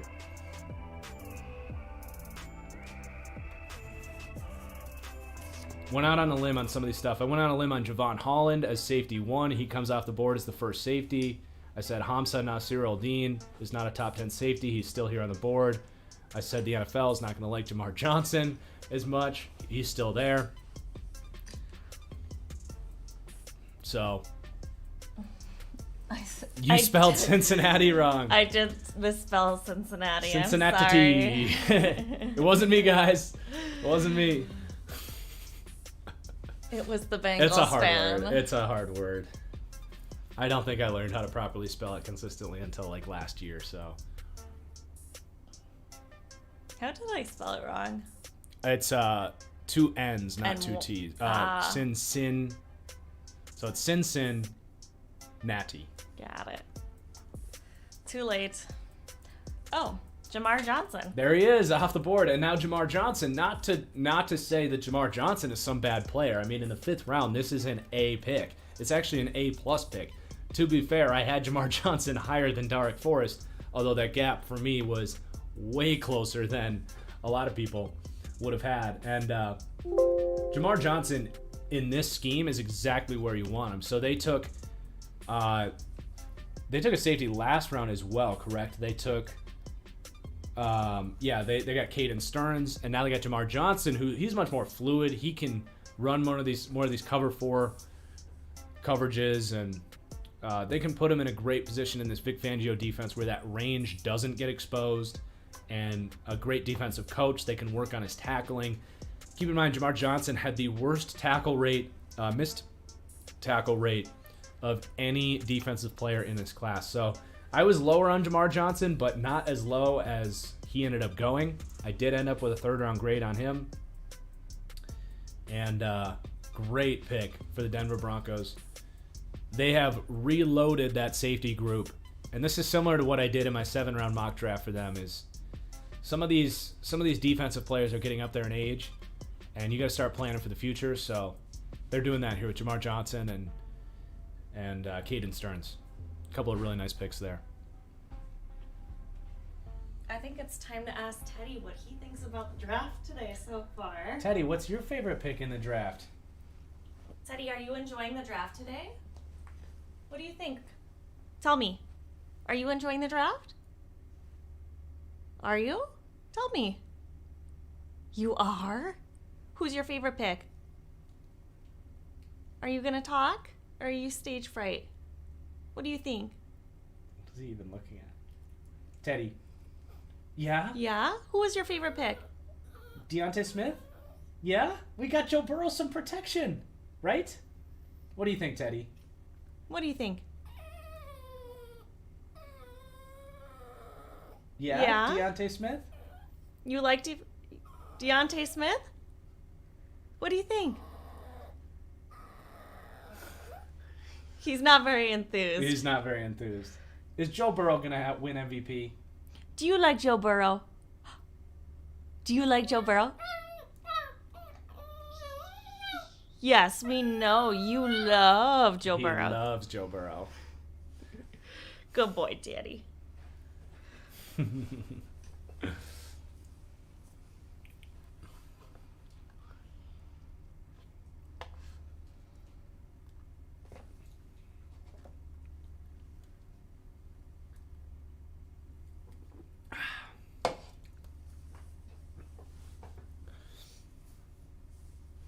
Teddy just said Josh Myers was center 1 in this class.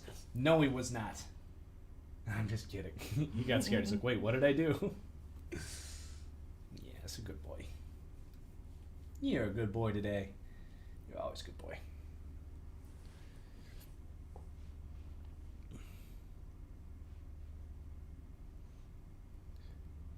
Someone says, Teddy, that wasn't a very nice thing to say.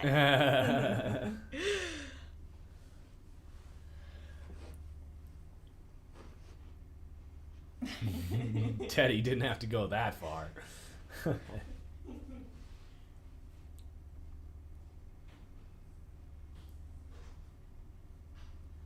So Sean Davis off the board to the Colts. That's an L for a big fat L for Chris Sims. Didn't he have Sean Davis as like the 2nd safety in this class or something? I'm not a Sean Davis guy. I've got a 5th to 7th round grade on him. He's my 18th safety in the class. So at this point in the draft, it's fine. He gets lost in coverage, but he's a good tackler. He'll be a special teamer. I think at this point it's fine. I'll give it a C, like C+, I suppose. Fine. Nothing. I don't really have any strong opinions on Sean Davis, to be honest.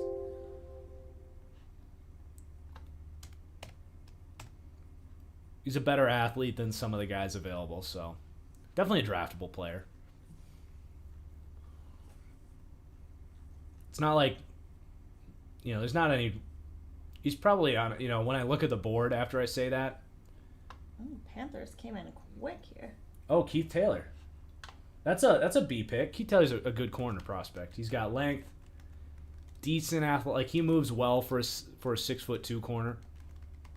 But yeah, on the Sean Davis pick, I say that, and when I look at my board, there's really nobody. There's a lot of safeties have been drafted at this point. We just had a huge run on them.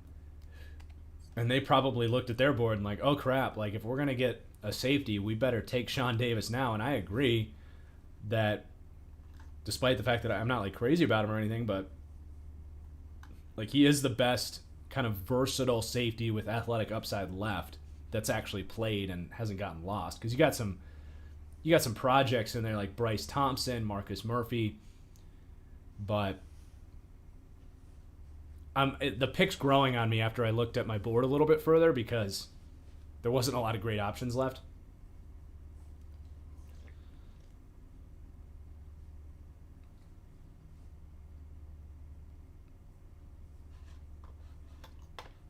So what do you think about Keyz Taylor then?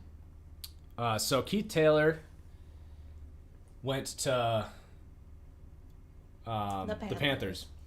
That's a good pick. I mean, him and J.C. Horn, adding them to the corner group, they have a really poor group of corners there.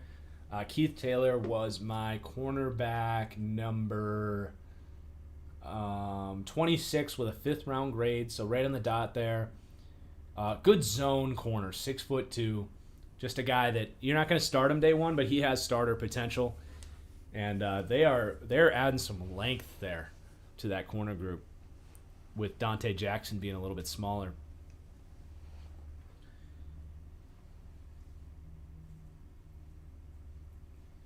This would be a good spot for Tamorrion Terry for the Raiders if they went with him. So are we going to finally go to a game in the new Las Vegas stadium? I think since we couldn't go last year, we're going to have to put together some games. We're going to hopefully get to go to a Bengals game. Nate Hobbs not going to the Texans, but he is a player I like. I like how he fits here. He's a good football player. Nate Hobbs was my 28th corner with a 5th round grade, and I'll give this B+ pick. I like it. Good, not like steal of a value necessarily, but really smart zone corner, and they're going to run a lot of zone coverages now, running that Seattle defense. He'll play physical. He's not like, he doesn't have the traditional length. But if he ended up stepping in, I think he's a guy that can contribute. Whereas maybe Keyz Taylor may be a guy I think you might not want him on the field so early. But yeah, we're gonna be in Cincy for my sister's wedding. Hoping that we got the big schedule release coming up in a few weeks, so we'll find out if they'll be at home that week. We'll definitely be going to a Vikings game. Yep, at least one Vikings game. A Bears game. Yep, we go to the Packers-Bears in Chicago every year. We're maybe going to go to Lambeau this year. We'll see about that. And then, yeah, if we could make it that might be all we can squeeze in this year. Yeah. We have lots and lots of weddings this year.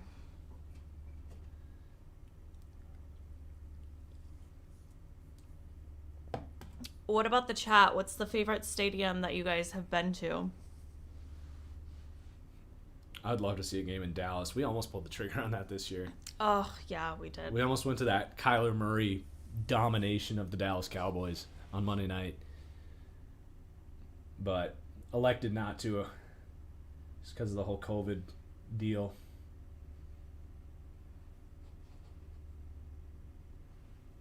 So Vikings are coming in.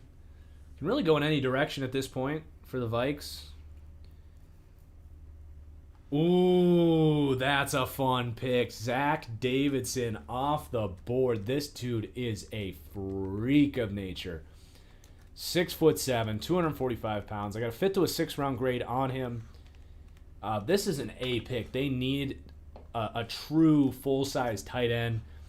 He is day one going to give you the red zone threat that you had in Kyle Rudolph, but he has actual vertical speed.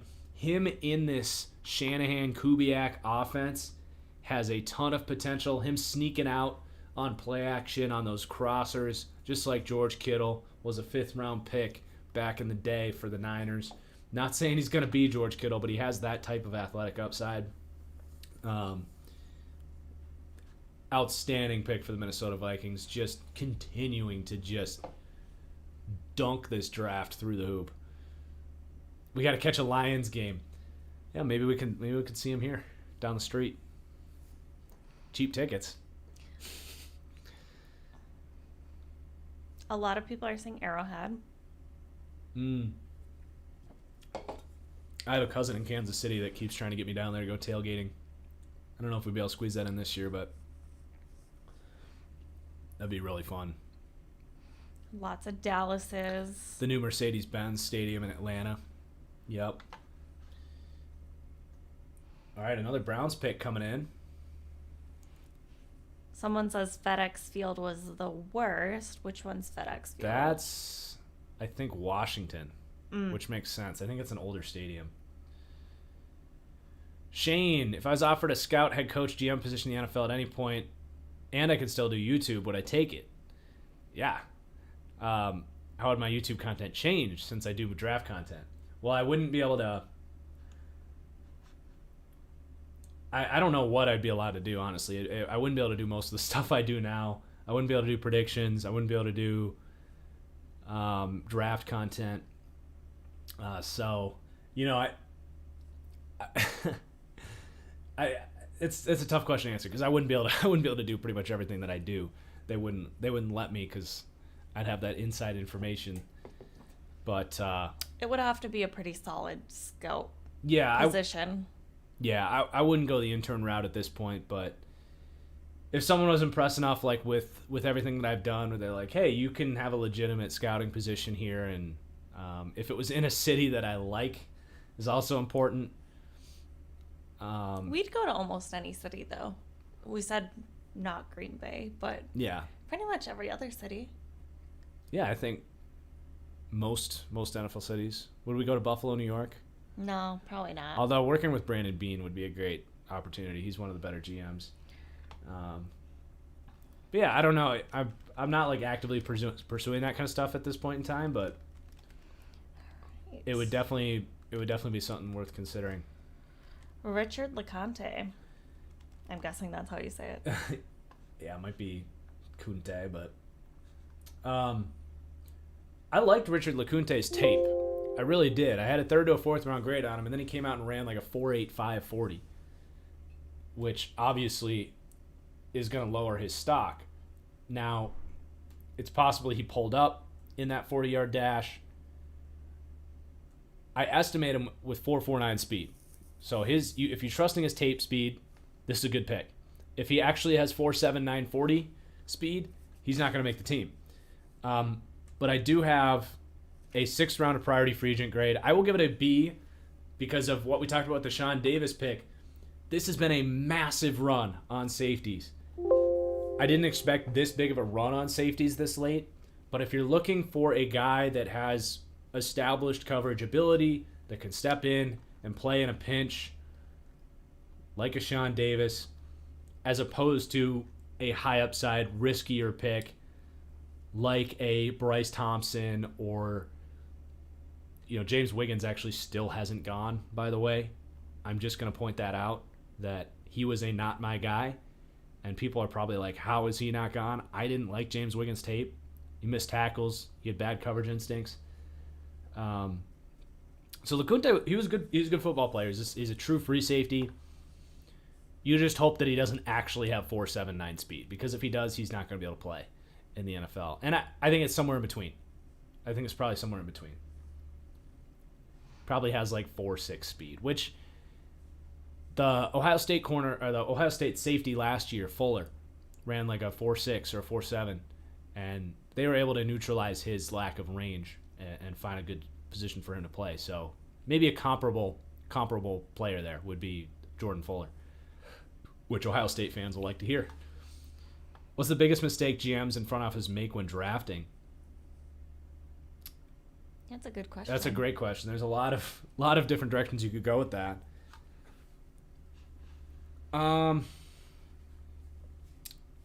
Trying to pick a good answer for you.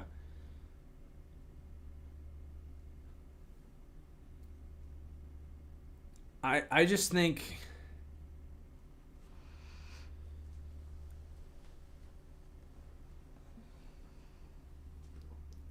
not considering consensus opinions, I think is something that a lot of teams are stubborn about.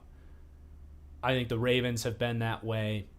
Honestly, the Patriots for a while. I think the Patriots now they've had a great draft, but some of the worst drafts, I think, when the draft night happens and everyone kind of knows that it wasn't a great draft, you look back on it and it's when the Raiders take Clelin Ferrell. You know, it's when a team is so convinced on a player that they are so willing to ignore that everybody and their mother has a guy as a third-round pick and they'll take him in the first. I'm not saying you can't have your own opinions and do that kind of stuff, but there are certain organizations that I think just don't give a crap. I think the Seahawks, the Packers, the Raiders, there's a list of teams that I think consistently reach based on public perception.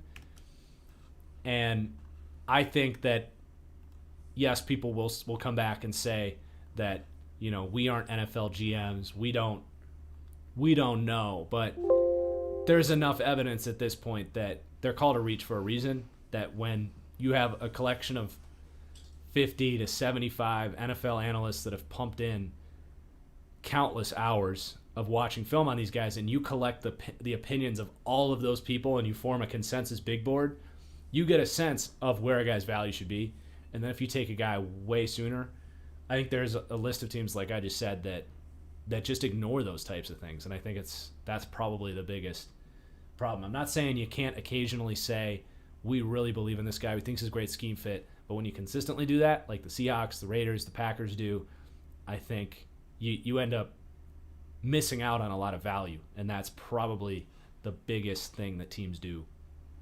How do you feel about Garrett Wallow to the Texans?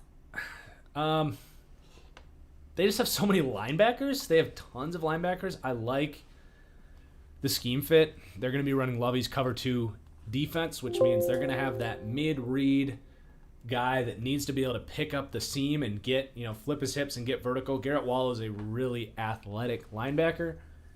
I don't know if Zach Cunningham can be that guy for them or not. They picked up the Boston College guy with 3 names. Anyway, they picked him up. I think he can fill that role, but he's not a long-term answer. And I think Garrett Wallow fits the scheme really well. So I'd give it a B. And then Dalen Hayes to Baltimore gives you more of that day one impact. That's a good pick. That's a B pick. They went with it makes a lot of sense. He's probably one of the best day one players left. I'm not a huge Dalen Hayes guy, but... You said an A? I'd go B for Dalen Hayes. Okay. I'm trying to find where I have Dalen Hayes here. 6th to a 7th round grade, but he does have a higher impact grade than most of these guys. Just don't love his potential. But he's got some power. He'll be able to maybe rotate in and around there. He fits their kind of prototype. So it makes a ton of sense after they went with Owe in the first, who may or may not compete right away. Thank you, Brian. Kevin Pierre-Louis is that cover 2 linebacker for them. Should the Texans draft a backup QB for Davis Mills? No, because they signed Tyrod Taylor.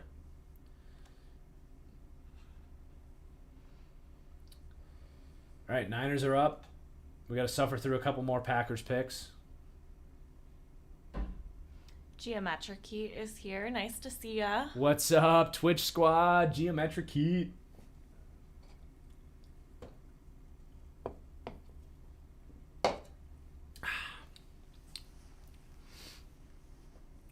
Are you mentally preparing for Green Bay being on the clock next?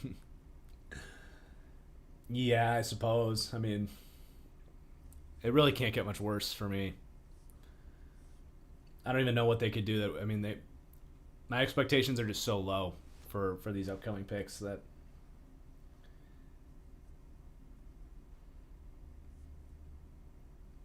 that's awkward.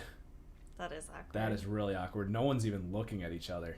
They just showed the Green Bay War Room, and they're all facing in different directions. Like, no one wants to talk to each other. Brian Gutekunst is pacing around. I think they might be panicking. I mean, I would be. Yeah. I mean, it's stressful enough having to pick players in a draft and then to have your quarterback. One of the most famous people in the country is like, if you want me to come back, you have to fire this guy. Right. Like, yeah. Well, and then to make your draft picks around, is he going to leave? Is he not going to leave? Yeah. Yep. Just a mess. Saw it coming from a mile away, too. I mean, if Rodgers has shown to hate one thing, it's when he gets surrounded by people that just don't match his talent. That was what happened with Mike McCarthy. He eventually just was like, I can put up with this for so long, but when you are as gifted as him, you can only put up with incompetence for so long. And eventually it broke with Mike McCarthy, and I think he's reaching that point with Brian Gutekunst. He's like, dude, we are the only team in the league that has not added a single player. We are in the NFC Championship. What are we doing? We paid a running back over our first team All-Pro center. You're going to have to help me with this name. So it's D.O. Well, I know. Oh, Diamador Lenore. I don't know if I'm saying that right, but it's way too fun to say it like that. Then it's a cool name. Yeah. This is a fun spot for Diamador Lenore. The Niners have really backed off of the traditional cover 3 Seattle corner where they're looking for 6 foot. I'll give it a B+ grade. I like that spot for him. They've really backed off of this idea, maybe because they missed on Akello Witherspoon, and you're just seeing around the league, teams are caring less and less about that system and the length there. And with the new defensive coordinator there, they could be completely, I would not be surprised at all if we see a completely new scheme there. Oh, wait, never mind. I'm thinking of the Rams who signed, the Rams brought in the former Falcons coordinator, so I take that back. But Rich Eisen just swore? What did he say? That's funny. Is he ripping the Packers? I would love that. I know Rich Eisen likes Green Bay. All right, the pick is coming in.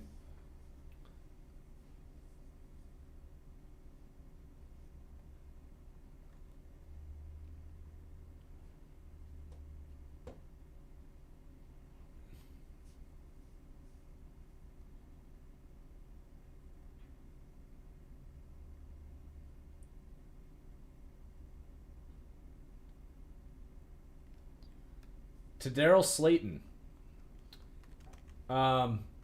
This isn't the worst pick in the world.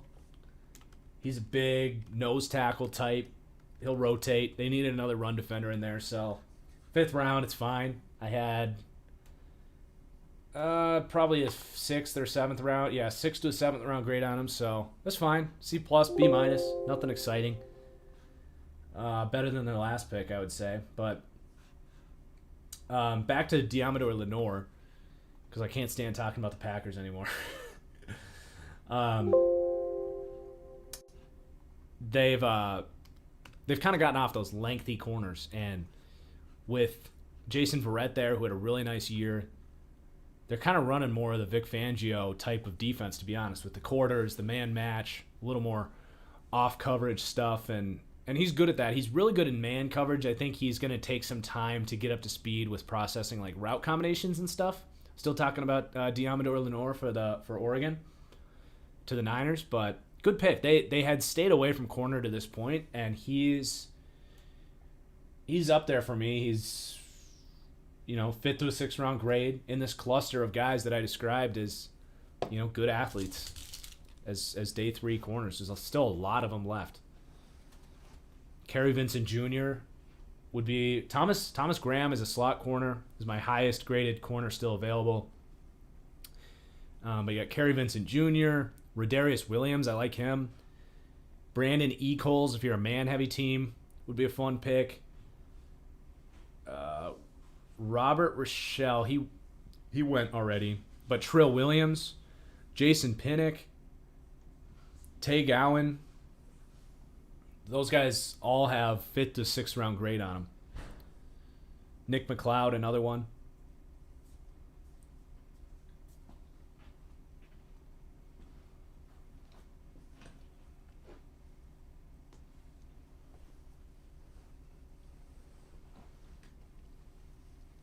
Getting hungry yet? I'm ready. Should we make a reservation? No, we won't need one. It is a Saturday night. We might need one. Let's see. This will probably be done. We can always change it if we need to, but it's the end of the 5th round. So how long? It's been 3 hours. I would say it should be done by, let's make it for 6. What time do you think this will be done? I would say this probably goes for another 2 or 3 hours. Well, I have to get ready and stuff, so. 6:30? Sure. Do you want to do Roos or do you want to do Murray's? I don't care. Let's do Roos. Good content we have going right here. Oh yeah. Got to pick our dinner reservation on the stream. Someone wants to know how you feel about Dylan Moses. I would take a chance on him at this point for sure. I had a 3rd to a 4th on him. It's just he was so not a good football player in 2020, but he was at a time viewed as a first rounder. You know, occasionally guys do actually get those ACL injuries and just can't get back. And that's what it looked like for him. But he is definitely too good. Like, his old tape is too good to not take a chance on. Ernest Brown to the Rams. Did I just see that? Or was that just a error? I'm not sure. I think Ernest Brown just went to the Rams. Yep, we can't get in until 7:30, so. Wow. Are you searching? What time are you searching at, though? I was searching for 7, I think.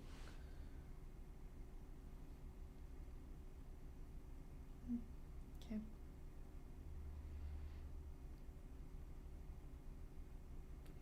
Maybe I can get a nap in before we go. Okay, so who was that? Ernest Brown?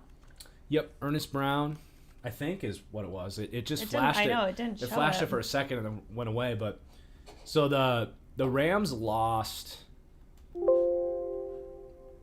Morgan, I think it was Morgan Cox. He went to Carolina. I will give it a C. It's fine. He fills a need, but I think it was Morgan Cox, kind of that hybrid defensive end type of guy. So he fits their scheme very well. I'm just not. I don't really see a whole lot there in Ernest Brown. Good run defender, not a pass rusher. Fills a need. You can probably find him anywhere, but it's not like they have a bunch of needs, so it's fine. Morgan Fox, not Morgan Cox. Yeah, I mean he fills a role for them, so it's not a bad pick by any means. I don't know. He's fine. I think I have a priority grade on him. Let's see. I think I have him edge.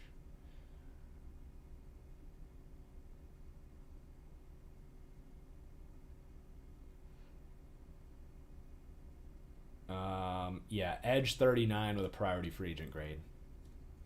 But a high impact grade, 66 impact grade, which is pretty good. We got a super chat with Logan. Thank you, Logan. Big sleeper, love the upside. Yes, Roots. Although in this household, it's not much of a sleeper. That's like my go-to. It says, I don't know, what do you call like something very predictable? Staple. It's my staple. Sleeper would be changing it up to go to Murray's. Yeah. It is also beautiful outside. We could do a rooftop. Is there a steakhouse that has a rooftop? No. I kind of want a big meaty steak. Okay. Ooh, okay. We got an A pick coming in. The Jets taking Jason Pinnock. He was one of my guys. 5th round grade for Jason Pinnock. Really good athlete. 6 feet, 200 pounds. Quick dude. Not going to start day one or anything, but good developmental upside. Robert Saleh is going to love this guy. That's an A pick. All around, just a pick that I like. From breaking, who would I pick for the Niners at pick 180? What's my favorite wide receiver on the board? I like going with a wide receiver for the Niners. They have a very specific type of receiver that they like, but why not a Tamorrion Terry for them? Get a deep threat in there for Trey Lance. And now the Bucs have gone very win now. I can't imagine what else they could do here. Like, honestly, the guys they pick at this point might not even make the freaking team. Yeah, why not take a chance on Trey Smith if you're the Bucs? I mean, just insult the rest of the league at that point.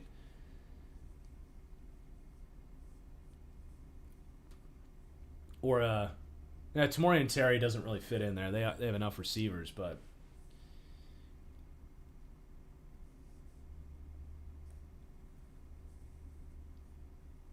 yeah, Simi Fehoko, says Dylan. He's a interesting player I like.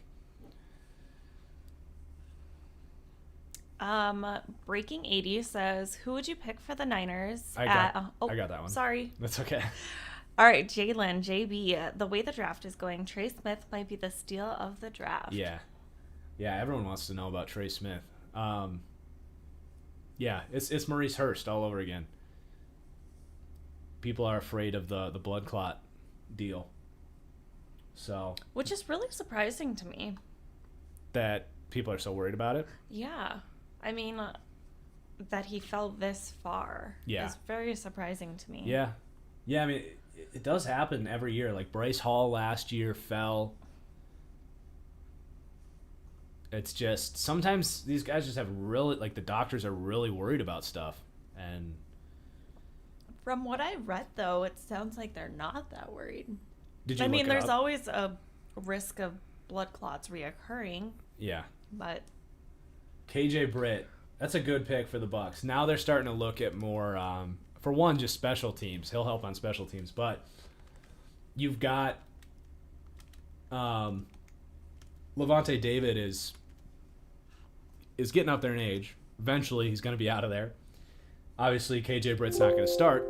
They weren't going to be drafting starters in the first round, let alone the fifth round, because their roster is so good. But I'll give this a B pick. His 40 time was really surprisingly crappy. He ran a 4.76 40. I think he's a better athlete than that. That was definitely unfortunate to see. But I have a 5th to 6th round grade on him. He's a true Mike linebacker. He defends the run really well. They definitely like how good he's going to be on special teams right away.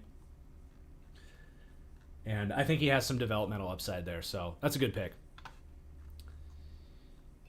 Yeah, Ardarius Washington's another guy that people keep asking about. Just the size, the lack of size and speed for him. It's not a huge surprise to see him falling. His upside is just severely capped with at 5'8", 170 pounds with 4.6 40. It's just, he has to be like this smartest safety in the NFL just to be a quality starter, you know?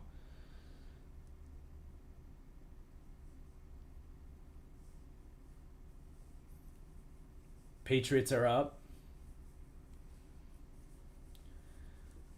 Keep an eye on maybe Sam Cooper out of Merrimack here. I think the Patriots are going to be eyeing him.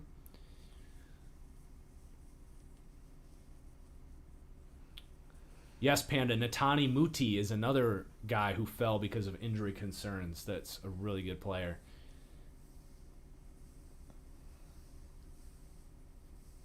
all right, Cameron McGrone. I love it. I really love it.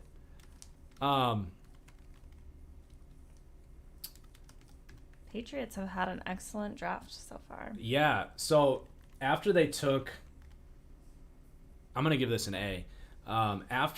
This is a really exciting pick. I actually have some highlights for Cam McGrone. But after they took Ronnie Perkins, the one thing I said there was like I was talking about how this defense is just stupid stacked everywhere. And the one thing they kind of need is another middle linebacker. And then they get Cam McGrone in the 5th round. So McGrone, to me, was getting a lot of hype. Some hype that I couldn't really match. So in my top 10 linebackers video, I said I like him, but I can't match the 2nd, 3rd round hype on him. I have a 4th to a 5th round grade on him. So this is a perfect spot for Cam McGrone. And he's Belichick's type of linebacker because Cam McGrone is not a good cover linebacker. He just isn't. He's not quick. He doesn't have the elite speed to do it. But the Patriots, as much as anyone, will shelter their linebackers in coverage by bringing safeties down in the box to do that, like Kyle Duggar last year. It's an awesome spot. Packers pick is coming in. And they take Shamar Jean Charles.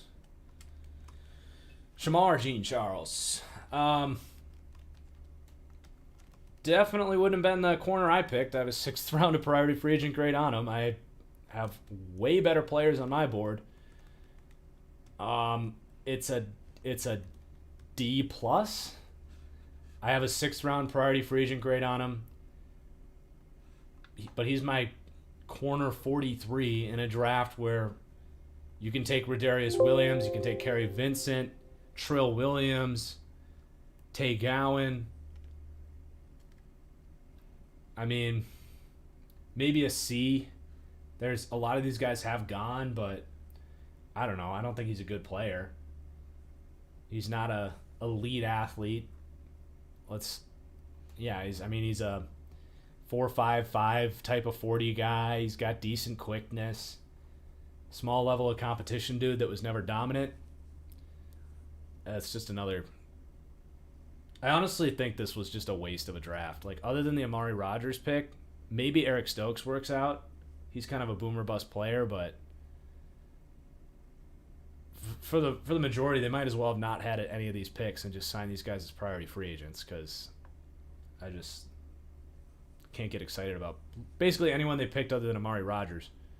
Christian with the super chat, sorry, I totally interrupted you, says, I think Belichick is actually letting his dog pick this year. They've been killing it. Dude, Belichick's dog is the GOAT. The Patriots are crushing this draft. And our Cowboys here just took Simi Fehoko to the Cowboys. That's an A pick for me, because Dak loves to put it up for his dudes, and Simi Fehoko is one of the best contested catch players in this draft. He is your Michael Gallup long-term replacement. I really like this pick. Simi did need to go to a quarterback that's not afraid to throw to a contested receiver. Not that he can't separate. He has sneaky speed, but his hands in traffic are elite. He, to me, is what people thought J.J. Arcega-Whiteside was out of Stanford.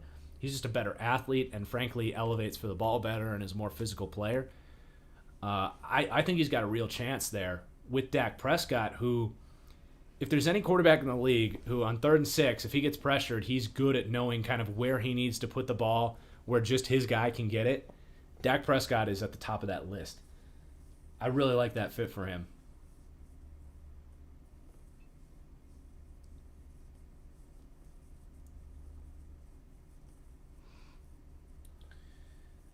All right, the Niners. Niners, I think, have had an up and down draft. Started way up here with Trey Lance, and then they had one of the worst picks in the 2nd round, and then they've kind of stabled out a little bit.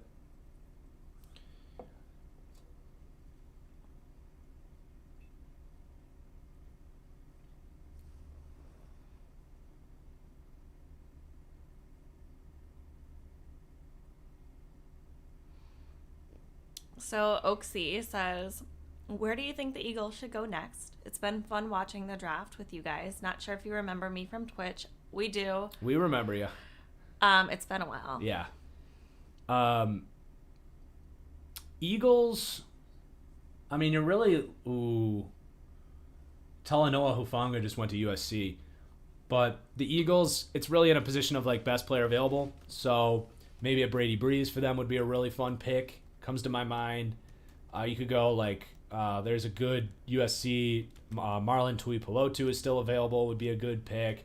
Could add another receiver like a Tamorian Terry, Seth Williams. So that's probably my answer there. But Talanoa Hufanga, he's not a good athlete. He's a very poor athlete. I think he ran 4.7. Let's see. Hufanga, so he's my 16th safety with a 5th round grade, so I like the value here. 4.6, 4.40. Like, he's not abysmal. Well, I would say he's abysmal in coverage. He's not, like, miserable in coverage. But he's not a guy that's going to cover a lot of guys. But I will say I think I'll give it a B grade. If you want to upgrade it. Or update it. When for those of you that were here when they had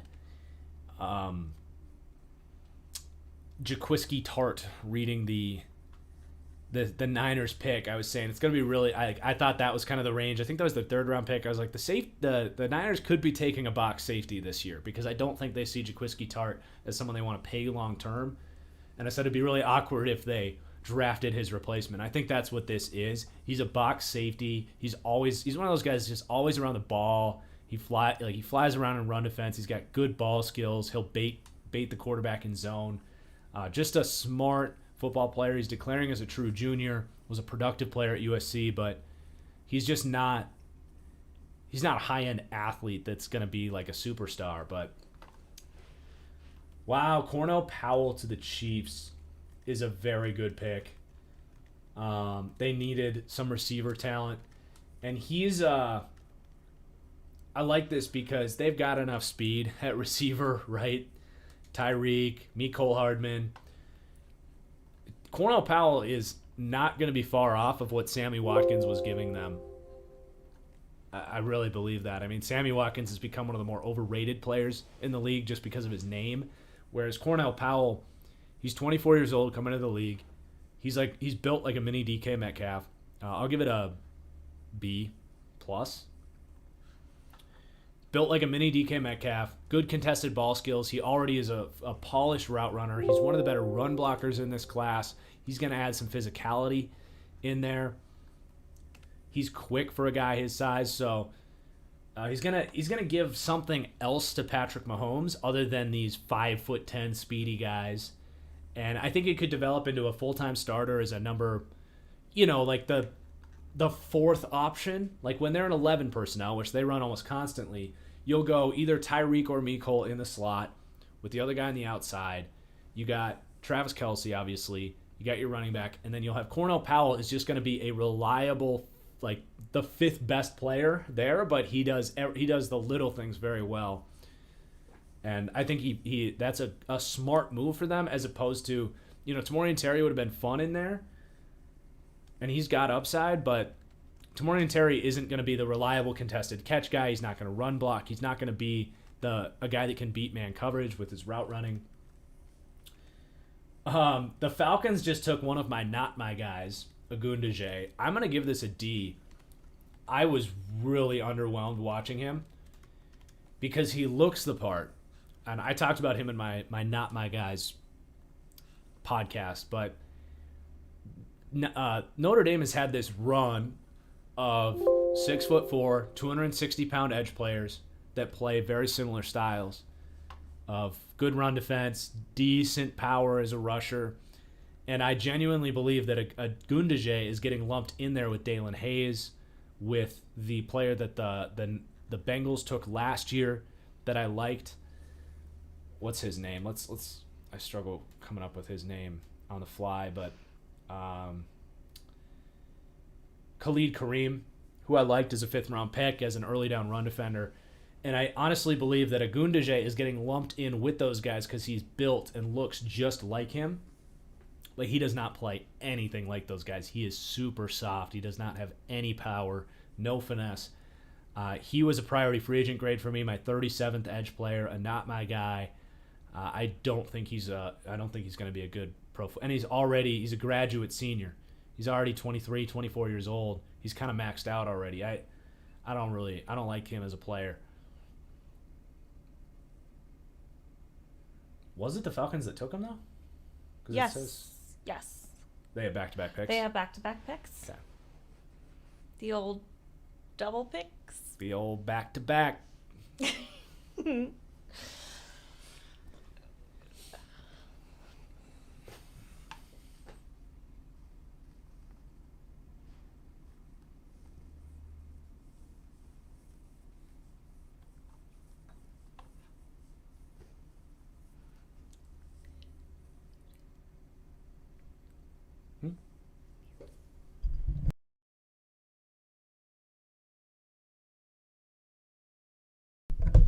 All right, they're taking some time. We're going to take a real quick break. I'm going to go to the bathroom and polish off my granola bar. So, be back in 60 seconds. I need to switch chairs.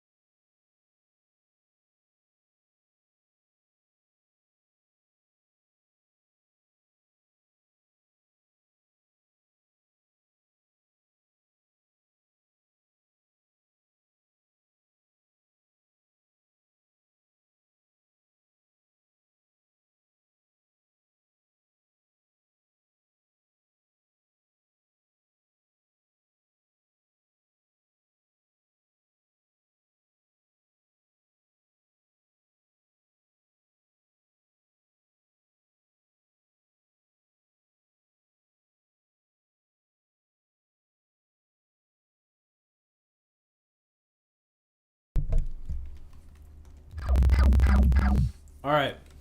So, Avery Williams goes to Atlanta.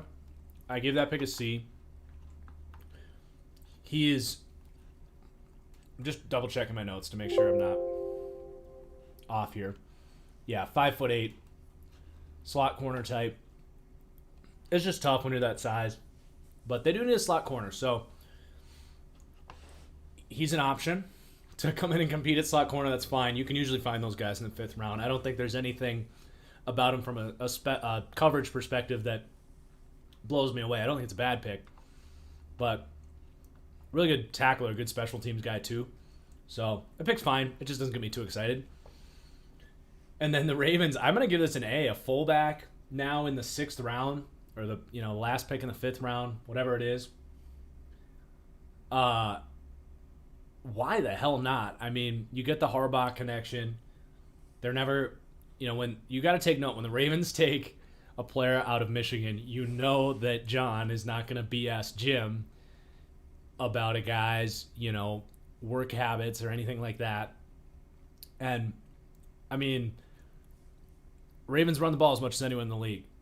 And you added Ben Cleveland. You now added, honestly, one of the best fullback prospects to come out.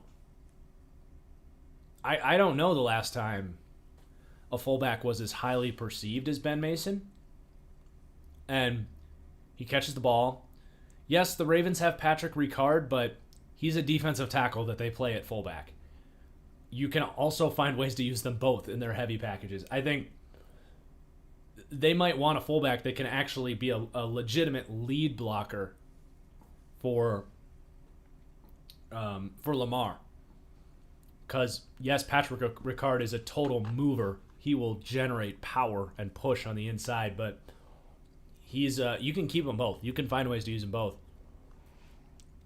But Ben Mason is a more traditional actual guy that can be a lead blocker in space.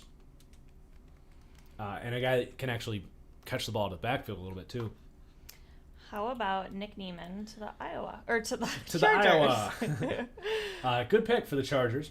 I'm a little sad to see.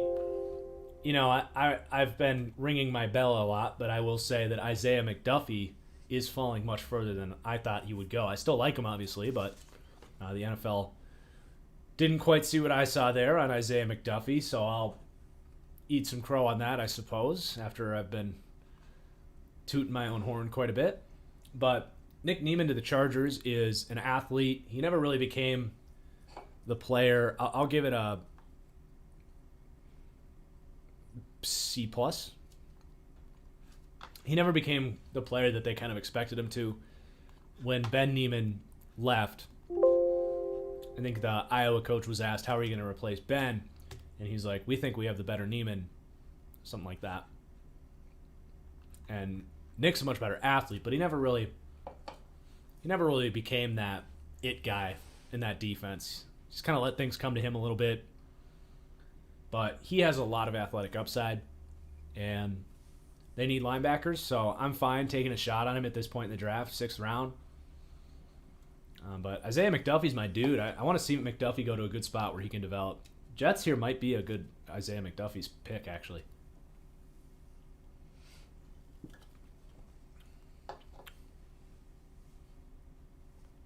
You want him?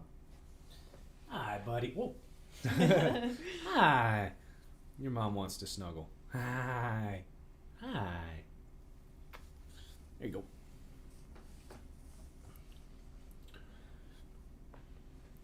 Sixth round, guys. We're getting there. We are getting there. So we were talking about the phrase you just used, eat crow, at work the other day. I've never heard that. Is that another Really? Minnesota phrase? It might Does the chat know? Has anyone in the chat ever heard that phrase, eat crow? I'm sure they have. Is it a holy buckets? I don't know where the origin of eat some crow would be. I don't know. Or why it would be, but all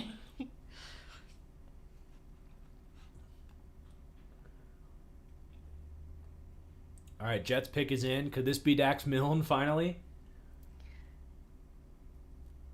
A Christian says it's a very common phrase. Were your coworkers unfamiliar with it too? No, they were the ones that used it. I have never heard of that. You just have never heard it. Matt says, yeah, I have. It's an old person saying. Oh, well, there you go. Hey, Hamza Nasir El-Din. This is a great spot for Nasir El-Din. I think my pro comp may have been Jaquiski Tart for him. Who? Jaquiski Tart. So, let's see. What did I have written? Did I go Jaquiski? I had Ronnie Harrison as my high comp and Josh Harvey Clemens as my low comp. But same ballpark there. 6'3", 214. He will play the Jaquiski Tart role in this defense. I'm going to give it a B. You know what? 6th round, I'll give it an A. I have a 4th to a 5th round grade. I think this is the ideal landing spot for Hamza.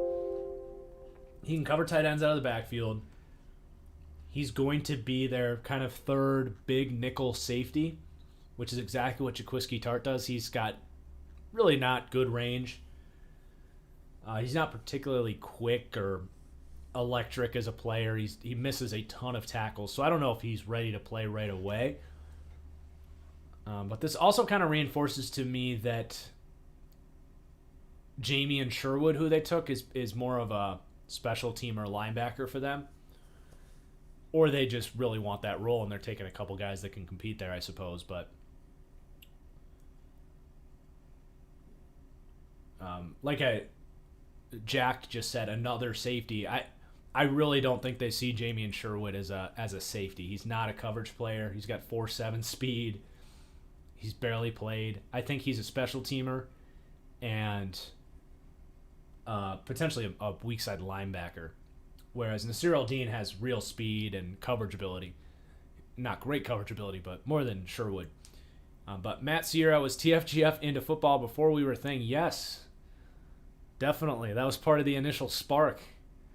Yeah, I grew up with 3 brothers, and my oldest brother actually was a college football coach for a while. So lots of football in the family. There you go. I do not like the Packers, though, so it's a point of contention between us sometimes. Well, you might like the Packers more than I do at this point in time. We don't cheer for them as much as I do, but I don't think you hate them as much as I do. We're also really into baseball. Yeah.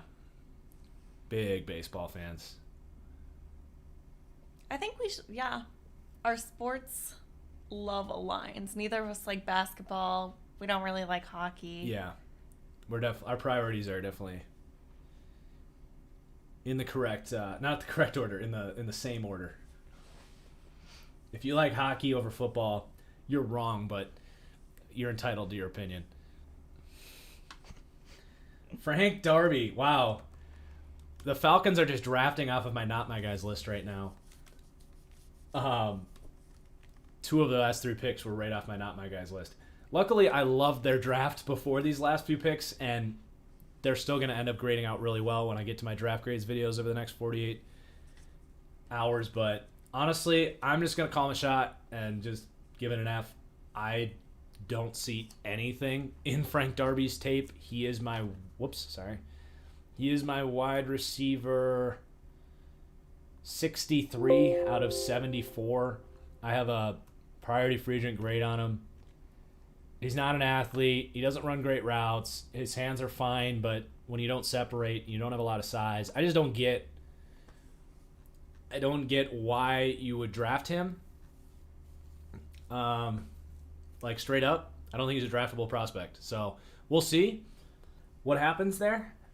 I would not be surprised if he does not make the team with some of the guys they have there. But why would you not take a chance on Tamori and Terry? I think Blake Prohl compared to this guy, it's kind of a joke how much better of a receiver he is. You got Austin Watkins, Dak Milne, Cade Johnson, Shai Smith, Josh Imatorbebe, Mike Strachan, take a chance on him, Marquez Stevenson, Trey Walker. There's just so many better football players available than Frank Darby, who got some buzz, but I never understood it with him. Okay, Patriots are up. Patriots have had such a great draft. Wouldn't be surprised to see them go with Daz Newsome out of UNC. East Coast. Need another slot guy with the retirement of Edelman, which would just be another excellent addition to this Patriots team. Did you see your super chat from Ray? When Aaron gets traded, what does the compensation look like, assuming Brian doesn't screw this up like he has everything else? Well, hopefully Green Bay does the right thing and just fires Brian, but it's not like they have a lot of leverage, so I bet you get a future first from Denver, maybe. Like, future first from Washington. Buxton's been popping off for the Twins. Today? Are they playing right now? They're playing I know they won 9-1. Yeah, he's like the MVP favorite right now. We love Byron Buxton. Yes. Did Teddy just... Teddy just let out a little whimper, and I think he was saying, I also like Byron Buxton. Don't forget about me. That timing couldn't have been any more adorable.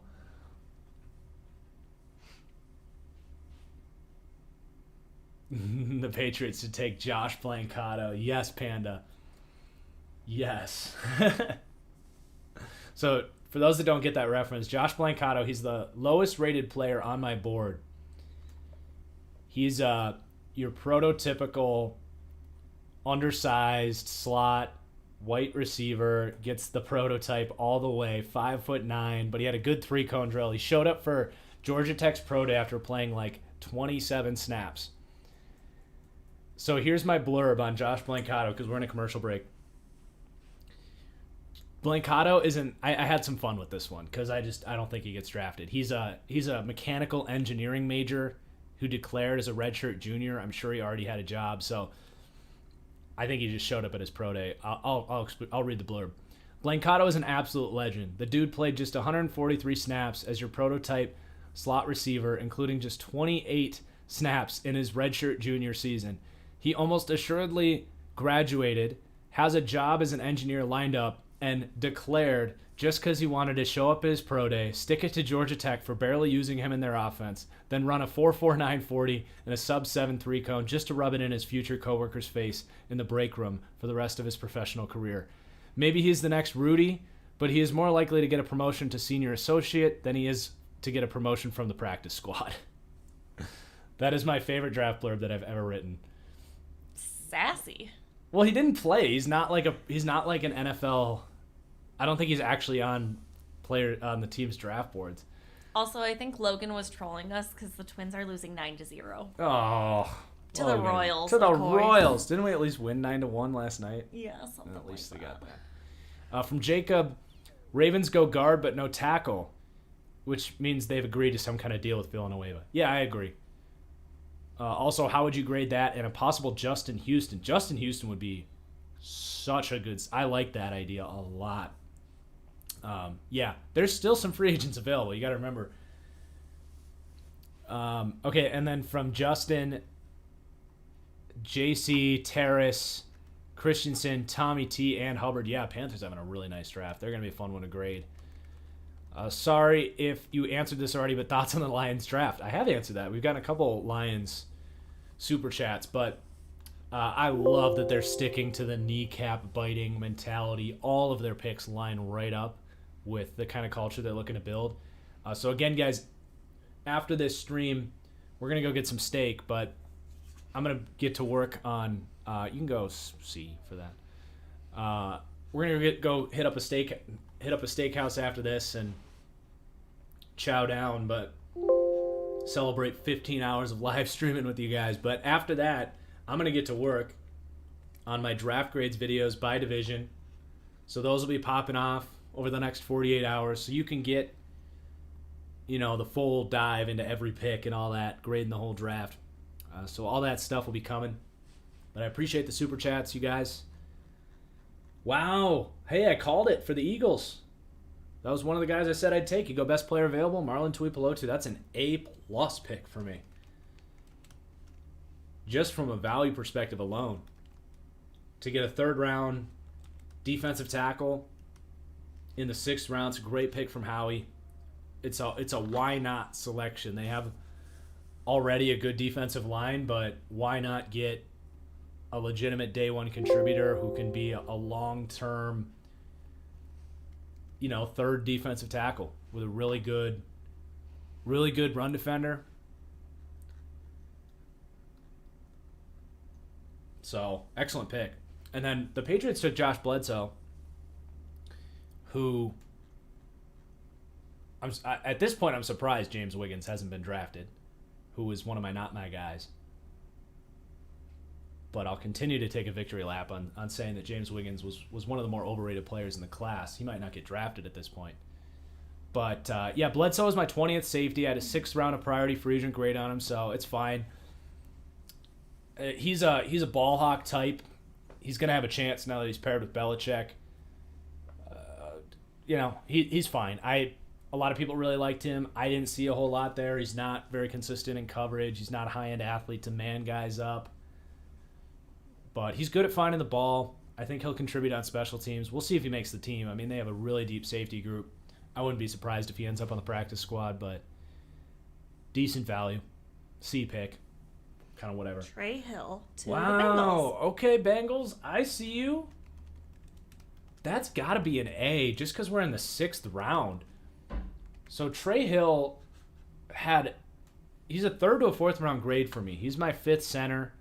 I have him, to put this in perspective, with the freaking Josh Myers pick.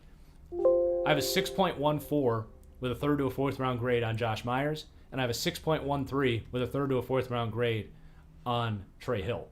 So I think Trey Hill is falling here because, for one, his tape wasn't all that good, but he's declaring as a true junior out of Georgia, which you're going to take note. His pro day was atrocious, and I've described my feelings on this, and I know that the NFL teams feel this way. When you watch a guy's tape and he should test well. Like, Trey Hill is a very good athlete. He's a high upside guy. You see him climb to the next level. You see him pop off the ball. He his workout does not match him at all. But there is something to be said about a true junior that comes out that his technique is really poor, both in pass protection and as a run blocker. There's something to be said about the coachability aspect for a guy that all these drills are so bad. And it comes down to technique for these guys. So if you're coming out, you're in a 5.46 40-yard dash, which is one of the worst. It's actually the worst for every center in this class. A 1.87 10-yard split, which tells you he's coming out of that stance slow. That's worse than anybody in this class. So the technique there is terrible. His three-cone, 8.29, worst in the class. Shuttle, 4.95, second worst in the class. Bench press, 17. He's way stronger than 17 bench, which tells you, is he putting it in? Is he putting in the work in the gym? So that is a massive red flag when you see a guy declare as a junior with bad technique on the film, and then you see his pro day workout, and it's like, is this guy going to put in the work to develop? I think that's why he's falling. So Georgia has some work to do to get this out of him. Cincinnati. But in the 6th round, I have a 3rd to a 4th round grade on him. His upside is too much to pass on, and he does not need to start day one. So it's a good situation there. What do we think about Taron Jackson going to the Eagles? I like Taron Jackson. He's 6'2", 265. Plays with some power. Wait, I might be thinking of Raymond Johnson from Georgia Southern. But Taron Jackson is also similar size, so I got those two guys confused. But I do have a draftable grade on him, 6th to a 7th round. I'll give it a C+. I like what he can do as a guy that plays low to the earth at 6'2", 250 pounds, long arms, kind of that relentless approach, plays a little power, good hand fighter. As a run defender, he grades out pretty poorly for me. D+ run defense, so he does kind of give up ground in the run game. But maybe a situational pass rusher. There's other guys I would have preferred. I think Raymond Johnson, Victor Demukage, Jonathan Cooper, all better players of a similar mold. Can you push my chair in for me? Mm-hmm. Thank you. There. Teddy says, do not disturb. All right, Quinton Bohanna. Nose tackle from Kentucky for Dallas. I did think they needed some size. Now, where was he on my draft board? I think he's I'm a seventh priority free agent. I'll give it a C+ because I think they needed some size on the inside, and it's not easy to find a big guy like him. I do want to take a quick victory lap on Marvin Wilson, who people were surprised was not on my top 10 tackles list. I don't think he's a particularly good prospect, and he is still available. And Bohanna gives him some size, some run defense. He's not a pass rusher at all. One thing that's interesting is I think they played him at about 355 pounds at Kentucky, and he's been shedding weight. I think he's lost about 40 pounds since. So you never know what that transformation, and it's a good testament to his work behavior to shed the weight there, and you hope he kind of can become a better player in the next level. So we have Deontay Brown going to the Panthers. We do. Good pick. At that point, Deontay Brown was getting 2nd, 3rd round hype at the Senior Bowl, which was just insane. He's got choppy feet. I'll give it a C+. Go B-. Go B-.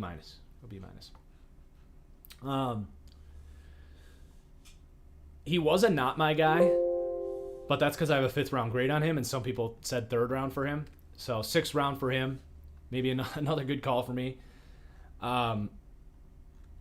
This guy, he puts you in when he gets, what's the saying? Doesn't put you in a blender. He puts you in a box. In a cage, but a box also works. When he gets his hands on you. In a blender? Well, that's a saying for like people that make you miss, like people that can juke you and stuff. Like, we put him in a blender because he spins them around.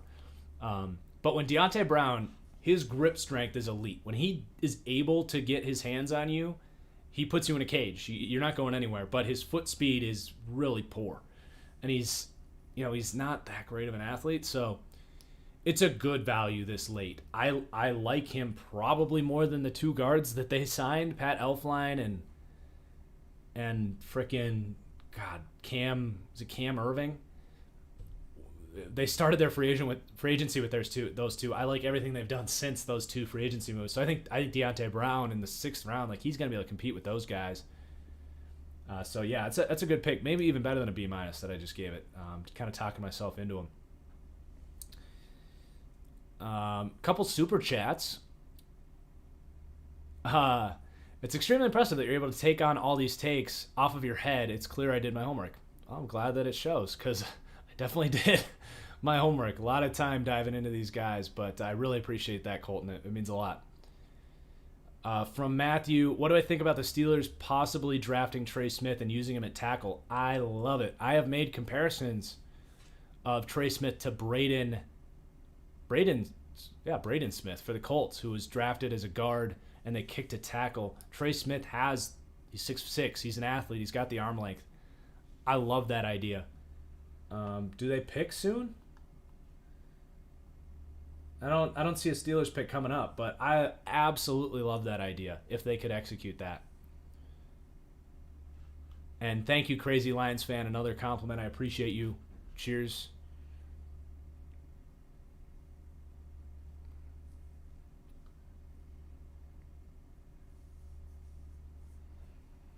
All right, Niners are up. Niners draft has been... I think they may have been able to do a little more than they did as an owner of... Ooh, Elijah Mitchell.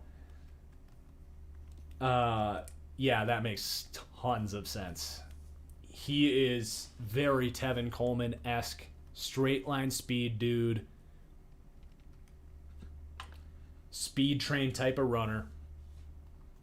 And he is absolutely a Shanahan type. I had a feeling they were going to restock this running back room. Just goes to show you that the Niners, all these teams are trying to replicate the Shanahan offense, right? But the actual Niners, I'll give this B+. But the Niners don't actually invest highly in running back because they realize that with the right blocking and the right system, it doesn't freaking matter who you put back there. Looking at you, Green Bay. And here you go. They draft Elijah Mitchell. They took Trey Sermon. And you got Hasty there. Mostert has voiced some discomfort with his contract situation, but it couldn't be any more clear. The Niners have no interest in paying Raheem Mostert. They don't have any interest in paying any running back. So Elijah Mitchell, surprisingly good workout. Him and Trey Sermon are really good options.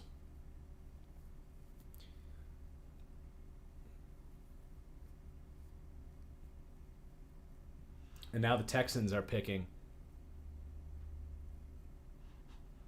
Why did Goot draft another O-line? Get fired. Yeah, dude. I didn't think the guy they took was better than the 3 offensive linemen that they drafted last year. Like, do you not have any confidence in those picks that you made last year? Apparently not. By the way, the tackle that the Packers took, Newman out of Ole Miss, he got embarrassed at the Senior Bowl.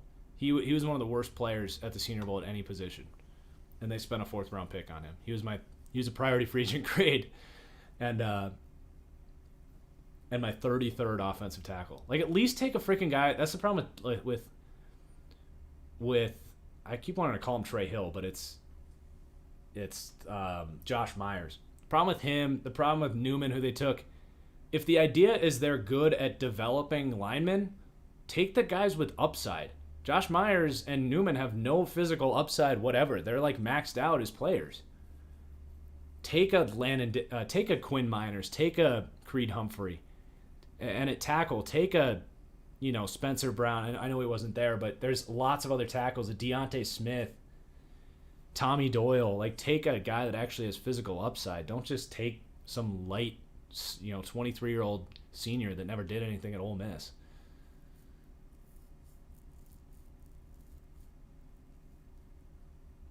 Someone says Mike Tomlin is awesome. I would agree.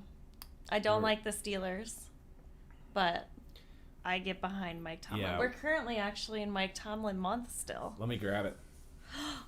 No, it's not. It's May 1st. Oh, it's May 1st. Oh, no. I think that's Packers month. Oh, no. I got to stop putting the Packers in my birthday month. Yuck. I don't even want to turn this thing over. Although I like LaFleur at least. I can deal with, like, LaFleur's a good coach, but freaking Gutekunst, dude. Terrible. This is the sexy NFL coaches calendar that I make for TFGF every year. But yeah, now we're on to LaFleur. Mr. LaFleur. He's a good looking dude.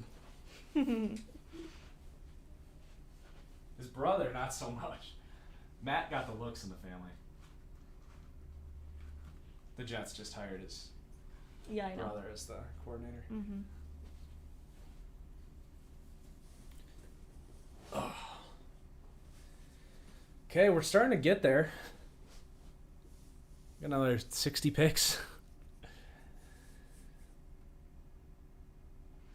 All right. The Texans take Roy Lopez. Lopez. The Marvin Wilson fall continues. So Lopez was my 23rd D tackle, 7th round priority free agent grade. I got him as a decent day one impact, but a low upside, kind of rotational, tone setting defensive tackle. I'll give it a C+. I think he'll contribute.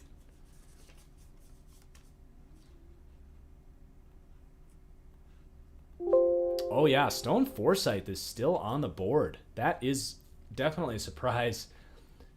I love Brett Coleman, but he did mock Stone Forsythe in the first round of his latest mock draft, which was, he got shredded for it. He's going to have to, we all have those moments. I think that's one that he's going to look back and laugh about.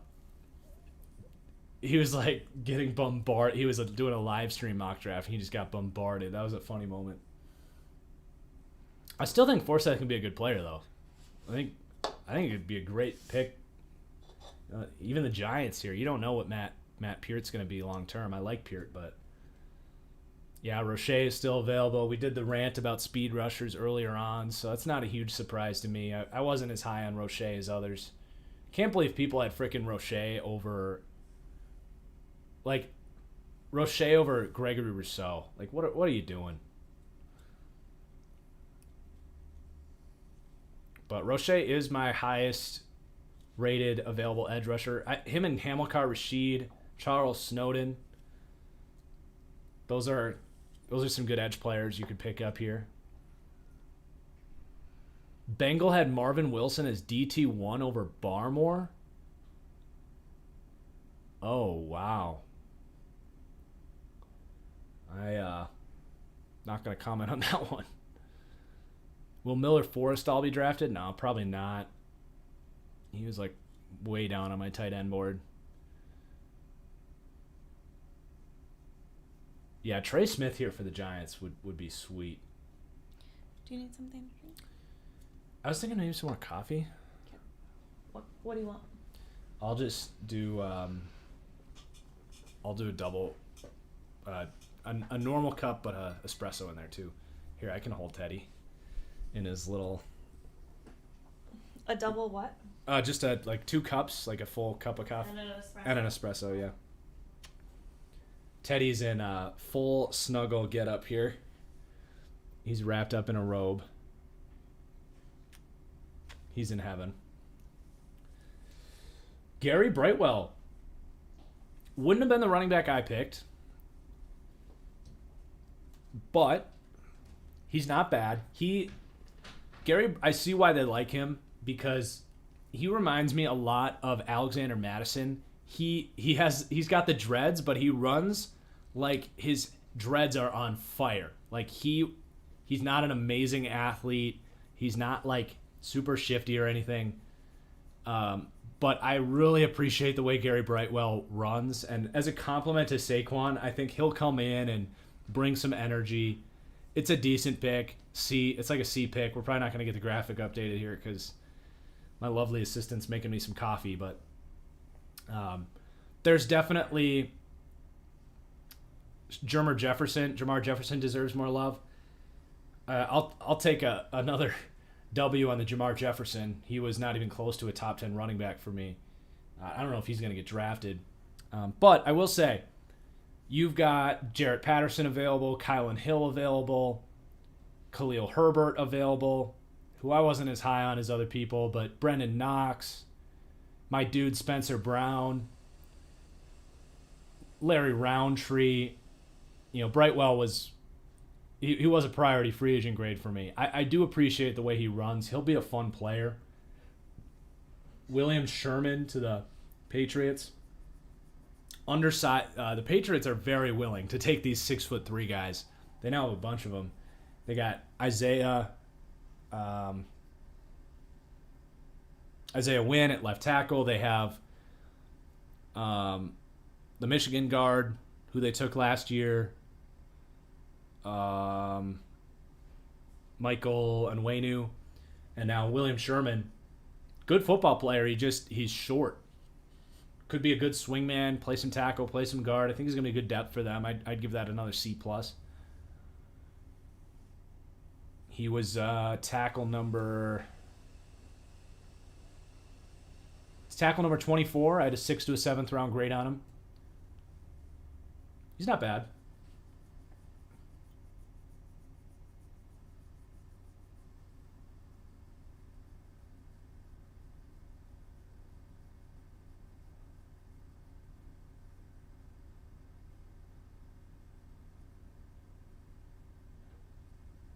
The Vikings have the Tom Brady pick 199.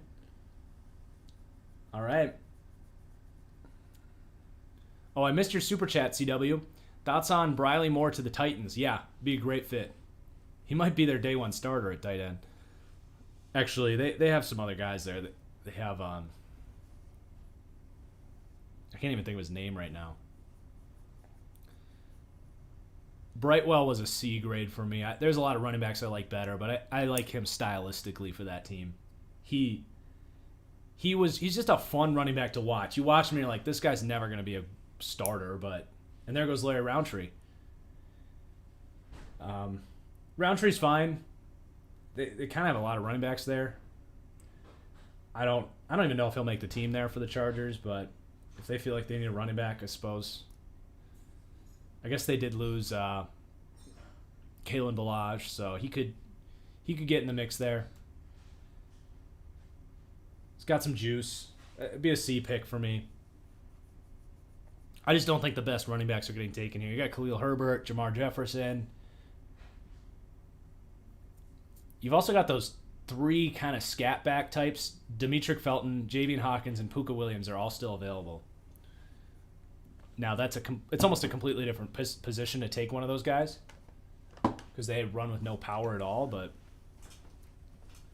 I'm excited to see where those guys end up, and at least one of those guys will probably be a free agent pickup at this point. But I had early day 3 grades on those guys.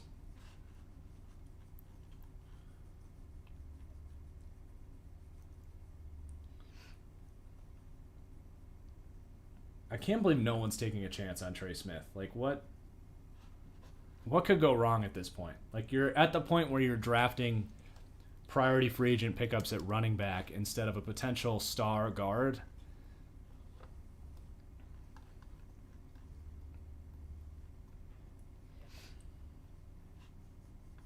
The coffee machine was yelling at me about coffee grounds, so you didn't get any espresso. Oh, that's okay. Thank you. You want to take the ding rat back? Can I finish eating this? Yeah.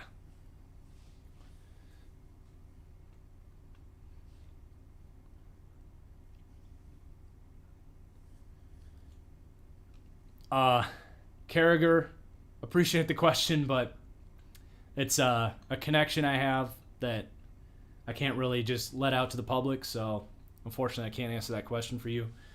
Get that question quite a bit. It's always uncomfortable because I wish I could answer it, but... Well, thank you for the super chat, though. Yes, greatly appreciate the super chat. Wish I could give you a better answer than that.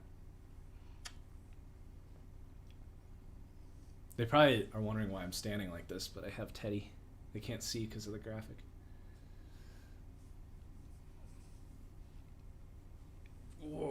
go, buddy. Hi, buddy. Want your chair back? Jets should absolutely pick Trey Smith here. I think that might be the pick. They took a chance on Bryce Hall last year. They took a chance on Blake Cashman, who fell due to injury questions. They should be the team that takes Trey Smith. And if they do, the Jets are going to be becoming one of my favorite teams. With Zach Wilson, who was one of my guys from day one here of the draft season. I like Joe Douglas. I like Joe Douglas a lot. He's the Jets GM. If you care. I wasn't listening to what you were saying. Typical. Jalen Twyman. So Twyman is the one that had the miserable workout, right? Twyman was a 4th to a 5th round grade for me. I like this pick. Yes. So Twyman was a fun watch. He rushes the passer with a lot of finesse, and I like this fit here because I don't think he's quite ready yet, but if he can get up to speed, they have 2 plodding, run-stuffing defensive tackles here, but they don't really have anyone that can I'll give this a B. Or you can put A- in there. But they don't really have anyone that can get in and, rush the passer from the inside. They took the Baylor kid last year, who I kind of like in that spot, but they don't know what they're getting there. Twyman rushed the passer with a lot of quickness and skill, but his pro day was brutal, dude. People were expecting him to come out, maybe have one of the better workouts. 5'4", 40-yard dash, which is not good. An 8.03 cone, bad broad jump. He did put up 40 bench reps, though, which was impressive. But I had a 4th to a 5th round grade on him as kind of like a 3-tech pass rusher type. Oh, you're doing the numbers again, huh? I've been doing them. Good job. Going above and beyond. It slowed down a lot. It has. Yeah, there was that stretch where they were just... I think someone called in and they're like, slow this down. Like, we got all day here to... Yeah. People are watching this, so we got to drag this on. Okay, Trey Smith would be an unbelievable pick for the Jets here. I think they're going to pull the trigger there. They've been a team that's taken chances on injury risk players. How many total picks are there, Marcus? Like 256, I think. Oh.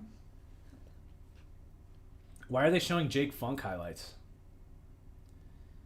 Maryland Terps legend, Jake Funk. He didn't get picked here, did he?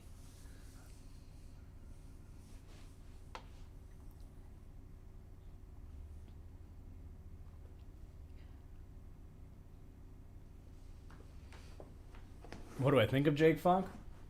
He's a good scat back type. I wouldn't take him over Demetric Felton, Javian Hawkins, and Puka Williams, but he's really quick and shifty. Not much vision or power, but he's very James White-esque. Maybe a little bit shiftier.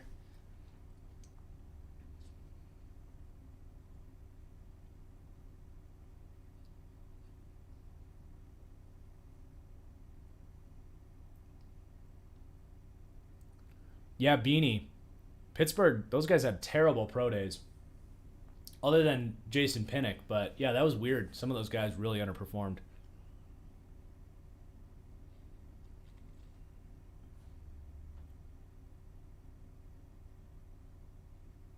All right, let's get this moving.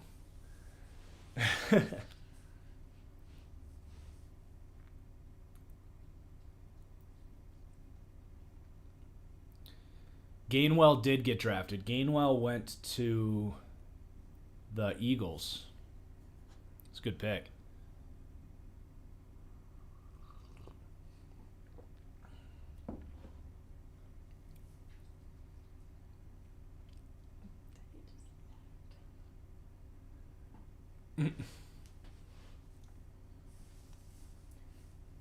Josh says, I just missed out on the Texans' last pick, so I don't know if you have an analysis, but how do you feel about the Texans draft? I like the Bremen Jordan pick a lot because they didn't have a first or a second round pick, so take a guy that maybe could have belonged in the second round. I mean, the most standout thing about the Texans is that they drafted Davis Mills with their very first pick, which tells me that Deshaun Watson's never going to play a snap for the Texans again. Because they had the entire draft process to think about that pick, and they went that route. So whether he, gets suspended and they void his contract, or if they trade him, hard to say for sure, but I think they're done. I think they're out on Watson. Brandon Echols to the Jets. So it's not Trey Smith, but you can be happy with this one, Jets fans. Brandon Echols is an absolute burner. And this is gonna sound crazy, but to be completely honest, the gap between Brandon Echols and Eric Stokes is 2 inches of height. Echols is just like he has that elite speed, track speed, legitimate, 4.2 type of speed, low 4.3s. I think this is great value. I would give this an A. And he's the kind of guy, I don't love the scheme necessarily because Salah likes more zone, so it might be a longer learning curve for him. I liked him more in a man-heavy scheme where they can just say, this is your guy, go run with him. But that's the kind of athlete that you want to gamble on. I mean, he is rare athleticism. I had a 4th to a 5th round grade on him. He's got a ton of upside, so it's a good pick.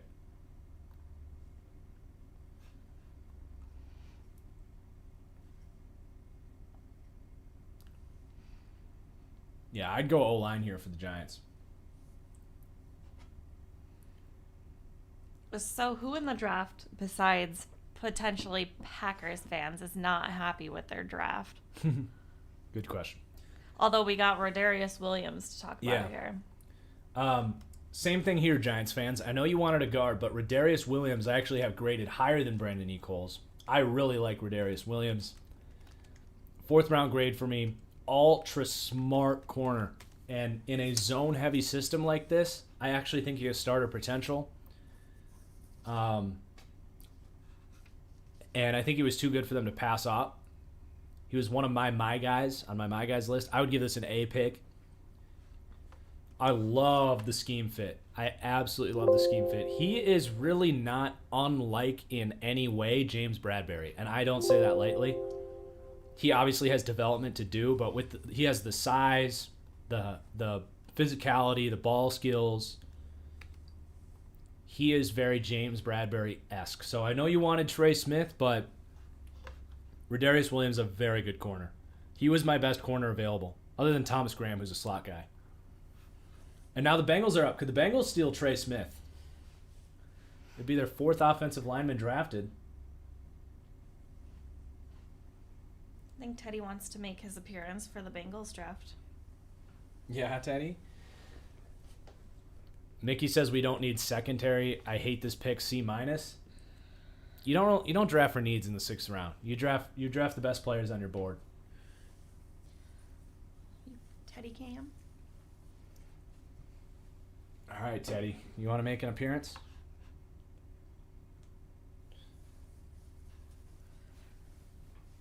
Especially in the secondary. Chris Evans to the Bengals. I love it. I'm going to give this A-. So, a lot to dissect here. I really thought that they were going to go with a backup running back at some point here because Joe Mixon's your guy, obviously, but he's had a hard time staying healthy, and they also could use, just relief pitcher to take that 20% of the carries. But Evans got suspended, and he was a highly regarded player, and he's an explosive guy. At no point when he's been on the field has he been anything less than a high potential, maybe early day 3 running back option. Super smooth route runner, makes guys miss. He's got the deep speed. But he got suspended in 2019 after he couldn't keep his grades up. So he literally was suspended for the whole season. And then he came back in 2020, and they had younger players that they just wanted to go with, and he kind of fell out of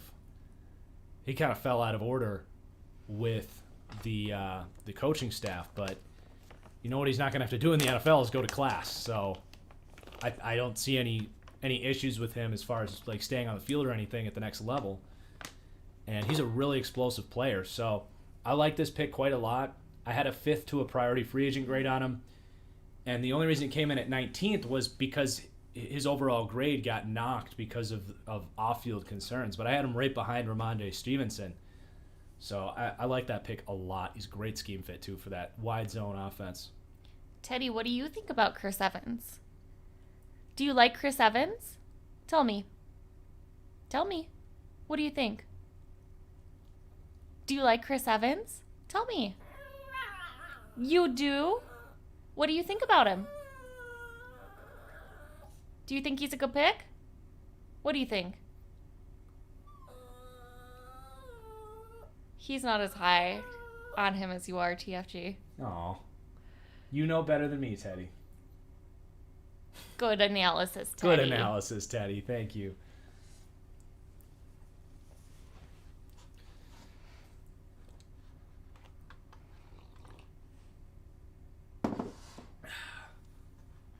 Oh, Buffalo's up. They must have traded up. I look terrified. He's pretty scary.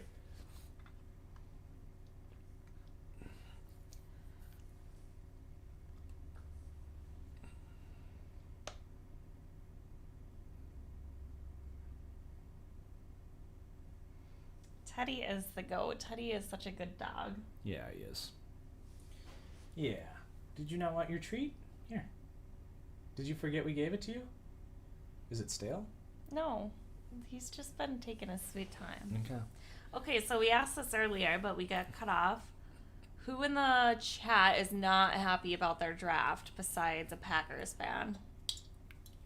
Or if you are a Packers fan, are you happy about your draft? Don't ask them to lie. I think we've done a good job of not focusing on the Packers too much. Not letting them ruin our day. Even though they're constantly in the back of my mind.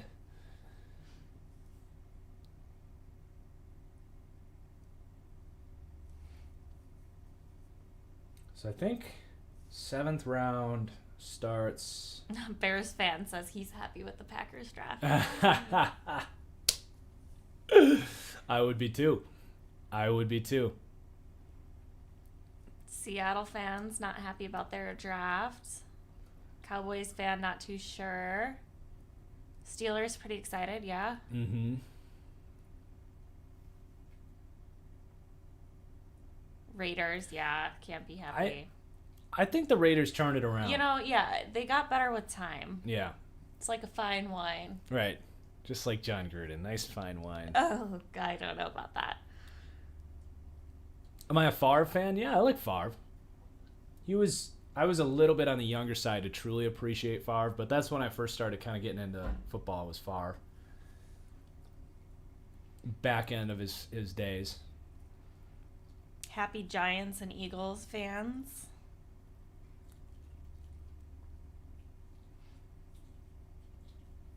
Yeah, we haven't talked much about the Dolphins draft. What do you think they're doing? I think the Dolphins ended up with a great draft. It just was in a roundabout way. Because after the first round, I left kind of confused. But I think they brought it all together in the second round. You know, Eichenberg is not Penei Sewell, but I think that their process you could question, like trading back up for Jalen Waddle, not taking Penei Sewell. Like, there was some bumps along the road, but I think when it was all done, they ended up with a really good draft. And I was very critical of their draft last year, so I like this draft way, way more than last year. I think they walked away with, like, real talent. Like, last year it was Tua. I was like, okay, we'll see. Austin Jackson was my 9th rated tackle, 2nd round grade. Was like, eh. They take Robert Hunt, who I'm like, they're going to play him at right tackle. He's not going to work out there. He's going to be a guard. That played out. Panthers take Sais Smith. Yes, I thought they needed another playmaker. He's a really nice separator. They keep him home around Carolina. I'd go B+ for this one.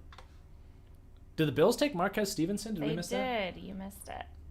It was super quick. Okay, that's a great pick for Buffalo because they just lost John Brown. That's, when you have Josh Allen and you have that offense, that's the kind of place where you take just a true deep threat like Marquez Stevenson. What did you give Sais Smith? Sais Smith, I'd go B+. Because they don't have, outside of DJ Moore, who's like their number one receiver, they don't have really like a true slot guy. And I think Sais Smith complements, because their other three guys they have David Moore, they have Robbie Anderson, and they just drafted Terrace Marshall. The other guys they have are very like perimeter receivers. I know Marshall played some slot at LSU, but I think he projects better on the outside as more of a, Y receiver. A Z receiver. Y receiver. Z is the slot, right? Maybe I'm off on that. But anyway, Sais Smith plugs in really well with the pieces they have. And it's good value. I had I think I had 5th to a 6th on him. Sais Smith. 5th to a 6th. Good pick. Titans are up. So we have a super chat. I'm loving the Vikings draft, but we need a kicker. Are there any good kickers that could be picked No kicker up? analysis on this channel, unfortunately. I did not watch a single kick. I watched probably, 25, 30,000 plays. Who even knows? Not a single kick was watched here in the TFG studio. So, unfortunately, I greatly appreciate the super chat, but it may have been put to waste because I'm not the guy to ask about kicker analysis. But I thank you so much for the super chat, my man. Appreciate it. Next year, I will read up on all of the kickers so that I can supplement TFG in his lack of knowledge. Thank you. You can be our kicker analyst. Oh God, why are they showing the Bucks? I don't want to think about the Bucks right now.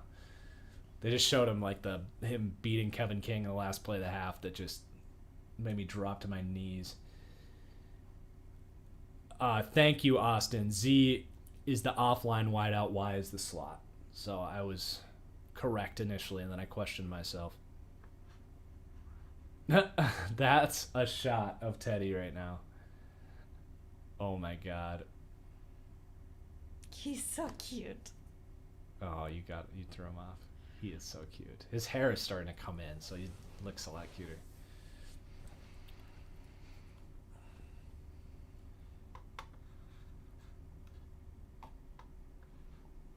Who's your favorite receiver coming off the board? Like, still on the board?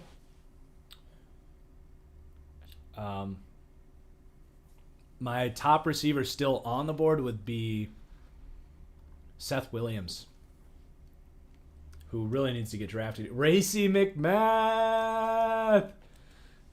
No, God! No, God, please, no! You like that? You like that? I can't tell if this is a good pick or a bad pick. Racey McMath, he's just been a meme throughout this process because when we did the Senior Bowl, live tape grades, he literally looked like you or me or anyone in this chat trying to beat these NFL defensive back prospects. Now, he missed the last day. I don't know if it was... It's not that bad. It's just funny. I ended up coming around on Racey McMath because he actually ran a 4.3 something 40, and I dove further into his tape because I'm going to be honest. What I saw from the Senior Bowl, I was like, that might be the worst receiver I've ever watched try to run a route. And on his tape, he doesn't run routes, but you can see, he actually has long speed that he didn't really get to show at the Senior Bowl. So I did end up actually pushing him up to wide receiver 41 with a 6th round priority free agent grade. So it's a meme because those that were here for the Senior Bowl analysis, we had a lot of fun, scratching our heads like, how did this guy get a Senior Bowl invite? But to be fair, it's not his game. He is a straight line speed threat, and you put him in Tennessee where they're going to scheme up deep looks for him, he might have a chance. So I'll give it a C. I did come around on Racy a little bit. He ended up running like a 4.3, 4.40. But he has a long way to go. Long way to go. But yeah, his senior bowl was, ugh. Okay, Alex Tracy, with these draft picks, where would I generally rank the Ravens' new receiving core? Ooh, up there. It's improved into the 20s because they were in the bottom 12. I'd have to look at it entirely, and you'll get that ranking in my deep dive series. Nice opportunity to plug that. I'm sure everyone here is subscribed and all that, but you're not going to want to miss the deep dive series where we dive into every single team throughout the summer in order of my power rankings, but y'all knew that already. But, yeah, the Ravens receiving core is super fun. I love this Ravens team for next year. I would just be so excited for the year. The only question for me is going to be that pass rush for the Ravens, I think, because it's not that Owe was a bad pick. I just don't think he's going to give you much in year one. But maybe they can go get Justin Houston and change some things. From David, am I happy with who the Bills drafted? Do I think they'll pick up Patterson and have a solid tandem? Patterson makes sense because he's their type of running back. He is literally Devin Singletary. Like, it's the same prospect, and he just happens to be in Buffalo. That's where he played college. But I will say, it's good value at this point. They might do it, but you really don't need him. You got Singletary, you got Moss. They signed Burita. I don't see a path for Jarrett Patterson to get on the field, but I wouldn't be stunned if they did it because they probably have him pretty high on their board. And then, yeah, the Bills draft's been interesting. They're looking for trench play. They're like, we're happy with our defensive backs, which I thought they were going to add another corner. That's maybe a slight disappointment from the draft, but I like the two edge players they took. I'm never going to complain about a team on day 3 adding tackle talent like they have, especially like high upside picks like they made. So I like their draft. And then they've made some nice picks late here as well.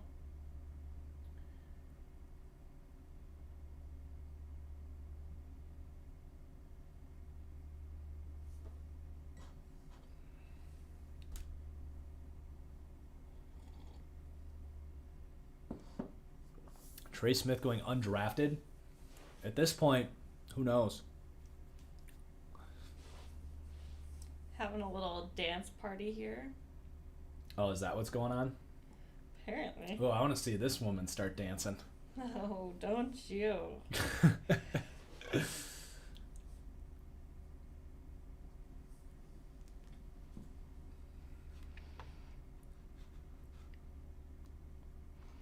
All right, who's it gonna be? Can we get Teddy Cam during the podcast now? Yeah, we could probably. I use a different software, so I don't know. I don't know if we'll be able to do that or not. All right, Landon Young, a tackle from Kentucky. All right. He's my top-rated tackle available, I believe. Technically, Teton Saltez is, but he was always going to be a sleeper pick for me. Yeah, he's my 18th ranked tackle. 5th, 6th round grade. I'd give it a B+. I mean, I think he can come in and be a backup right away. He's not a great athlete, but he has the length you look for. He's got the size. He's got the experience. He's just a good established tackle. Gives you depth. 6th round, that's a good thing to have.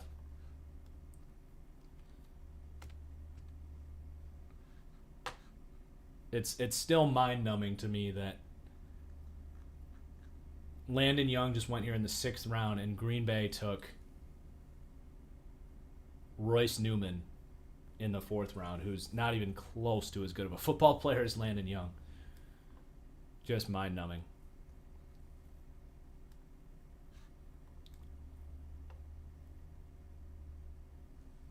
Jonathan Marshall to the Jets. This is one of my dudes. I've been trying to tell you about this guy.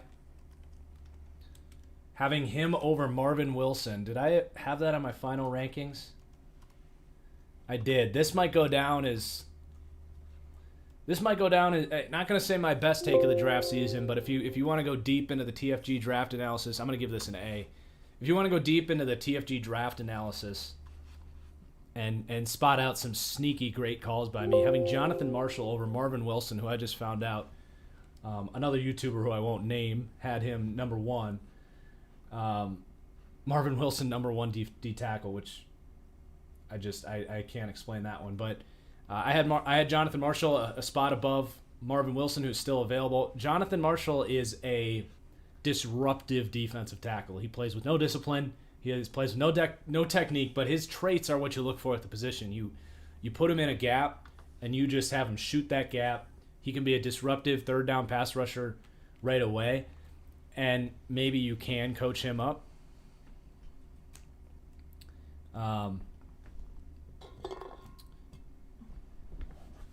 So I like that pick a lot for the Jets. Good value. I had a 4th to a 5th round grade on Jonathan Marshall. Just hard to find a guy that flies off the ball, plays low, can get his hands inside, and generate some power. Especially this late in the draft. So Seahawks pick is in. They could take Stone Forsythe here, and all of a sudden this draft looks pretty good.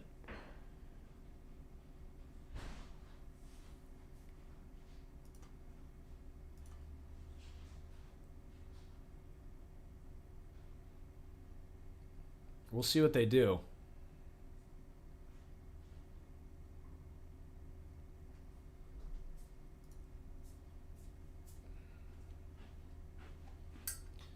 Wow, Brandon Maurer, thank you. More.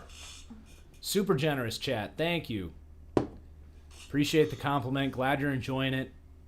Thank you so much. Very, very generous. Brandon. Hey, let's go. This is an amazing pick for Seattle. Amazing pick. We called it that this would be the pick. Wow, that's A++++. That's incredible value. Potential long-term left tackle for them. Now, more of a pass protector. He is not a good run blocker for them. But if you want to find pass protection for Russell Wilson, a guy that he's not going to start. You have Dwayne Brown at left tackle, but Dwayne Brown is, 34, 35 years old. So you get him in better shape. I would say Forsythe probably could add some functional muscle. Could probably, generate some better core strength, get off and all that stuff. But if you can make him a little bit better as a run blocker, which I think you can in a year or two with development, then he has starter potential. It's a very good pick for the Seattle Seahawks. And then we also have a couple other super chats here. From Jake Smith. Shout out to Jake Smith, Maryland Terps legend. Do I think that David Moore is falling because he's an absolute beast? Thanks for the great content. David Moore. A couple of people have asked about David Moore.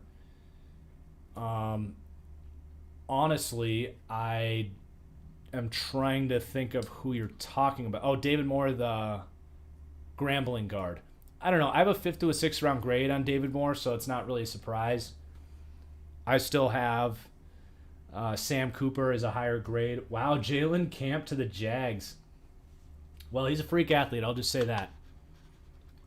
Almost no production at Georgia Tech, which it would not be the first time a Georgia Tech receiver came out with poor production and turned into a good football player. I like this pick. I like the upside there. I think he's going to have a quarterback that can potentially develop a guy like Jalen Camp. So you're gambling on the athletic upside. It's tough to find in the 6th round, although in this class maybe not so much.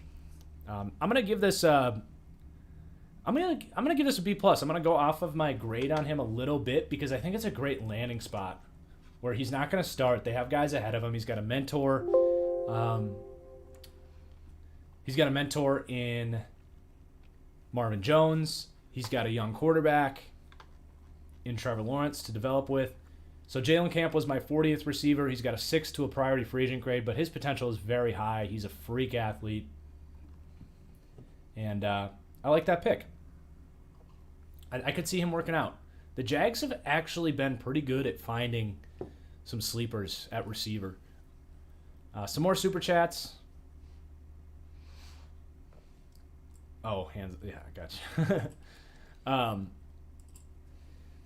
From Defender of the North, if the Ravens had taken Tevin Jenkins at 31 instead of Owe and Cam Sample later, would you have given them a top 5 grade this year? Well, I'm not going to say they still won't get a top 5 draft grade, but I don't know. They end up with Ben Cleveland. They're definitely going to sign Villanueva. So I don't know if I can't tell you for sure that I did still have Owe above Cam Sample because of the upside. And again, I'm not an Owe guy, but you can't deny the upside, and you put him with the best freaking coaches in the world. So I totally see what their plan is there. And if you sign Villanueva, you took Ben Cleveland, you stole Ben Cleveland in like the 3rd round. Again, the draft grade videos are going to be coming out over the next 48 hours. But I'm not going to say the Ravens won't have a top 5 draft grade. And then, Matt Libs, Pats draft I think the Pats draft probably will be top 5. I'm willing to spoil that for your $10 super chat. They've crushed it. They've stolen players at positions of need, or at least positions that they could upgrade, really down the board. And it's not like they had glaring needs. So they've just been I don't think they've had a pick other than I guess the Bledsoe pick. I was just like, yeah, whatever, we'll see if he makes the team, but that was a 6th-round pick. He's been awesome. Max Stewart missed most of the stream. Browns Day 3 thoughts. I'm trying to think. They took a linebacker. It was a decent pick. I don't think I have any strong opinions on what the Browns have done. I can't remember thinking too much about. Nothing really pops out to me. I don't think they've done anything that I hated. I would have to go back and look, but those draft grades videos will be out for you soon. What's my prediction on what the AFC East will look like next few years? Well, Logan, I greatly appreciate the super chat, but one of my hard rules on chat questions at this time of year is I do not spoil my deep dive stuff. So if it comes down to like where I'm going to rank teams, how I think divisions will finish, that kind of stuff, I leave those hanging for the deep dive reveals just to keep that suspense. I don't like to. I think that's part of the fun of this channel is the summer deep dive reveals, and I don't want anything I say in a chat to decrease the suspense of that. But I greatly appreciate the super chat, my man. And the AFC East is going to be hella competitive. I love what the Bengals have done. Browns. I've already announced my love for the Browns, the Ravens. Steelers are always going to be in the mix, so it's going to be a fun division to break down for sure. Do you want to maybe make me some tea, baby? What kind? If we have like the blackberry flavor, like the fruity or one? did you want to try this vanilla one? Yeah, I would try that. Is that going to be? Do you think is good for like throat relief? We have a honey one. You want that one? Sure. Yeah, I can just start to feel my voice starting to taper off a little bit. You might have to put in this big one. Oh, I'm talking about. That's my bad. I'm talking about the AFC North. AFC East. Ooh, Cardinals just took Victor Demukage. That's a great pick. He's going to contribute, I think, as a rotational rusher. He's a powerful rusher. He's a relentless player. That'd be probably a B+, A- pick. I think he's one of the best edge guys left. He's not a high upside player. I don't think he'll ever be a starter, but I think he could be a career like third rusher off the bench, kind of get in the mix.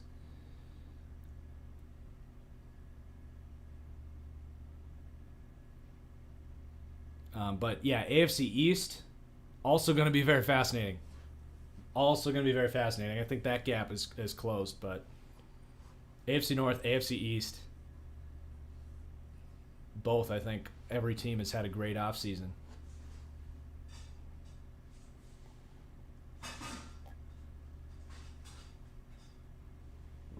Yeah, Alex, you got to chill, man. If you don't get your question answered, it is what it is. But don't spam the chat with the same question for 10 minutes.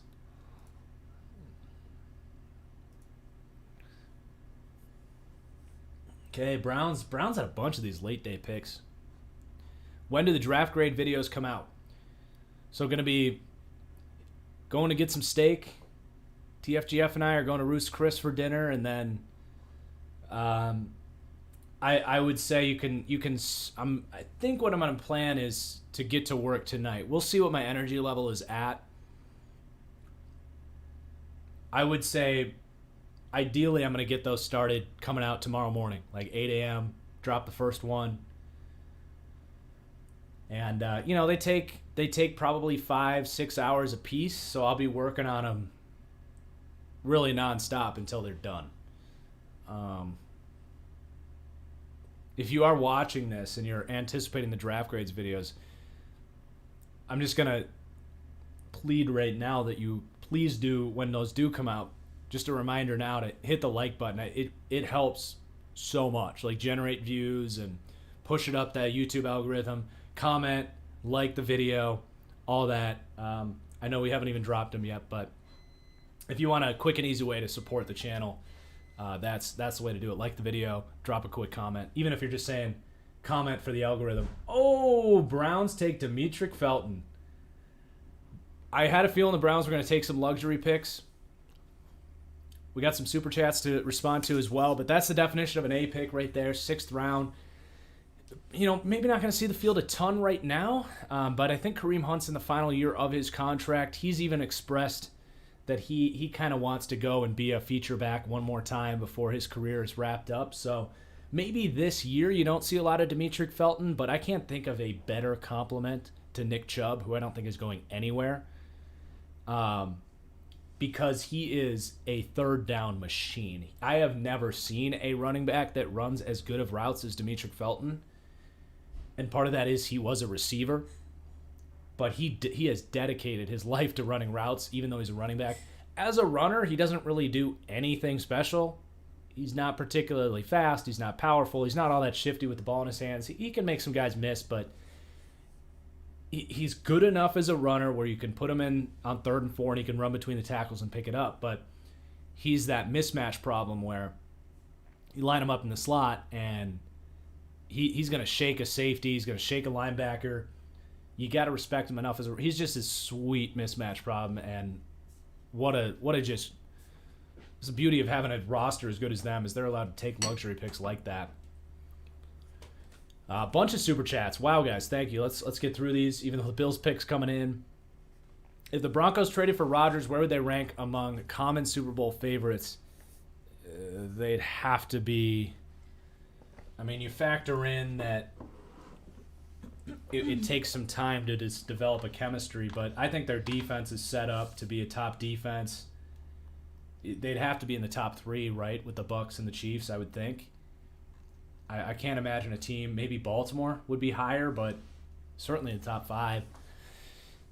From Craig, true MVP right there. Thanks for all the content. Can't wait for the next rebuild. Yeah, well, I think I might be able to crank out a real rebuild series this summer. But yeah, if not that, at least on TFG Plays. Those of you that aren't following my secondary YouTube channel, you can check that out, TFG Plays on YouTube. Do a lot of Madden, NCAA content there, live streams, uploading series. We just finished up our Maryland Terrapins NCAA 14. A couple super chats, just showing your support from Evan and Dinesh. Thank you guys.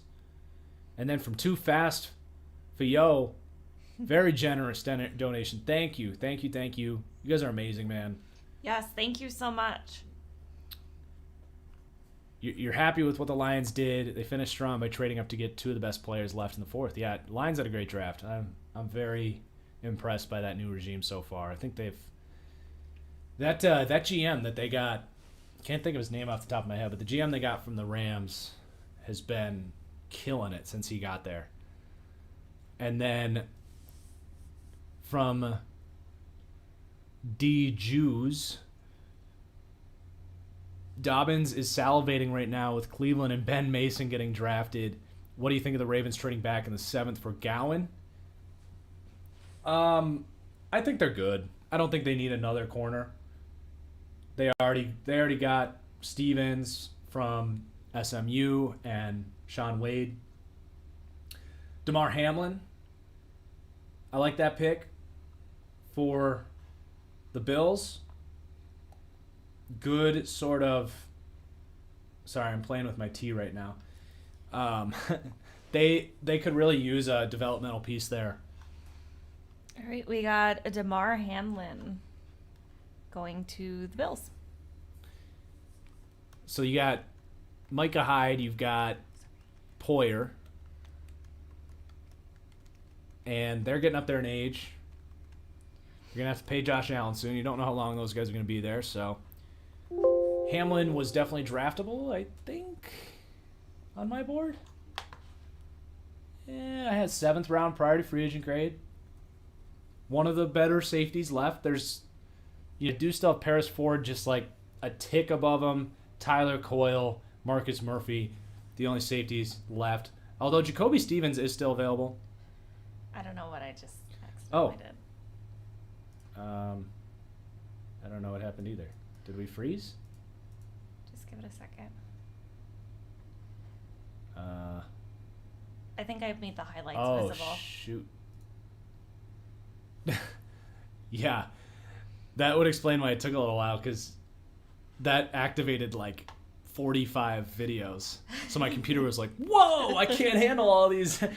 She opened the entire highlights folder, so I have all of them set, so when you unhide it, it starts to play whatever highlight is. But if you click the whole folder, which has all those videos in it, my computer was just like, lost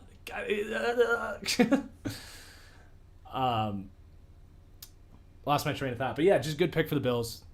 It's what you're doing in the 6th round, just finding guys that maybe have some developmental upside at positions that you're prepared to lose in the future. Thoughts on the Vikings draft in general, specifically the Kellen Mond pick. The Vikings, I would wager, may get the best grade from me. Their draft has been absolutely incredible. And then the Kellen Mond pick, it was a no-brainer. I mean, he has actual developmental upside. It's a great scheme for him to learn in. The only thing that really is like hanging over that organization right now is the quarterback position. Obviously not going to start anytime in the next couple of years, but you picked him with a draft pick that you got for moving down in the 1st round, and you still ended up with a player that I didn't think they were going to be able to get at 14 anyway. Unbelievable draft for the Vikings. Evan, thank you. What do you think of the Panthers draft so far? When do we get to meet TFGF? TFGF's still feeling under the water, but under the weather. Not under the water. Let's hope she's not feeling under the water. TFGF's been on for some live streams on the Twitch. So the Twitch crowd has met TFGF, but I don't think we're gonna be meeting TFGF today, but this face isn't made for TV, as I like to say. It's definitely made for TV. You're just not feeling it today, which is understandable. But shout out to TFGF for all the help. Stream would not be the same without her help, so we all love you, not just me. That's weird. Falcons says, Falcons Blue Day 3 average at best. I agree that the Falcons Day 3 was pretty rough, but I do love what they did in the first 2 rounds, which rather have a great first 2 rounds than have a rough Day 3, that's for sure. Yeah, I don't know why the 6th round is taking so long. They're just really dragging this on. Yeah, really, especially because the Bills had the last pick, too. You'd think they'd have thought of their next pick. Right. Is it? You said it was really nice today. I was just thinking about maybe cracking a window just to... Yeah, it's super nice out. Is it, like, cooler, though? Is it going to cool it off in here, or is it in the 70s or 80s? It's 86 right now. Oh, so that's not going to really cool us off. Yeah, probably not. You could turn the air on if you want, just for a little bit. Get ready for the hum chat. All right, Rashad Wild Goose. Yep. Wild Goose was a really surprising declaree true junior out of Wisconsin, just did not have a good collegiate career. I think he might have been the most surprising player to declare for the draft. So a lot of fog of war with this player. And I'm just gonna trust the Bills on this one, that they see something they like. I had him pretty far down, I'm not gonna lie. I'll give it a C. But I had Rashad Wildgoose as my 46th corner. I did have him as, I said, I'll read the blurb here. I had a 7th to a priority free agent grade. Packers pick is in. Wildgoose is a surprising declaree after a bit of a lost 2020 season, having played in just 2 games as a true junior.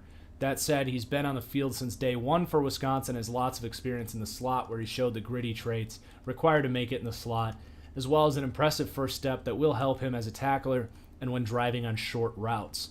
His coverage has never been anything beyond average, however, and there's very little reason to believe that he takes a major step forward in the NFL with a lack of high-end athletic traits, barring incredible work ethic in the film room as a zone player, which is a pretty zone-heavy scheme, so they might like his zone instincts better than I do.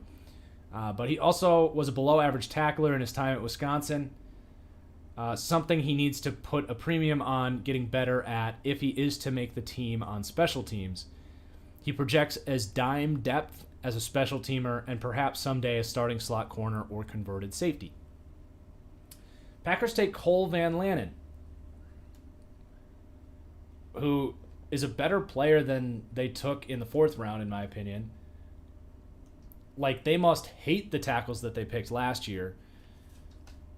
I'll give Van Lanen a C-plus grade. Again, I think he's a better football player than the guy they took out of Ole Miss in the 4th round. Obviously, out of Wisconsin, he's a better athlete. He can get on the move. If they just did something else with that 4th round pick, I'd actually feel pretty good about this pick. But, why the hell did they throw away their 4th round pick and then take another tackle? This front office, man, what the hell is going on in Green Bay? Aaron Rodgers is right. Fire Brian Gutekunst. What a just shit show of the draft. What's your opinion for the Colts? Every expert is criticizing them right now, and I'm just in Ballard we trust. Ballard is definitely one of those earned the benefit of the doubt type of general managers. I don't agree with most of their picks. It's definitely been an underwhelming draft. I think they need to sign a veteran tackle. They must have Eric Fisher's agent or Mitchell Schwartz's agent ready to go for a contract after the draft because they did not address the tackle. They gave up their 3rd round pick as a part of the Carson Wentz deal. That's part of this whole deal, so that was a great move in my opinion. You got Kwity Paye. I might be forgetting someone. I did they took Kylan Granson, I think, is going to contribute. They love using those tight ends in different ways.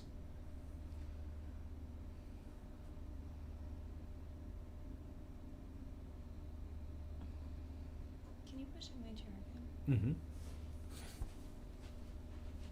It'll be a lot easier if I just... Oh, too far. That's good, thanks. I can see why this stool started to hurt your... Do you want to switch again? No, I'm holding up all right.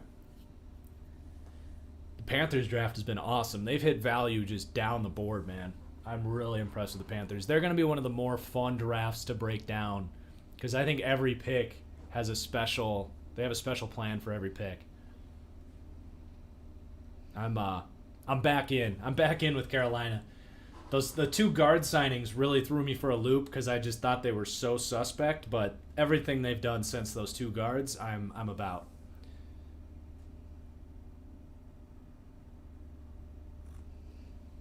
Oh, that's good. I like that. Eagles picked Dickerson too early? No, Eagles did not pick Dickerson too early. Dickerson might have been the best offensive lineman in this class, minus the ACL stuff. I don't get why Eagles fans are unhappy with that pick. You have a gaping hole at left guard. He's going to start there. He did it at Alabama.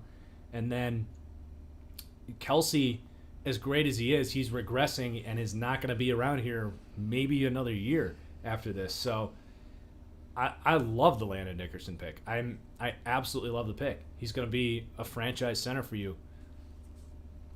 Yeah, he's had some injury stuff, but it's nothing that I think is going to follow him into the pros. All right, Titans pick coming up.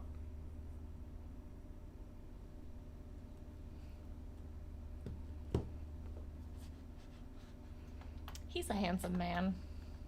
Mike Vrabel. Brady Breeze! Hey! You like that? You like that? I'm rigged. You gotta be pulled. I'm rigged. You gotta be pulled. I'm rigged. Dog, he put the team on his back. Hello? You play to win the... This is my dude. Love the landing spot. Their safety spot is a gaping hole right now. They're currently slated to start a player that I think can have a chance, and his name's escaping me right now. He's been there for a couple years and hasn't really had an opportunity. Dane Cruikshank, who's a good athlete. He's been there for a while. Probably going to start there. But Brady Breeze, I think, will be the better safety. The dude can do anything at safety. He can go... I actually have highlights for Brady Breeze. He can go single high. He can come down in the box. Watch my sleepers list. I think he made the top 5 or 6 for my sleepers list video. This is an excellent pick for the Tennessee Titans. And if he develops well, you could have a really nice duo there with him and Byard. And then the Steelers just took Quincy Roche. It's good value. I don't have anything wrong with this pick. I'll give it a B plus because even an A minus, like, it's just good value at this point for a well polished pass rusher who can be a third guy that plays in the event of injury. But my only note here is where's the power? Where's the Bud Dupree replacement? It's just a note. I'm not like trying to criticize him of it. I just find it interesting because I thought they valued that pocket pusher so much, and now you have Highsmith, Quincy Roche, even T.J. Watt's not really much of a pocket pusher. So, okay, now they're speeding this thing up. It's a good pick. I like how he's going to come in as a third rusher, good role player, excellent value. So, not trying to be critical. I'm just kind of curious if they're fine not having that pocket pushing edge guy. And Bears take Khalil Herbert. Wow, dude, are we sure Brett Coleman's not drafting for the Bears? I gotta tweet at Brett. What do you think for a grade? That's an A grade.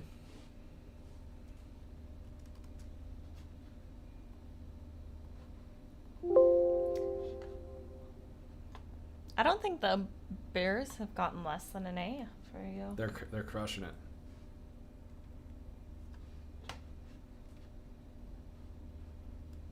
So, I like Khalil Herbert. Some people liked him even more than me, but at this point in the draft, like I said, he reminds me of Aaron Jones coming out. He's explosive. He's got good vision. He can catch the ball out of the backfield. And he's an excellent 1-2 punch to David Montgomery. They needed a secondary option there. I had a 4th to a 5th round grade on him. That's exactly where you can take potential upside at the running back position. It's all around applauding the Bears draft. Ryan Pace, I think, bought himself probably the duration of Justin Fields' rookie contract, or at least his time in Chicago, I think, with this draft.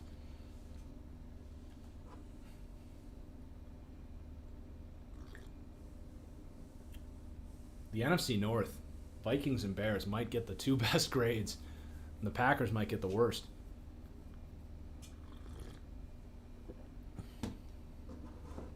Even the Lions have had a great draft.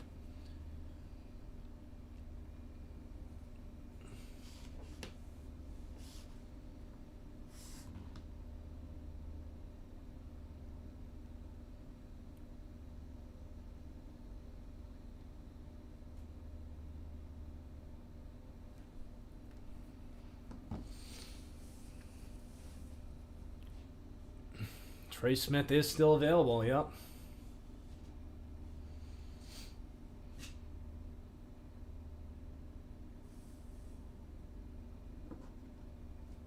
Hey, if Brett Coleman's allowed to leave the Texans, I'm allowed to leave the Packers, right? Only if you're going to the Bears.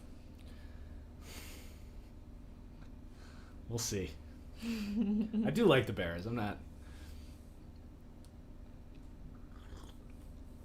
I mean, some of my top candidates, Ravens, Chargers, Jets, Colts. All the Colts have been a little bit questionable.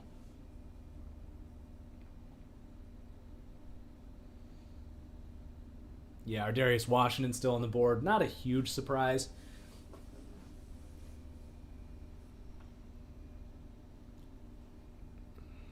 Oh, did I miss the Colts pick? I think we all missed the Colts pick. Whoops.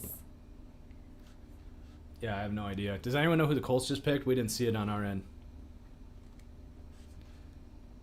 Thanks, Peter. Thanks for the compliment.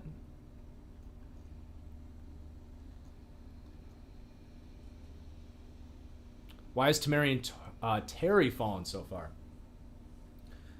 We got the Broncos pick coming in.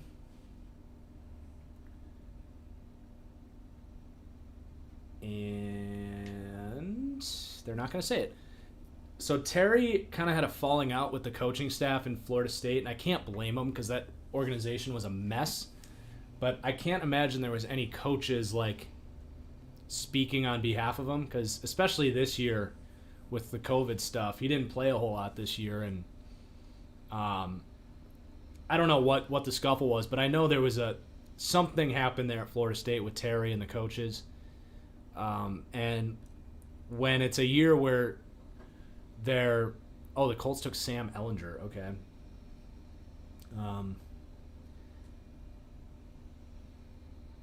I'll give it a D+. You don't need to update it. I think this Broncos pick's coming in, but yeah. I think Sam Ehlinger is Tim Tebow 2.0. So I don't know. He's got some tools. I don't think anything's going to come of him, but it's a good spot for him to develop. He's kind of Carson Wentz-esque, so if they're trying to develop Carson Wentz again, they can kind of build a similar system for Sam Ehlinger. So it makes some sense in that regard. Strong-armed dude that can extend plays, but I don't think the word rhythm is in Sam Ehlinger's dictionary, and he's extremely inaccurate. But I could see some Carson Wentz parallels for Sam Ehlinger for sure.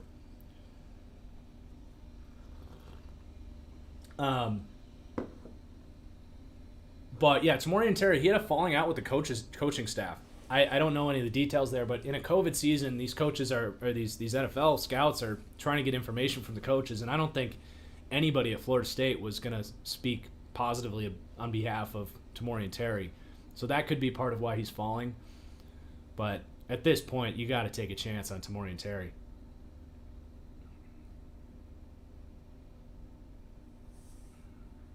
What does that mean for Eason? I kind of forgot about Eason's existence. For Eason, it just means he's got to beat out Sam Ehlinger.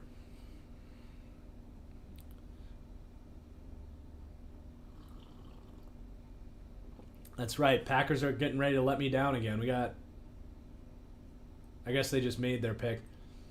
No, they're picking next.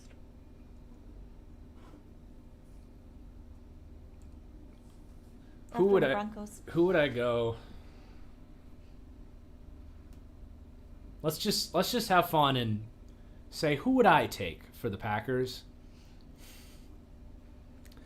I'd probably take Isaiah McDuffie, a linebacker out of Boston College, or Dylan Moses out of Alabama. There's Seth Williams to the Broncos. I mean, best player available. He's got a long path to playing time, but that Broncos receiving room just gets even better. I mean, he's just a best player available pick. I'll give it a B+. I've done that to you like 40 times. Just great value. He maybe never will play a snap for the Broncos because they have so much talent there. It's just embarrassing how many good receivers they have. If John Elway could scout quarterbacks the way he can receivers, They'd have multiple Super Bowls since Peyton Manning retired. But yeah, for the Packers, I'd maybe go with like Dylan Moses. I would take Trey Smith because I think he's the best player available. I would take... There's a lot of receivers I would take. I would take Tamorian Terry. I'd take Blake Prohl.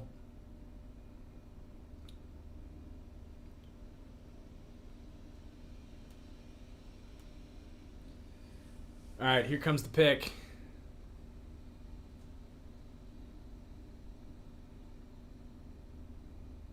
I got the Packers pick right. ESPN must be ahead. Well, how about that? Brian Gutekunst's trying to make me happy. They took my dude, Isaiah McDuffie. The first name I said with who I would take. Well, I'll give it an A. I do like Isaiah McDuffie. He was on my guys list. I actually have highlights for Isaiah McDuffie. Ultra athletic dude. I don't think he's a day one starter, but he's going to be a monster on special teams. So at least I got my guy on the Packers defense. I got something to be excited about as a Packers fan. We'll see how he develops because he really doesn't know exactly what he's doing. He doesn't really break down runs quickly, but they're definitely learning from the Blake Martinez experience and saying instead of having a guy that lets everything comes to him, let's take a guy that goes to the football, that flies around, that can cover sideline to sideline. This is an underrated linebacking group. I like Chris Barnes. I like Kamal Martin. So let those three guys compete. And finally a Packers pick that I think is genuinely great value and can kind of end this draft on some positive vibes. Let's switch back to ESPN. It sounds like they're Okay. ahead now. ESPN.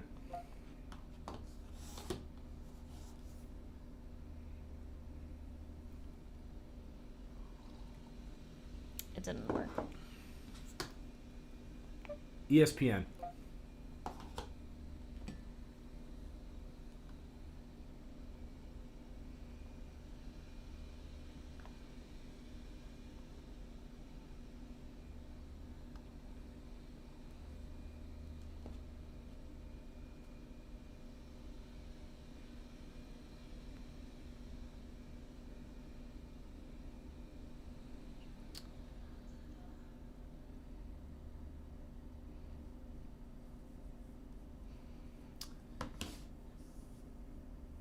A lot of people wondering, is Dylan Moses going to go undrafted? That would be very surprising. That to me would be more surprising than Trey Smith going undrafted, than Ardarius Washington going undrafted. Because Washington, it's like he's tiny, he's slow. I get it. It's coaches look at him as like he's really smart, but there's nothing I can teach the guy. He already plays. Like he already knows everything he needs. Washington's PFF's 44th. Yeah, Renner loved Washington. I had him probably in the hundreds. Let's see. So, like, Trey Smith you can explain because of the medical. And then Ardarius Washington, yeah, he was 109 for me. I had a third to a fourth round grade on him. Not, like, all that surprising for a 5'8", 170-pound safety that has 4.6 speed. It's just, you're in these rooms with your defensive coaches, and they're like, I can't teach this guy anything. He's already maxed out, and, like, he's not big enough. He's not fast enough. It's just tough.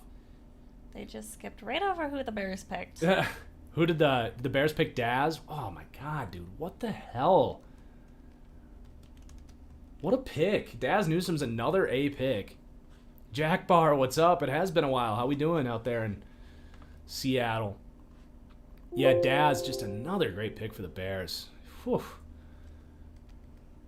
I mean, I thought that receiver need was overrated for the Bears, but Daz Newsome to me is, what did I end up with, a fourth round true grade, maybe even third to a fourth?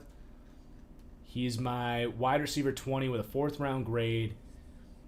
Slot receiver. Anthony Miller is probably going to be out of there very soon, and I think Daz Newsome can give you pretty much exactly what Anthony Miller gives you. As much as I liked Anthony Miller coming out, I think that ship has kind of sailed at this point. I think Robinson's going to be there to stay now that they got Fields, but I think Anthony Miller might be the odd man out. His contract's coming up, so probably not going to see a lot of Daz Newsome this year, but he's an awesome day one potential starter in the slot if they wanted to put him in there. Outstanding pick. Bears are... I think it's pretty safe to say the Bears are going to have the best grade in the draft. And if it's not them, it might be the Vikings.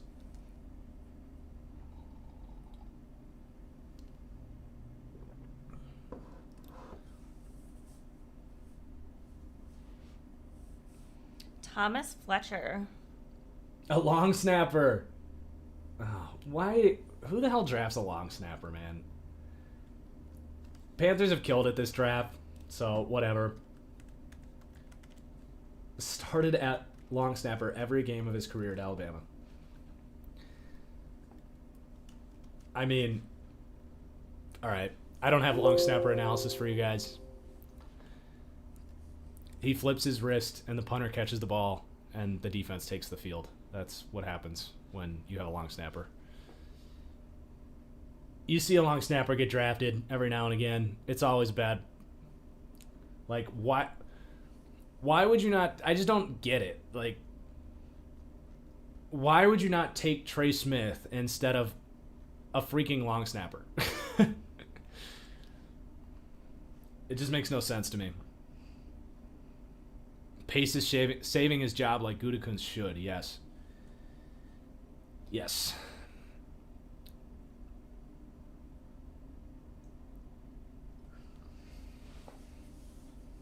Hey, every team needs a long snapper. Maybe they just weren't happy with their long snapping capabilities. You don't know. I'm sure they weren't if they drafted one. It's just always weird. He'll be the next long snapping star.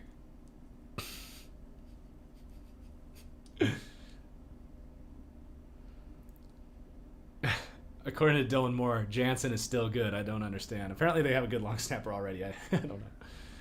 But he's been around for a while. Maybe they just wanted to get cheaper at long snapper. Okay, next year I'll cover the kickers and the long snappers. All right, you got it. That'd actually be great. Because it'd only be like... Oh, there goes Tay Gowan of the Cardinals. Good job, Arizona. Hell of a pick there. Man, for skipping out on... you can go ahead and give this one an A. For skipping out on corners early, they made up for it, man. Marco Wilson and Tay Gowan.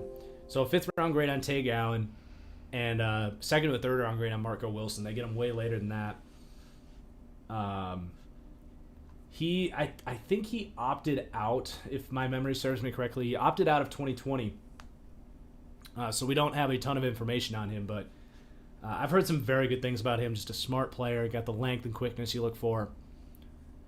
And I think they got some good depth and upside.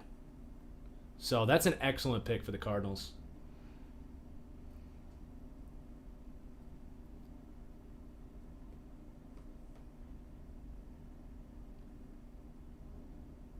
But yeah, there's only like 4 or 5 long snappers, kickers, and punters drafted every year, so...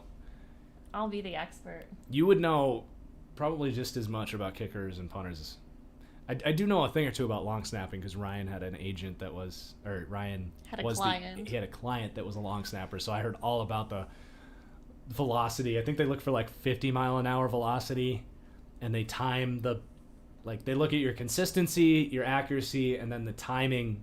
They look at your velocity, they look at how long it takes you to get the ball to the punter, and then they look at your accuracy. They'll have you do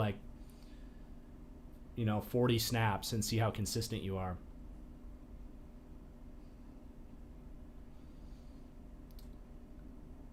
But yeah, if he's good, if you have a 34-year, you got to keep in mind there's a veteran minimum for every single player, even if it's a long snapper.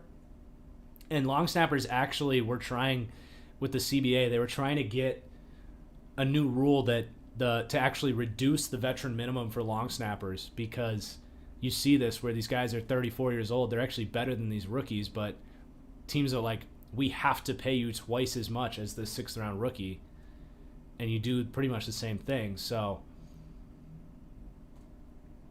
if they're sitting here in the 6th round and they don't think anyone they draft is going to make the team, they can save a little money by drafting. It's like really the only thing that could explain it. Or also, like, if you have a 34-year-old long snapper that's been there forever, you want to find out if the guy can play, if the guy's good, and then, you can keep him on the practice squad, and if you think he's good enough. See, not such a silly decision. You've talked yourself into it. I talked myself into it. I would still take Trey Smith in a heartbeat over that. But the Packers drafted, of course they did. The Packers drafted a long snapper 2 years ago, and he didn't make the team. They just cut him. Like, if you're going to draft a long snapper, at least draft a good long snapper. Like, come on.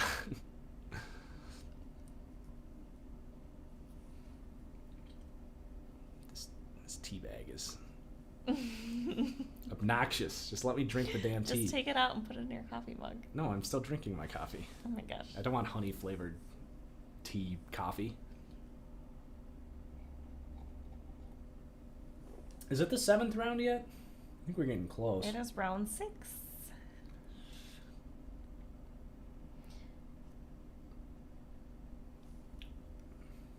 Hi, Diggy. You have been requested for a snuggle. Hi, buddy. Oh, How many more picks are left? Says Billy the Goat I Horse. think there's like 30 picks left. 32, 33 picks. Thanks for hanging around through all this stream, guys. You guys are awesome. Absolutely. There's a total of 259 picks. All right. So, Buckle up. not that much more. 34? Is that right? Mm-hmm. Is that how math works? Ooh, there's Jacoby Stevens. Eagles fans just got to have something to be mad about, because I've seen a lot of Eagles fans hating this draft. I think the Eagles have had an excellent weekend. Jacoby Stevens is my best safety available at this point in time. He got to wear the legendary number 7 at LSU. I'm going to give this an A grade. So I have a 4th to a 5th round grade on Jacoby Stevens. And he's played everything from edge to off-ball linebacker to slot corner to strong safety to free safety. Really versatile guy, awesome leader. You don't get that number 7 at LSU for nothing. He was the glue guy for that defense. Not an elite athlete, but they need strong safety help. And I like that pick for them a lot.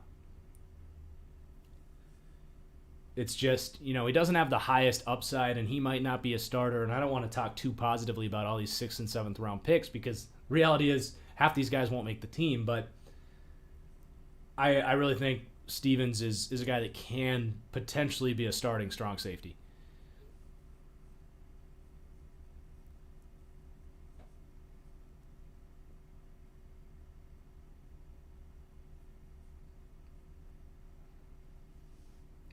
Elsut.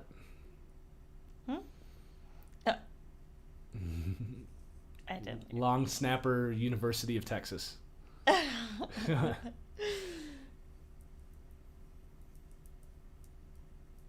Oh, did I? I think we're. No, they must have traded up. The Eagles had 2 picks in a row, unless they. Oh, I see. Let's see. So now it is Washington.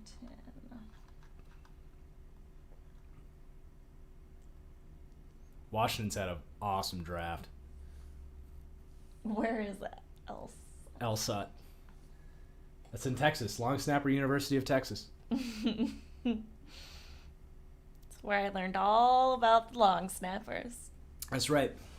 Good old Elsut University. Louisiana State University Tech. There you go. That's like a fake NCAA 14 team builder team. Philly traded with Washington. Someone confirmed for you. Thank you. What's up, Lunar? How we doing? Cade Johnson from San Diego State has not been selected yet. He should get drafted. Absolutely.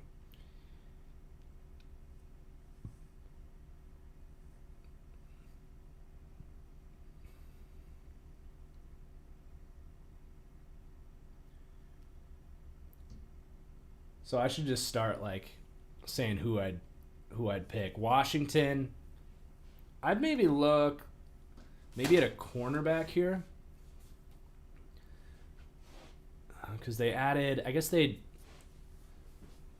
they add, it's hard to remember exactly where all these guys have drafted already, but, or you could go with another linebacker for them. Like, what if they took Anthony Hines out of Texas A&M? Might be a good pick. If he's still, I think he's still there.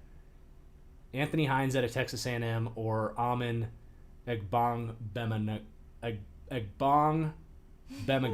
We got a question about him before and I was struggling with that. That might be the pick. Go with another linebacker in there. Maybe another tight end. Go with my dude Briley Moore would maybe be the pick. Take another chance at tight end. Pearl Wells could work. Could take a chance on Dylan Moses too. Forgot about him. Seems like the rest of the NFL forgot about Dylan Moses too. It's almost like all these teams wrote off Dylan Moses as a second, third, fourth round pick because he was eventually a first round player, and then they just forgot about him. It's like the only thing I could explain here. I mean, the dude's had one ACL injury. It's not like he's some massive risk, but he played like doggy doo in his final year. He was not a draftable player in his final year.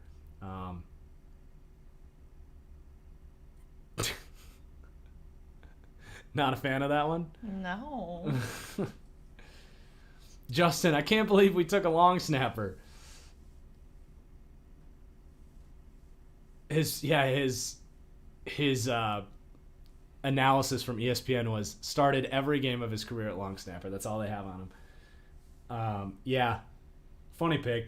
Every team seems to, like, every year someone takes a long snapper. But Panthers have had a great draft. It's not the end of the world. Another long snapper. What is happening? The name. Cheeseman. How did the Packers not draft him? Seriously.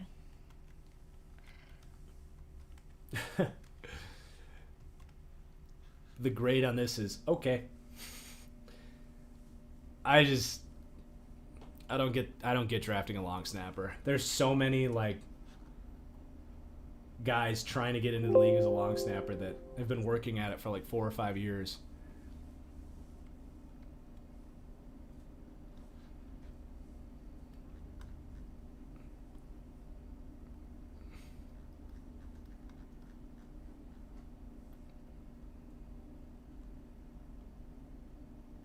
Didn't they trade up for that too? Yeah, they traded up for a long snapper. Oh my God, why? They just liked his name. They were like, we need someone. We need someone that can sell jerseys here. Like Mr. Cheeseman. You know who will like Mr. Cheeseman? Who? Ryan Fitzpatrick. Ryan Fitzpatrick says, solid choice, Mr. Cheese. That's right, Dylan Moore. The run on long snappers that we all predicted.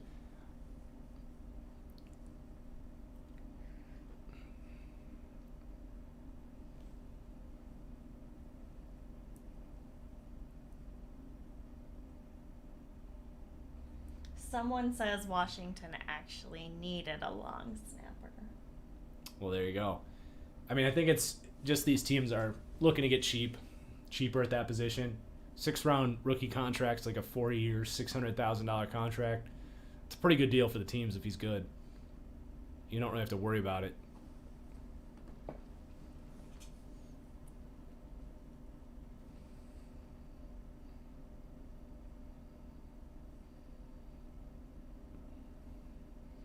Someone's mad that the Panthers took the other long snapper over Cheeseman. I mean, yeah. I would be pretty pissed, if you had your pick. Like, if you got to take a long snapper, at least take the guy named Cheeseman. I mean, That's come right. on. How is that a real last name? Can we change our last name to Cheeseman? Has to be from Wisconsin, right? That has to be like an old, like original. Like I bet he has like his family roots go back to like the old dairy farms in Wisconsin. What was his first name? Was it Brandon? Cameron? Cameron Cheeseman. Let's see. Ohio.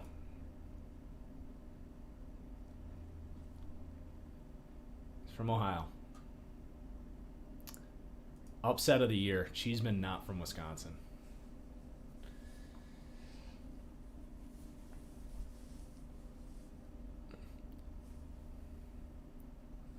Can I see your phone? Yeah. You could probably turn the air off too. I'm getting chilly. I'm cooled off. So, chat, who's left that you would like to see drafted? We also just got a super chat. Thank you, Notorious RAF.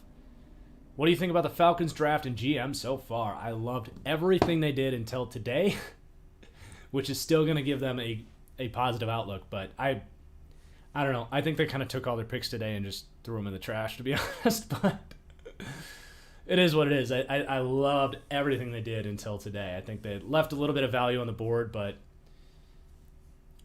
overall, I think they still did good.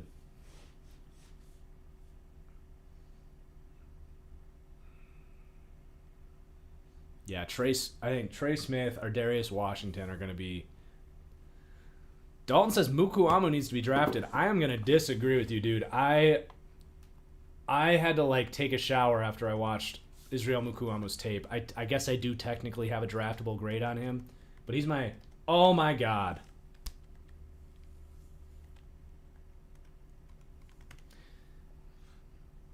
Of course the Chiefs took Trey Smith. That's an A+. So, like, he's not going to play for a while, but why? Like we keep saying, why the hell not draft Trey Smith, who's a total beast? Maybe he plays at right tackle. I wouldn't be surprised if they try him out at right tackle. They have so many linemen, but that's an incredible steal. I can't believe he's still there. Go Chiefs. Patrick Mahomes is like so happy. They gave him. The Chiefs will have a good offensive line next year, whether you like it or not. They have invested so much in that unit. But yeah, Mukuamu is so stiff, dude. Like, I'm sure most people had Nahshon Wright below Israel Mukuamu because they're both 6'4". A lot of people were confused when Nahshon Wright got drafted. I saw the Arif Hassan, he has the consensus athletic draft board where he collects everyone's opinions. Nahshon Wright wasn't even on the top 300 there. But to me, Nahshon Wright as a 6-foot corner, oh my God, how ironic. I didn't even know that Dallas was on the draft, or it was on the clock. That's extremely ironic that just happened. That they took both of the guys I was just talking about. So they ended with Nahshon Wright and Israel Mukuamu. So they're just taking a couple darts on 6'4" corners and throwing them. A grade? Yeah, I'll give it an A because of the scheme fit. I mean, they clearly are looking for that. I don't think he's a good player. I had a hard time watching him play, but this is where he needed to land. I'll give it an A just because it's worth a chance.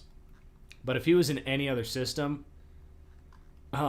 where he has to run basically any man coverage at all, he's not going to be a good player, but I can get behind it. But I do think, I do want to stand by that I think Nahshon Wright is a better player than Mukuamu, even though that was not consensus opinion, and Cowboys agreed.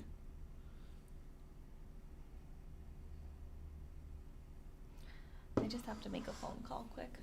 Yeah, no problem. Come here, buddy. Ah.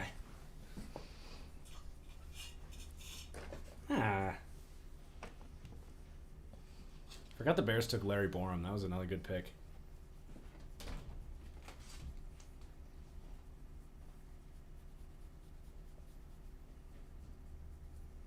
Teddy's being a little snuggle bud today.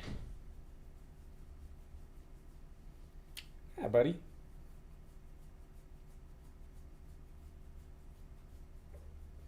Okay, Bears pick is in. Do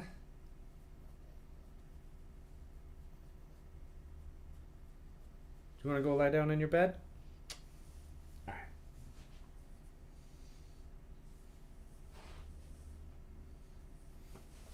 Let Teddy do the graphics. He could handle it. Also, I might take my chair back for now. Will Franks and Newman go undrafted? One of them probably will. Oh my god, dude, the Bears. What the fuck? What is going on? This draft for the Bears is absolute insanity. Thomas Graham Jr. is an A plus pick. He's one of my highest rated players left on my board. I'm kind of in shock that all these of the amount of slot corners that went before Thomas Graham. He's on my guys list. I think he's a day one starter in the slot for him. They have Buster Screen there, but I mean, come on, it's Buster Screen. Thomas Graham is awesome. I had a 3rd to a 4th round grade on him. The gap for me between Thomas Graham and Elijah Molden that everyone was freaking out about was itty bitty. So that's another I don't think the Bears have had a non-A pick. They've had such an incredible draft.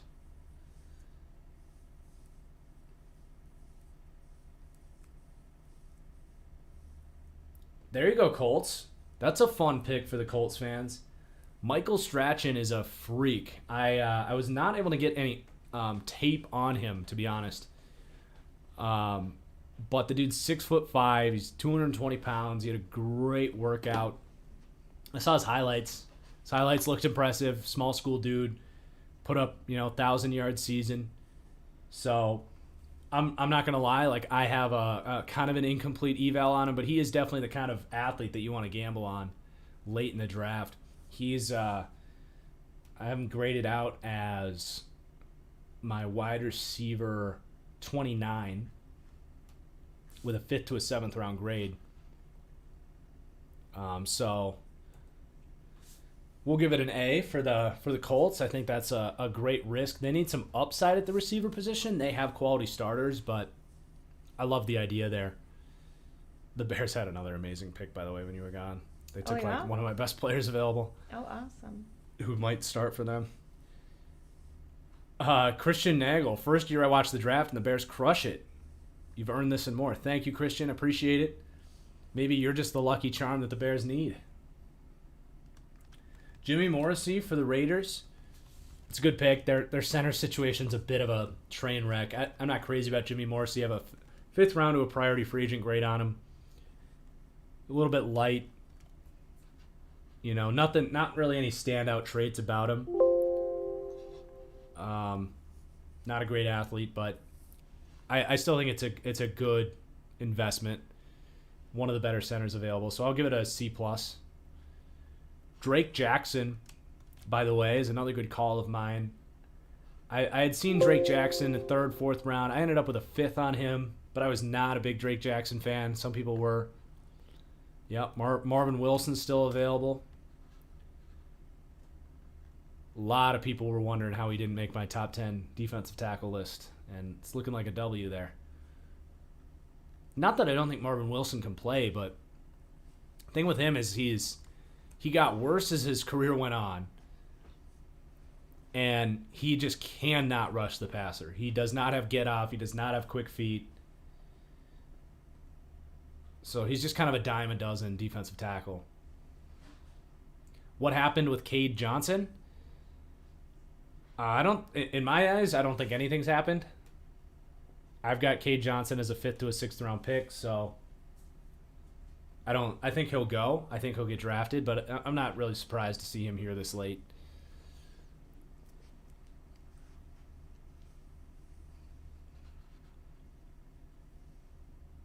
Larnell Coleman. I like this pick for Miami. I think that's a good risk for them to take. Another dart throw at offensive tackles. So Coleman's just a freak athlete out of UMass. 6'7", like good testing numbers. He's my tackle number 21. I have a 5th to a 7th round grade on him. 36.25-inch arms, good testing numbers. I'll give that a B. He has a pretty low likelihood of working out. He's pretty light, but he's got just long arms. And, you know, if they can coach him up, he's got a chance. But not a player that you want to see in the field early.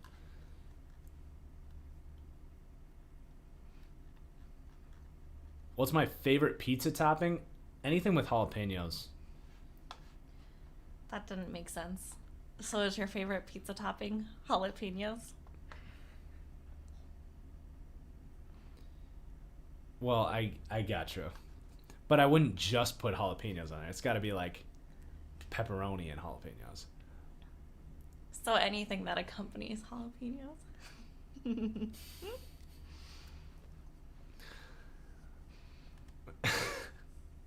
You didn't used to put jalapenos on anything until you met me, probably. That's correct. Other than the hot peppers from Potbelly. And then I realized that you can just put jalapenos on stuff, and that's very similar. Mustard and jalapenos, I think I've gotten you into. Definitely. All right, Phil Hoskins. Phil Hoskins. Gonna have to go to my draft board in this one. I think he's pretty low for me. So that was the Panthers. Yep. DT 30, priority free agent grade. He's a double redshirt senior. I'll give it a C. I don't have anything like wrong with the selection. Just someone that didn't really stand out for me. Now I remember. He's a little bit. He's got a little bit of that Tim Settle to him, where he's kind of thin. I'll just read his. I'll read his blurb. I could see him working out. Hoskins is a lengthy and quick defensive tackle. In the run game, he has a light frame and gets easily moved off his spot. He also plays upright and lacks both discipline and motor. As a rusher, he has some potential due to his traits, but he has very little plan and consistency in his approach. His bull rush is his best asset, but he doesn't deploy it consistently enough, and when he does, he often telegraphs that it is coming by taking wide angles and seemingly gearing up for it instead of just using his get-off and getting right inside of lineman's chest. So it was just a tendency I picked up of, like, when he was going to go power, he would, like, take an extra step back and almost be like, all right, I'm coming. He would go like, oh, and, like, get in there instead of just flying off the ball and getting right in there. So it was actually pretty ineffective. He tries everything from a bull rush to a spin move, but has a low understanding of when he needs to deploy what and against who. His quickness and length are fascinating, but with his age, it seems unlikely that he puts enough together anytime soon, and he doesn't. And if he doesn't, there isn't really a role in the NFL that he can slide into right away. So, I don't know. He has some parts of his game that are interesting. He's got the athletic upside to do it, but he just needs to put it all together, and because of his age, it kind of knocks him down for me because he's already 24. Thank you, Justin. Love your vids. Big Saints fan. What would I rate their draft so far? Well, I'm not going to give away the grade necessarily because I'm going to build the suspense for my draft grades that'll be dropping over the next 48 hours. But I think the Saints have probably had one of the more underwhelming drafts. I loved the Paulson Adebo pick, so I've said if you just flip that and the Peyton Turner pick, I think their draft actually looks a lot better. But I don't know. Their draft's been a little bit underwhelming. I liked their tackle pick that they made on day 3. Jake Funk, the pick is in. Maryland Terrapins legend. I'm a little surprised they didn't go with like Puka Williams instead, but Jake Funk is really quick. He had some of the best testing numbers of any. I'll give it a C+. I don't mind a little Jake Funk.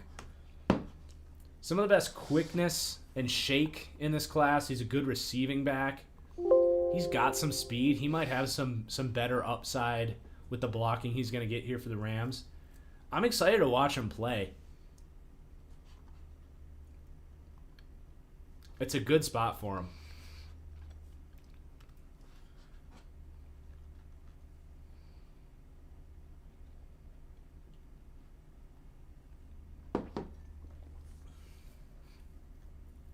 All right, Eagles are up.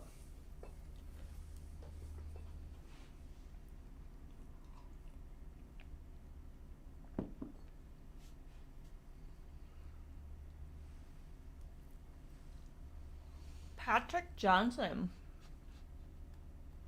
Ooh. I like that pick. I'm going to give that an A-. Patrick Johnson is my 18th edge rusher with a 5th round grade. And he's like a really polished pass rusher. He probably has the best spin move in this class. Like at his level of competition, they couldn't handle his Dwight Freeney spin move. But it's not just that. He's got a good get off. He's got some bend. He's not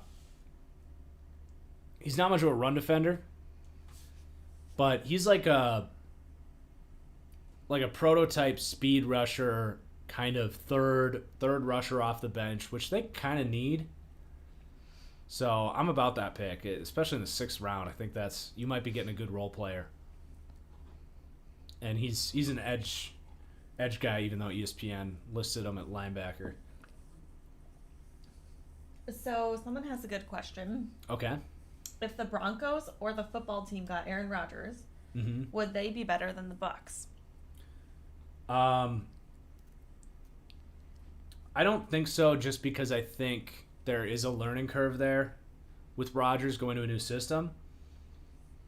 Would be the only kind of knock on that, but I do think they'd be right there with them. And also the Bucs just have like overall a better roster. Their defense is better, their O-line's better, their receivers, as good as Denver's receivers are, the Bucs receivers are better. So I think they'd be right there with them. I think that might be the Super Bowl matchup, would be, Broncos, Bucs. As far as Washington, they wouldn't.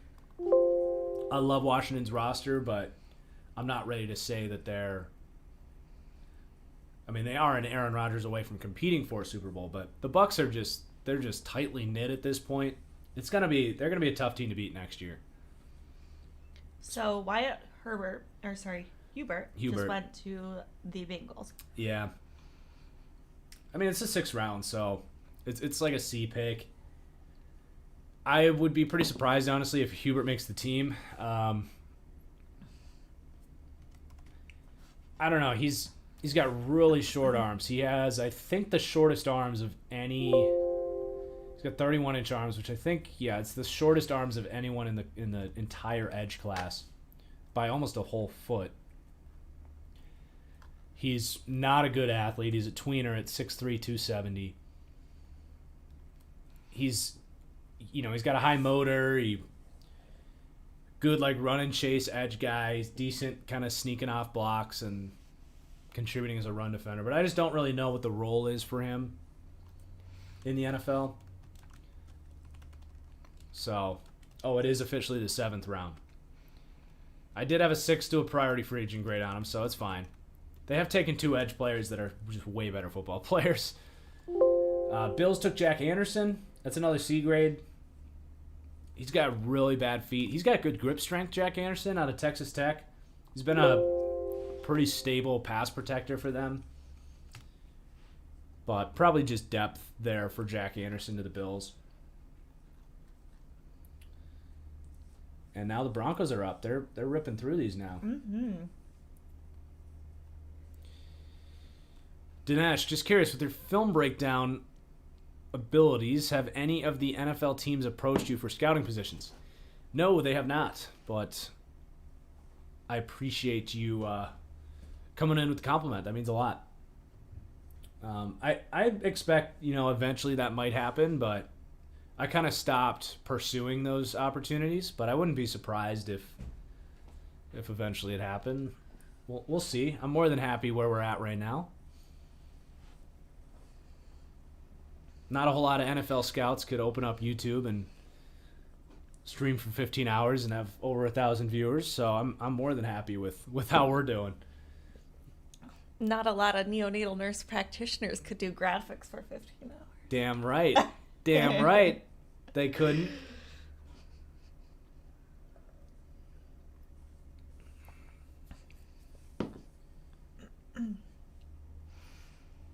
All right. And here comes the Broncos pick. Oh, good old Brian Flores. Brian Flores and his family. Wait, why is he announcing for the Broncos? They're probably just behind. Oh. BTJ, hey TFG, thanks for what you do as a Falcons fan. Do you think Mike Davis is enough at running back since we did not draft one? No, I don't think he's enough, but it's just running back. You guys can, there's lots of priority free agents to pick up, so that's an option. Ooh, Kerry Vincent Jr. This is an A pick for the Broncos. Just keep the freaking talent coming. The fact that he's their 5th or 6th corner is it overkill? Yes, but is it awesome? Yes. So Kerry Vincent was my best available defensive back. I have a 3rd to a 4th round grade on Kerry Vincent. He is ultra athletic. He's got ball skills. I want to say, do I have a high comp of Kareem Jackson on there for him? I do not, but Kareem Jackson is actually a very good comp for Kerry Vincent. Jackson has played some corner, he's played some safeties, athletic, ball skills.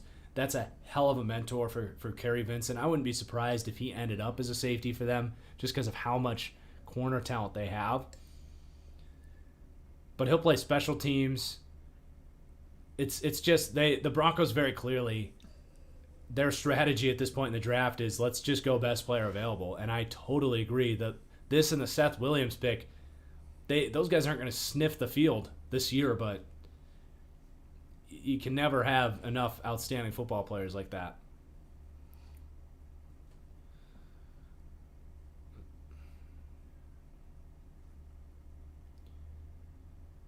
But yeah, for BTJ, never rule out priority free agency, and these agents will know for a guy like Kylan Hill if he goes undrafted, or Javian Hawkins, Puka Williams, Deion Jackson out of Duke. There's some backs available with some upside in that system. These agents will look at Atlanta and be like, that we have a great opportunity to be this year's James Robinson. Even further down the board, one of my Spencer Brown's higher than Deion Jackson, but Spencer Brown was kind of my prediction to be this year's sort of James. Did I say James Washington? James Robinson. Jamar Jefferson hasn't been drafted yet. That's another good call by me. He did not make my top 10 running backs list, and Oregon State fans were pissed. But still not here in the 7th round. To be fair, neither is Kylan Hill, who I had a 4th round grade on. Cowboys pick is in. Hard to even say what I would do for Dallas at this point.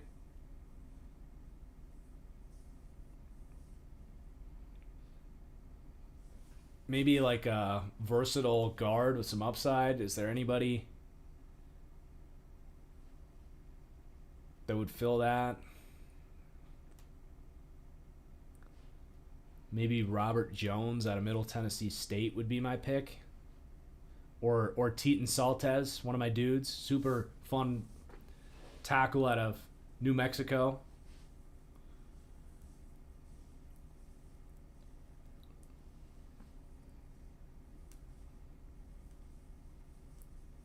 Ardarius has not been picked. He'd be a good pick for Dallas here. I wouldn't be surprised if they went that route.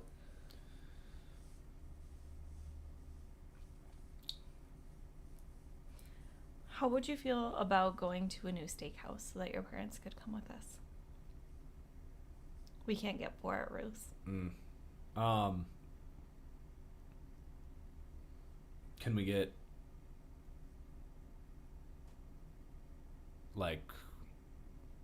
do Pittsburgh Blue maybe? Well, there's this one in Nicolette that's rated really well. I'm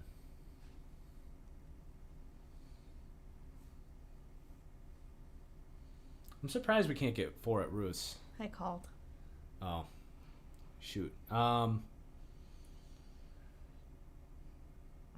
we can just do dinner with them tomorrow or something. No, I'm more than down to do that. I just don't want to strike out on the steakhouse is all.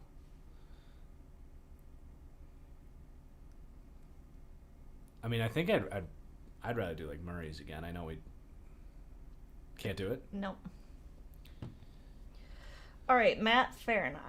Oh, I think we might finally have the first player off the board that I did not evaluate. I was really hoping it wasn't going to happen last year because that started happening in the 6th round last year. But, hey, we made it to the 7th round.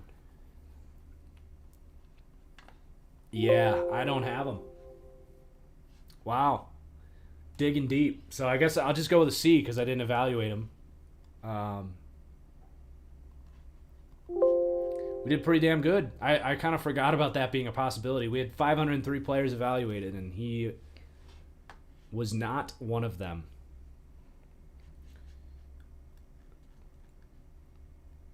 Maybe he's good. Maybe he's a sleeper. Who knows? Another thoughts on the Lions draft. A lot of Lions fans into it this year. I love it. I love that they're sticking with the culture, kneecap biting. They have totally found value in physical football players down the board. Coming up for Amon-Ra St. Brown was awesome. So we'll get a grade on the Lions draft. We'll get a grade on everybody's draft. As you can hear, we're making plans to go get steak here after the stream, but once that's done, we're gonna get to work on the draft grades by division.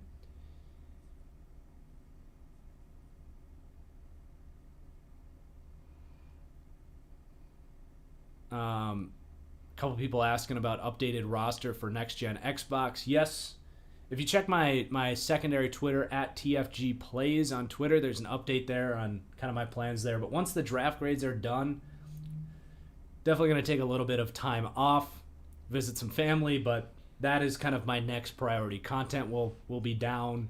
We'll get the roster done, and then we'll start up on deep dives. But I'm only personally working on the next gen roster for Xbox. Anything else, draft class, PlayStation, I wouldn't count on it. I'm just going to say that, unless people in the community step up to make that happen. But Broncos just took Jonathan Cooper. Super good pick. He was one of my best edge players available. They kind of needed some developmental upside there. Obviously, a 7th round pick, you're not counting on anything, but he's got the get off, the length, the juice to maybe turn into something. I had a fit to a 6th round grade on him. I'll give that an A. I actually really like that landing spot for a 7th round pick because, you know, Von Miller is a question mark for the future. I think he'll be good for this year, but he's in a great spot to develop, and he's got some really good athletic upside. And another edge off the board to Washington. So you can go edge for him, not linebacker, but William Bradley King, he's a good football player. Kind of lacks the traits to be a high-end starter, but he's pretty polished. He's played at 2 schools now. I think he transferred from Arkansas State. Looked pretty good at the Senior Bowl. And obviously Washington's not in a need of a starting edge, but with Ryan Kerrigan gone, I think when you have to play a guy early downs, I think Bradley King can do some things. So I'll give that a B pick. Kind of, we'll slide into what Ryan Kerrigan did last year. So did we, should we just wait till the draft's done to address the steak situation? Yeah. Okay.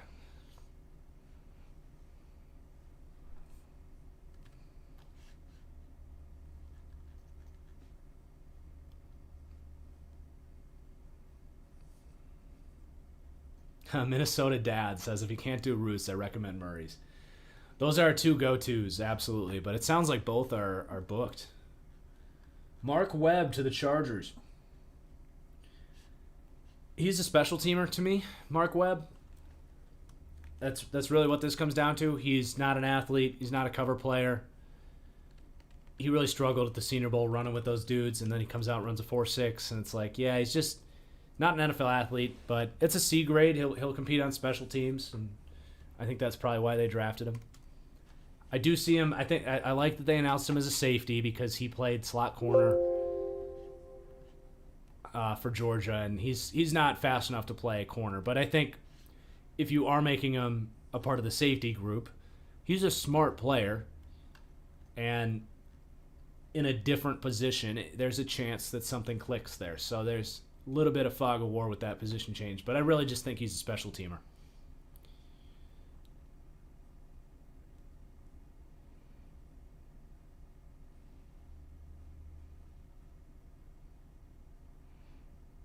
I've given Denver pretty much strictly A's besides Surtain and Javonte. Yeah, Denver's had a nice draft.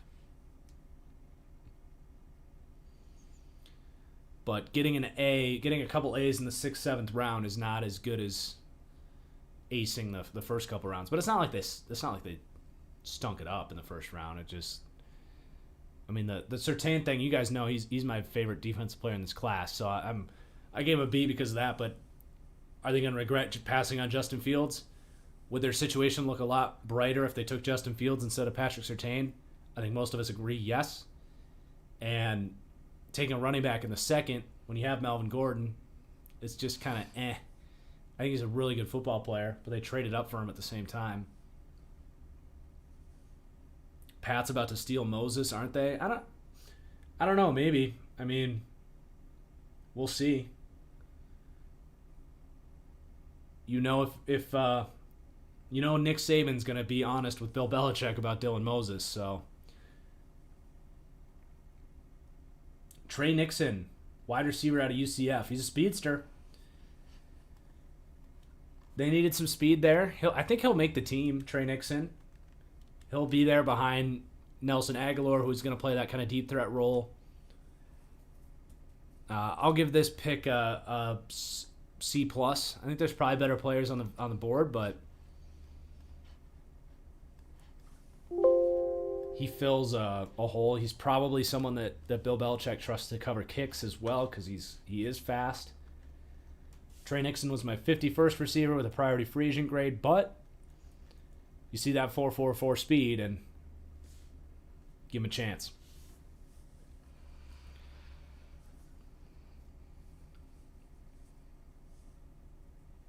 We're getting there, guys. We got like 13 picks left. Cardinals are up. I would like to see some like a Tamorrion Terry pick here for the Cardinals. I would not be surprised at all if that's the pick. I really want them to get a true deep threat here. Now, I know they took Rondale Moore, but I don't know if he's going to be a true deep threat for them. Tamorrion Terry could be like their DK Metcalf type that I wanted them to get. That would be my pick for the Cards here, almost in a heartbeat.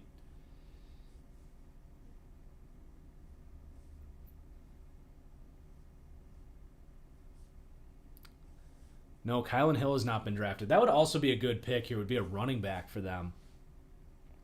There's some really good running backs on the board. I think Jarrett Patterson could fit their system. Kylan Hill would definitely fit their system. Javian Hawkins, Puka Williams would be really fun to see here with their explosiveness. That's a pretty good idea actually for them to take a running back.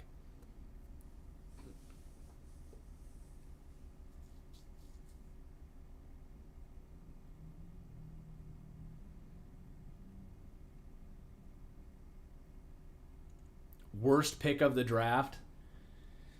Well, I would say Alex Leatherwood, but I mean, I think in a vacuum, Alex Leatherwood's the worst pick of the draft. But the fact that they got Trayvon Merrick in the 2nd round, it kind of polishes it up. I think Peyton Turner maybe would be my selection for worst pick of the draft.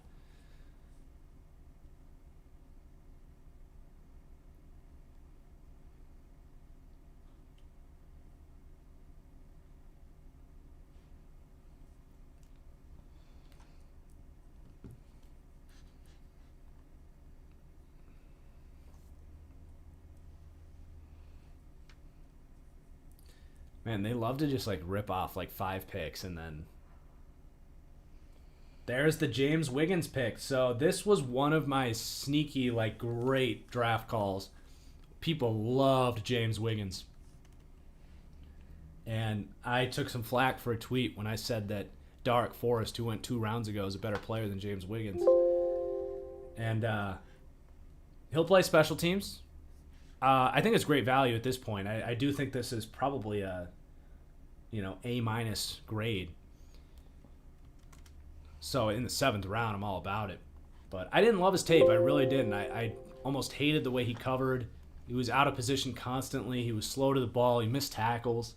I was really underwhelmed. I mean, you see the workout grade, I got excited, but outside of some big hits, I didn't see a whole lot that excited me. I think he's a developmental special teamer, but he has a lot of upside. And it's not like they really need him to contribute. So as a special teamer, he's going to be awesome. He flies to the football. He can just be a step late when he's actually on defense. But in a special team situation, he's good. And he could develop.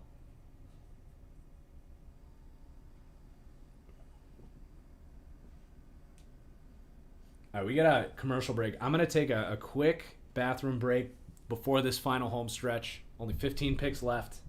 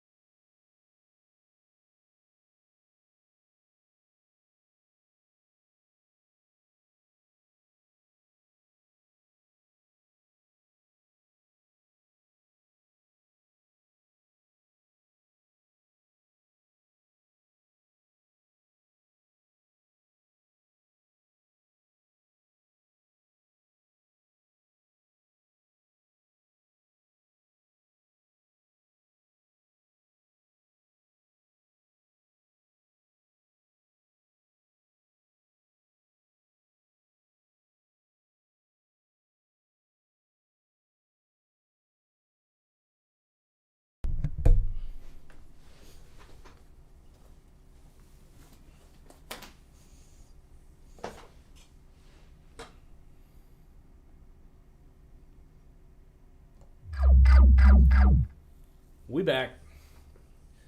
Did I miss any picks?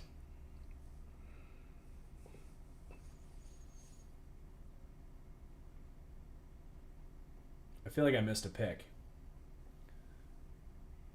No, we got it. Pick is in.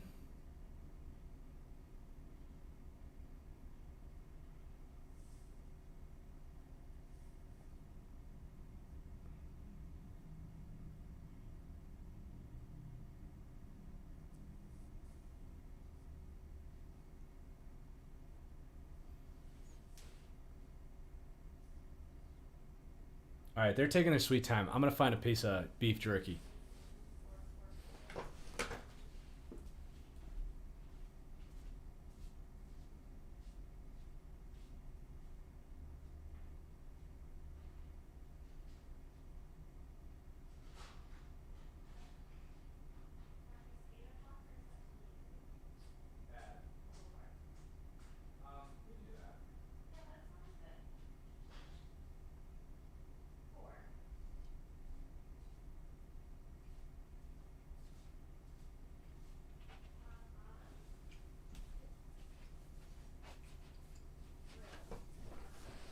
I had a spicy beef jerky. I did not know it was that spicy. They're taking their time, though. They still haven't made this pick. It's a good time to take a break.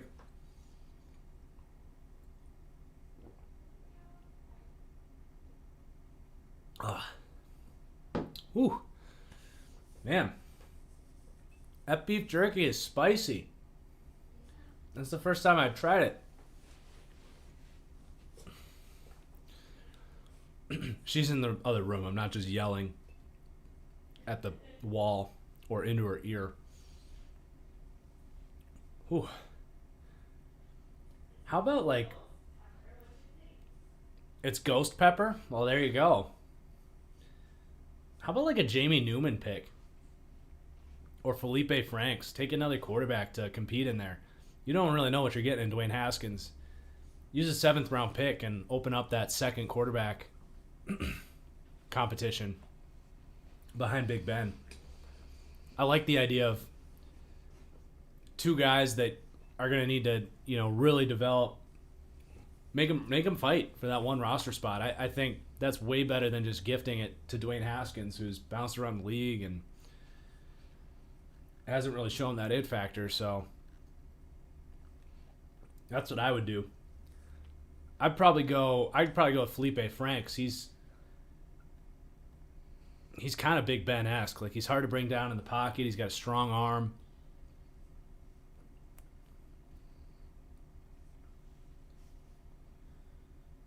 Mike Tomlin.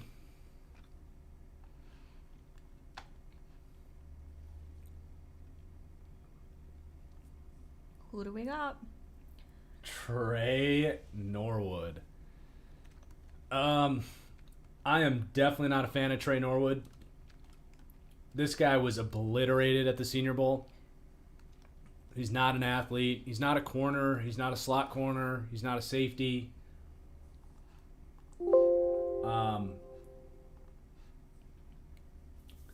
I would give this a D. I mean, it's the 7th round, so who really cares? But I don't see him as an NFL caliber player.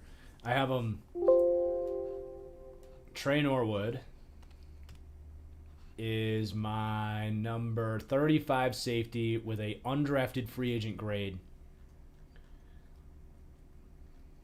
So I missed Jared Dokes to Miami. He's not bad. I would have gone with other players over him for sure, but I'd give it a C. He's my number 29 running back, priority free agent grade. He's got some upside. He tested well. So he's got a chance. There's other running backs that I like a lot better, but like, I don't know how you take him over Jamar Jefferson or Brendan Knox. All right. Football team takes Shaka Toney. They're very clearly trying to find that situational pass rusher to kind of get in there and, play 200, 300 snaps. I'll give this a B. I think it's a good process. They've taken some good athletes that can kind of mix in there and compete, and they're looking for not necessarily the Ryan Kerrigan replacement. They already found that. His name is Chase Young. But the 2019 or 2020 Ryan Kerrigan replacement, who's a, rotational pass rusher that gets in there occasionally. Not a big role player, but Tony's a good athlete. And I can't even remember who they just took. William Bradley King has some good pass rushing tools too. So, yeah, they're just looking for a guy that can get in there and do some stuff. Pretty good use of a couple 7th round picks, in my opinion.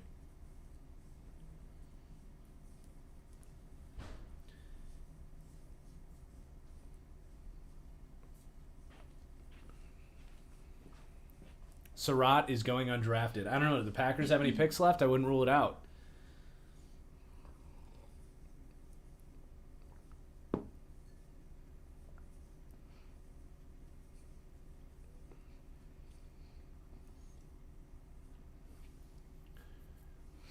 So we got 8 o'clock reservation. Do you want to cancel the Roos? Sure. I'll probably just nap until we leave. I want to make sure your parents can come. Oh, yeah. At 8. Okay. before we cancel. I'll probably just nap until we leave, and then I'll just stay up late. Why are you nervous for the Packers' 7th round pick? Hey, it can't be any worse. They took a 7th-round player in the 4th round, so let's maybe see if we can find a 4th-round player in the 7th round that we can flip.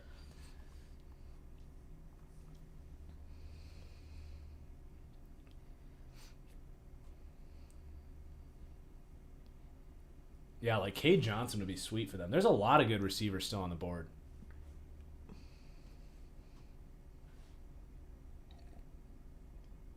Wouldn't be that pissed at Sage Surratt at this point. Yeah, I mean, 7th round, you can draft Sage Surratt. That's fine. I have an undrafted grade on him, but you can live with it. It's when he was projected 3rd, 4th round when.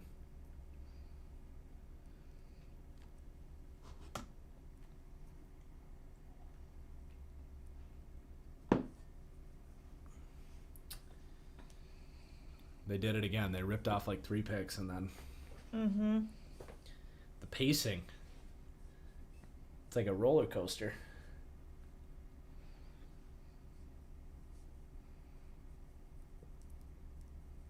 Cards should go running back here. Give him Kylan Hill.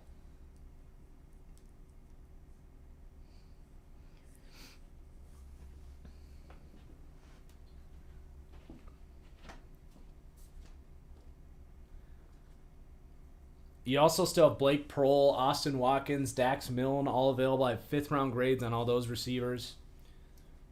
Blake Prohl's my dude. I had a feeling he was probably going to be a 6th, 7th-round pick.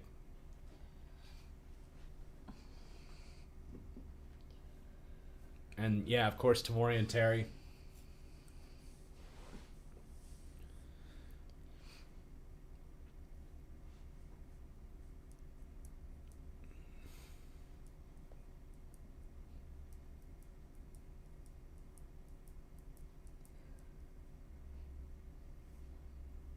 Yes, I think it is Ricky Prohl's son.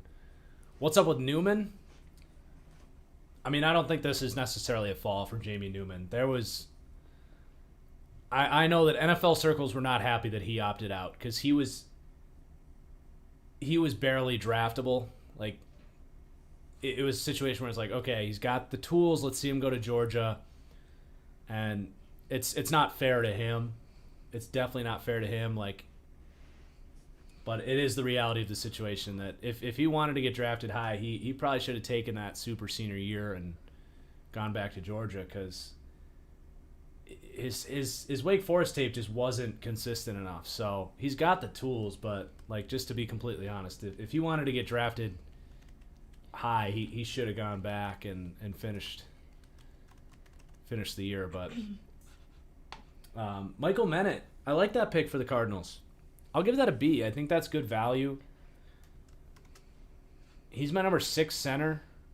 I don't have him that far behind Josh Myers, to be honest. I have a 5th-round grade on him. He's 6'4", so I like, I don't think you want to put a super tall center there in front of Kyler. He's a good athlete, so yeah, it's a good pick. Maybe even closer to an A than a B. All right, Colts pick.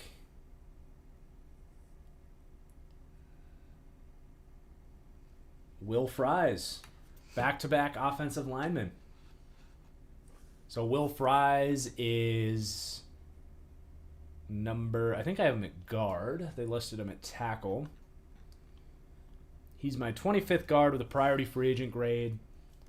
But he offers positional flexibility. He can play guard. He can play tackle. So here's my blurb on Will Fries. Fries slid into guard for his final season at Penn State after 3.5 years starting experience at tackle. The move makes sense as he lacks the foot speed and athleticism to succeed at tackle, even in the Big Ten, let alone in the NFL. He's good with his hands and is still in the transition period to guard, but overall he doesn't have high appeal as either day one depth or as a developmental upside. His experience and versatility give him a chance, but it's difficult to imagine Fries having an extended NFL career beyond cheap and versatile depth at the bottom of the depth chart. So clearly not big on what I came away from him,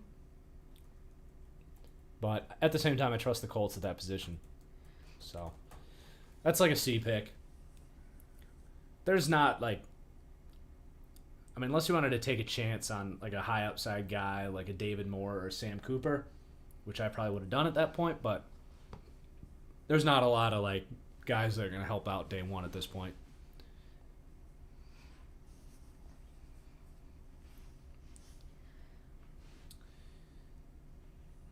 So the Rams.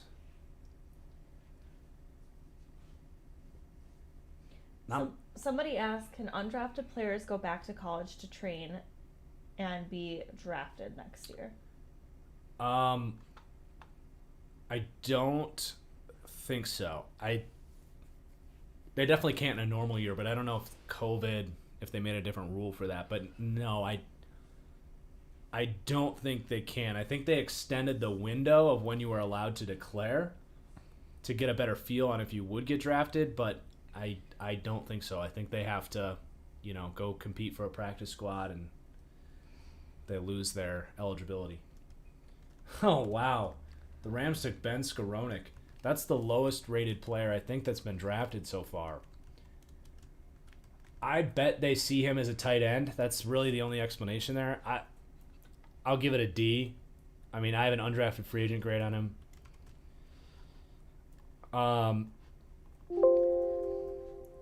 By the way, no players with a non-NFL grade have been drafted yet. So the guys that I totally shred and say this guy has no chance, basically, none of them have been taken. The one thing I'll say about Ben Skowronek is he is an unbelievable blocker.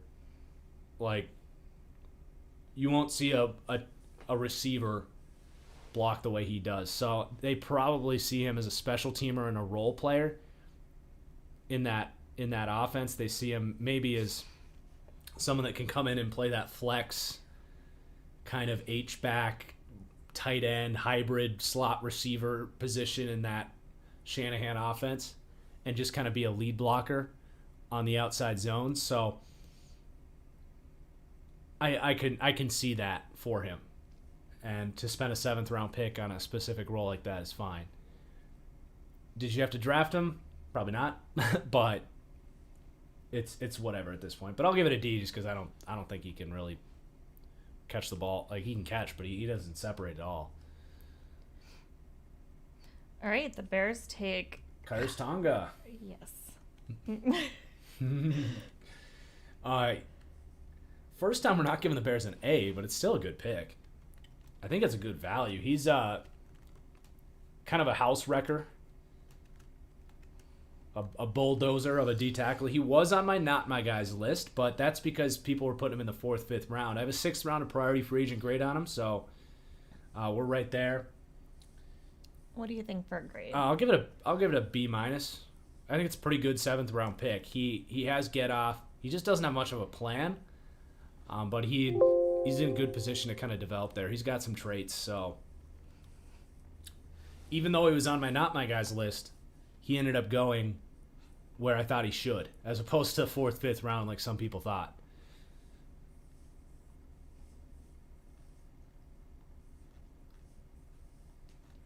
Someone asked, what college do you think drafted the most players in this draft? I would say I saw a lot of Alabama and a lot of Notre Dame. Notre Dame had a lot this year. Alabama, I think, had to be number 1, I think. Those are the two that I remember typing the most. Yeah, I think it's got to be Alabama.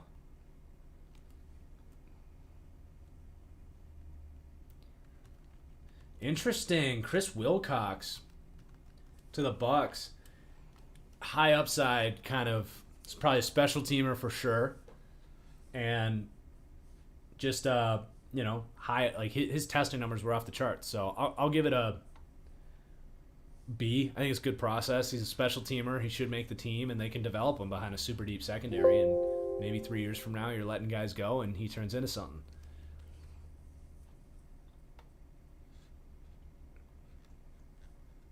Not someone you want playing on the football field right now, but they're not going to need him to. Now the Rams are back up.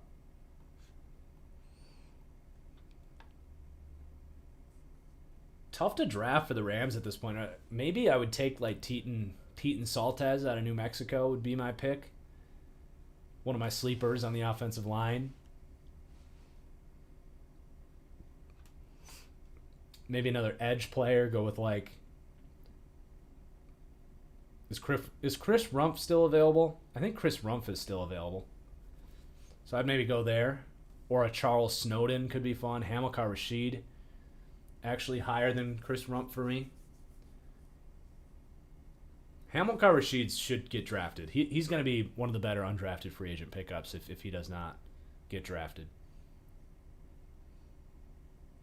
Someone said BYU has had a lot. They've had a lot. Yeah, BYU has. Ohio State University. Mm-hmm. The Ohio State University. You better be careful. Mm-hmm. Oh, take Dylan Moses. Yeah, that'd be a good pick for the Rams.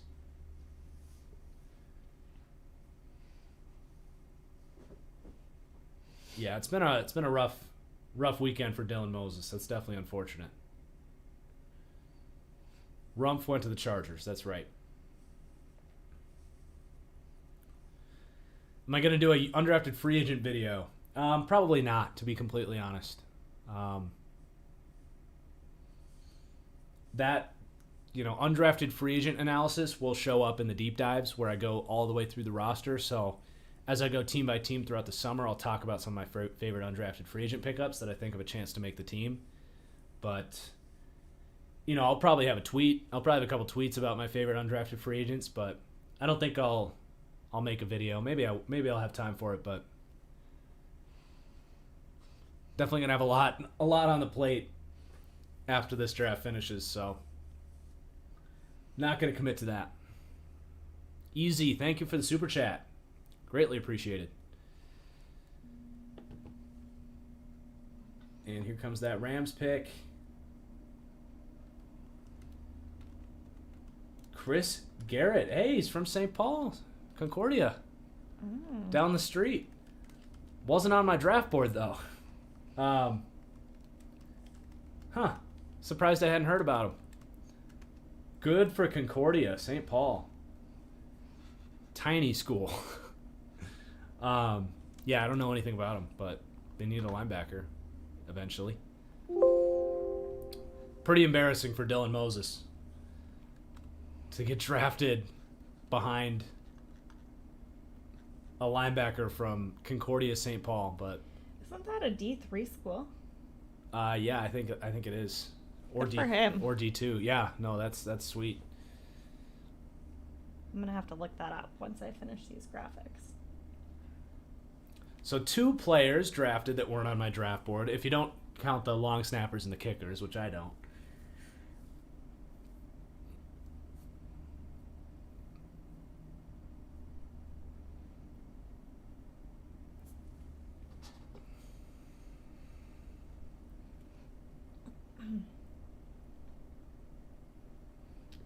Marquise Spencer to the Broncos.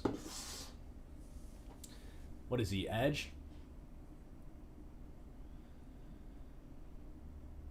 I'm trying to recall Marquise Spencer.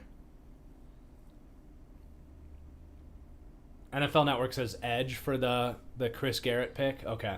Oh, it's an NCAA Division II school. D2. Yeah. Okay. I don't know why I needed to say the NCAA part. Yeah. I think I was thinking NAIA. The Golden Bears. All right. Good for you, Chris Garrett. Good for you. Yeah. Broncos.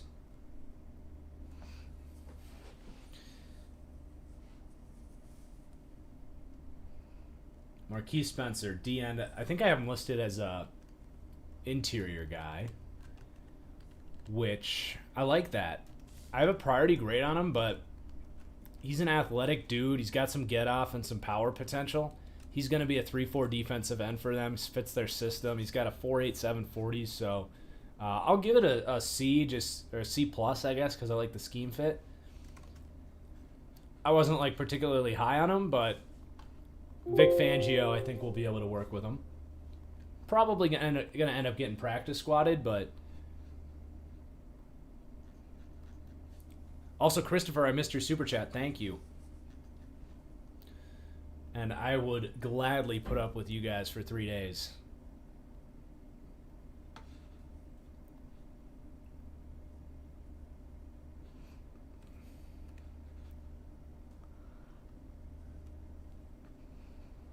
All right, who's going to get swooped up by the Steelers? Who's going to be Tomlin's next project? Lucas says that this Pittsburgh picked a punter.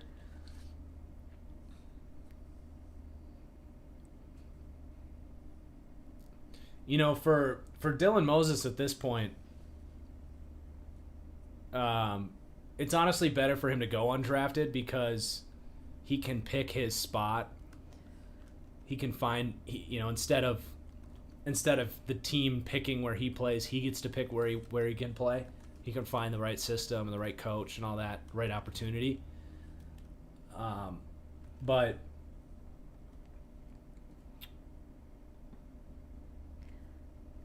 he'll also hit the market sooner that way. Oops. People are saying Presley Harvin. Did they confuse him for Percy Harvin? Well, get on with it, ESPN. I know. Should we check? All right, there we go. Georgia Tech. NFL Network. They alternate who's ahead of each other. Shout out from Brazil. Thank you for the super chat. Mateus. No, Pittsburgh's behind. ESPN still. Do I think Carolina can grab a wild card spot after this offseason? It's going to be tough. It all comes down to Sam Darnold, right? I think to be realistic, they're probably a year out, but I think they can get into the mix. But it definitely just comes down to what Sam Darnold can do for them. Saints, then Packers. You said there's 259 picks? You got it.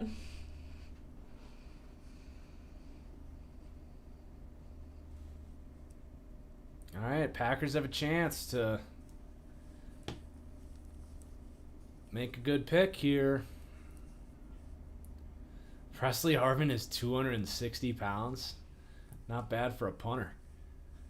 Zulu, thank you. Glad you enjoyed the draft. I butchered it. Sorry. Wow, K'Wan Baker out of South Alabama. I'm going to have to dig into the draft board on this one. I can't quite remember what I had on him. Wide receiver 60 with a priority free agent grade. He's 6'2", 208. Has, ran a good 40 at 4.45. So looking for a deep threat there potentially for them. But I'll give it a C. C minus maybe. I'd much rather take some of the other players on the board. Blake Prohl. That's how you get B's and A's for me, but I'm not going to slaughter a team for taking someone they like in the 7th round. Sun Belt represent. Did Southern Alabama move up into the... Have they always... Yeah, they've always been in the Sun Belt. All right, Packers. Yeah, I would love to see Tamorrion Terry,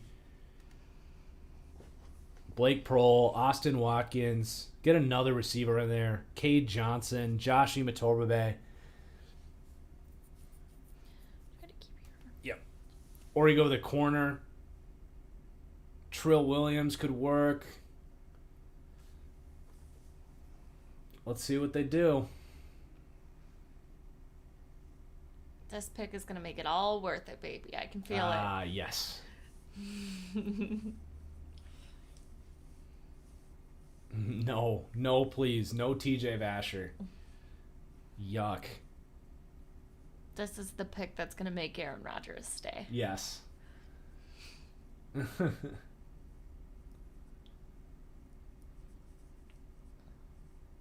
Man, it is windy there in Cleveland. Yeah. It was so beautiful earlier. It looks like it's about to That dump on them. the stadium's right on Lake Erie, so they're right on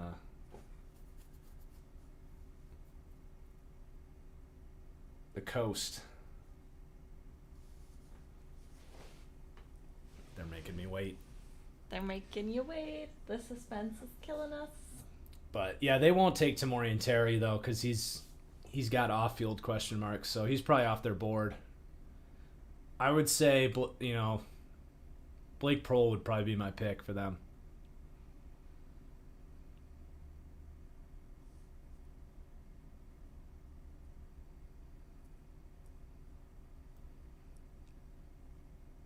Run DMC Lovato. I am his girlfriend, and thank you for the compliment.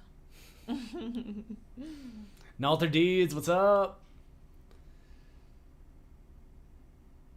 Congrats on the girl. What's my next gen console? A really important question. Xbox. Kylan Hill. Oh, great. So glad they kept Aaron Jones around. Really worth it. I mean, it's a great pick. Kylan Hill's a hell of a running back. It's exactly why you don't freaking pay Aaron Jones. They could have had Kylan Hill. It's an A pick for me. You could have had Kylan Hill and A.J. Dillon and kept Corey Linsley. But instead, you don't have a center because you reached for a garbage one in the second round. And you got 3 running backs. So, congratulations, Packers. You've graded the last Packer picks very well. You've given them a couple A's in a row here. Mm-hmm. Just saying. Mm-hmm. Mm-hmm. Like I said earlier, I'd much rather have, with the Falcons pick, I'd much rather have A's and B's in the first 3 rounds than... Ooh, Jamar Jefferson to the Lions is a nice ad. It's funny. He's a kneecap biter for sure. My pro comp for Jamar Jefferson is the Packers guy that left, Williams, right? I can't think of his name. But that's my pro comp for him, and he's now his teammate. What do you think for a grade? I'll go A for that. I love that pick.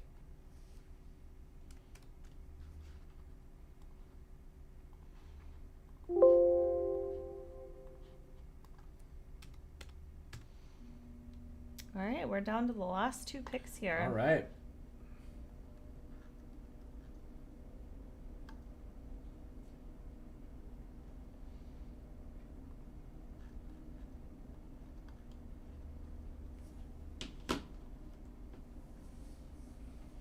We got the Washington football team and the Bucks. The Bucks get to make Mr. Irrelevant. Jamal Williams, thank you guys. Jamar Jefferson, I compared him to Jamal Williams. Just lack of athletic upside, but he runs just like him. Someone asked, how do you feel about the Vikings paying Cook? Is it just Jones' contract or running back contracts in general? So my thing on that, there's a couple differences. The biggest thing to me is the Vikings don't have Aaron Rodgers. They don't have an elite passing game. So if they can have an elite running game, that gives them a chance to have a legitimately good to great offense, right? The Packers don't need to pay their running back because they have Aaron Rodgers. The other thing is, I'm sorry, Aaron Jones is not on the level as Dalvin Cook. Dalvin Cook is a transcendent athlete. He is a legitimately elite running back. Aaron Jones is a very, very good running back. He is not a transcendent running back. I think if you started Kylan Hill, he would give you 90% of the production that Aaron Jones is going to give you. Packers fans are going to hate me for that, but it's true. They had great run blocking. They had Aaron Rodgers taking the pressure off. They have a great system in place. But for the Vikings, it's like Tennessee. I agree. Like, Derrick Henry changes things for them because Ryan Tannehill's their quarterback. Dalvin Cook changes things because Kirk Cousins your quarterback. Najee Harris changes things because Big Ben is your quarterback. If you can't have an elite passing game, I think there's situations where if your thing is we'll have decent passing game, elite running game, and great defense, that can work. So it's not always, but there's a reason the Niners aren't paying running backs. The Chiefs aren't paying their running backs. Yes, they drafted one early, but part of that is because he's going to be so cheap. So before you continue, we have Dax Milne from BYU to the Washington team. Yep. It just never gets old. What's your grade? I'm a big Dax Milne fan. I'll give this an A. I think he's just a good, solid football player. Washington's got a great eye for receivers when they actually invest in it. Probably not going to see the field a whole lot, but he can be a really nice fourth wide receiver. I think he'll be on that team for a long time. And the last pick of the draft is in, Mr. Irrelevant, and they're going to go to commercial because, of course, they are.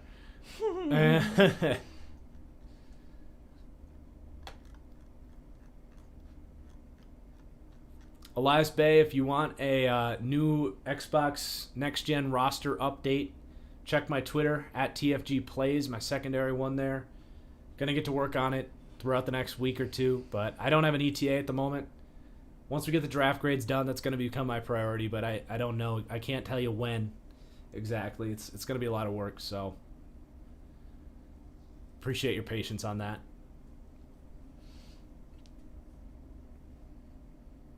Dylan Moses would be a really fun pick for Mr. Irrelevant here. Someone says Cade Johnson would be a good fit for Mr. Irrelevant. Mm-hmm. Marvin Wilson, Sage Surratt. I don't think they're going to go receiver. I think they're deep enough.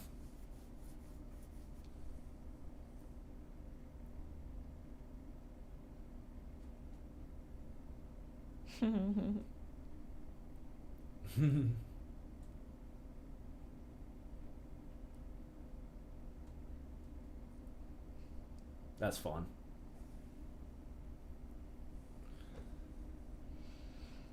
Well, it's been super exciting actually having a draft this year too in person. Yeah, it's been cool to see. Definitely a change of pace from last year. Yeah. Yeah, with Roger Goodell in his basement. Yeah. Although that was interesting. Will be a historic draft.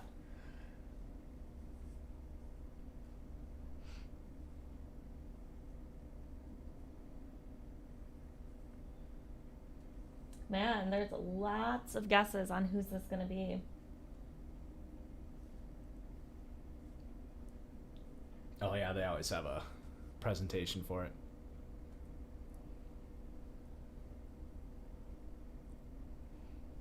Are these the owners? Maybe. Not sure who owns Tampa Bay. CEO of Irrelevant Week. Is that a company? I don't know.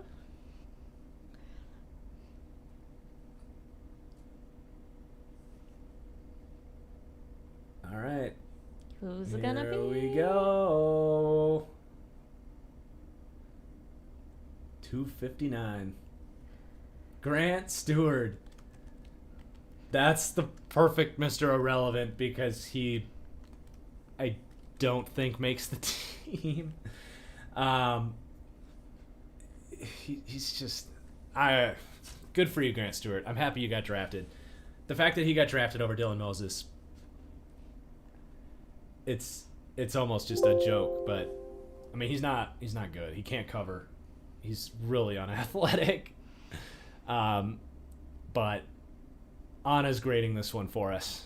She's gonna give this an A+. You're Mr. Irrelevant. How If could he you not turns- get an A+? Hey, I didn't actually give a grade, so I'm free of blame here. But if you guys can, if he is either terrible, you can take it up with her and say that it was an A+, or if he turns out to be the next Ray Lewis, then you heard it from her first.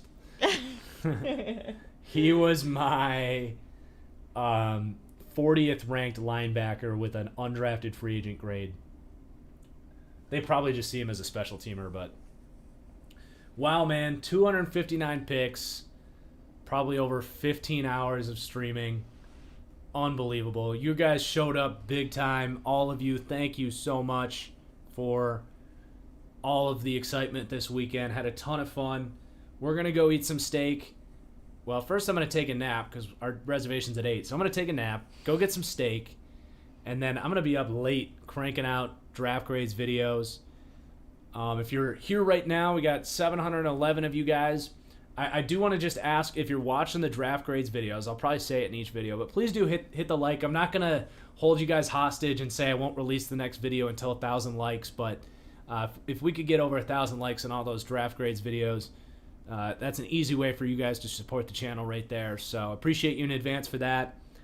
But most importantly, had a ton of fun. You guys are amazing. Best fans in the world.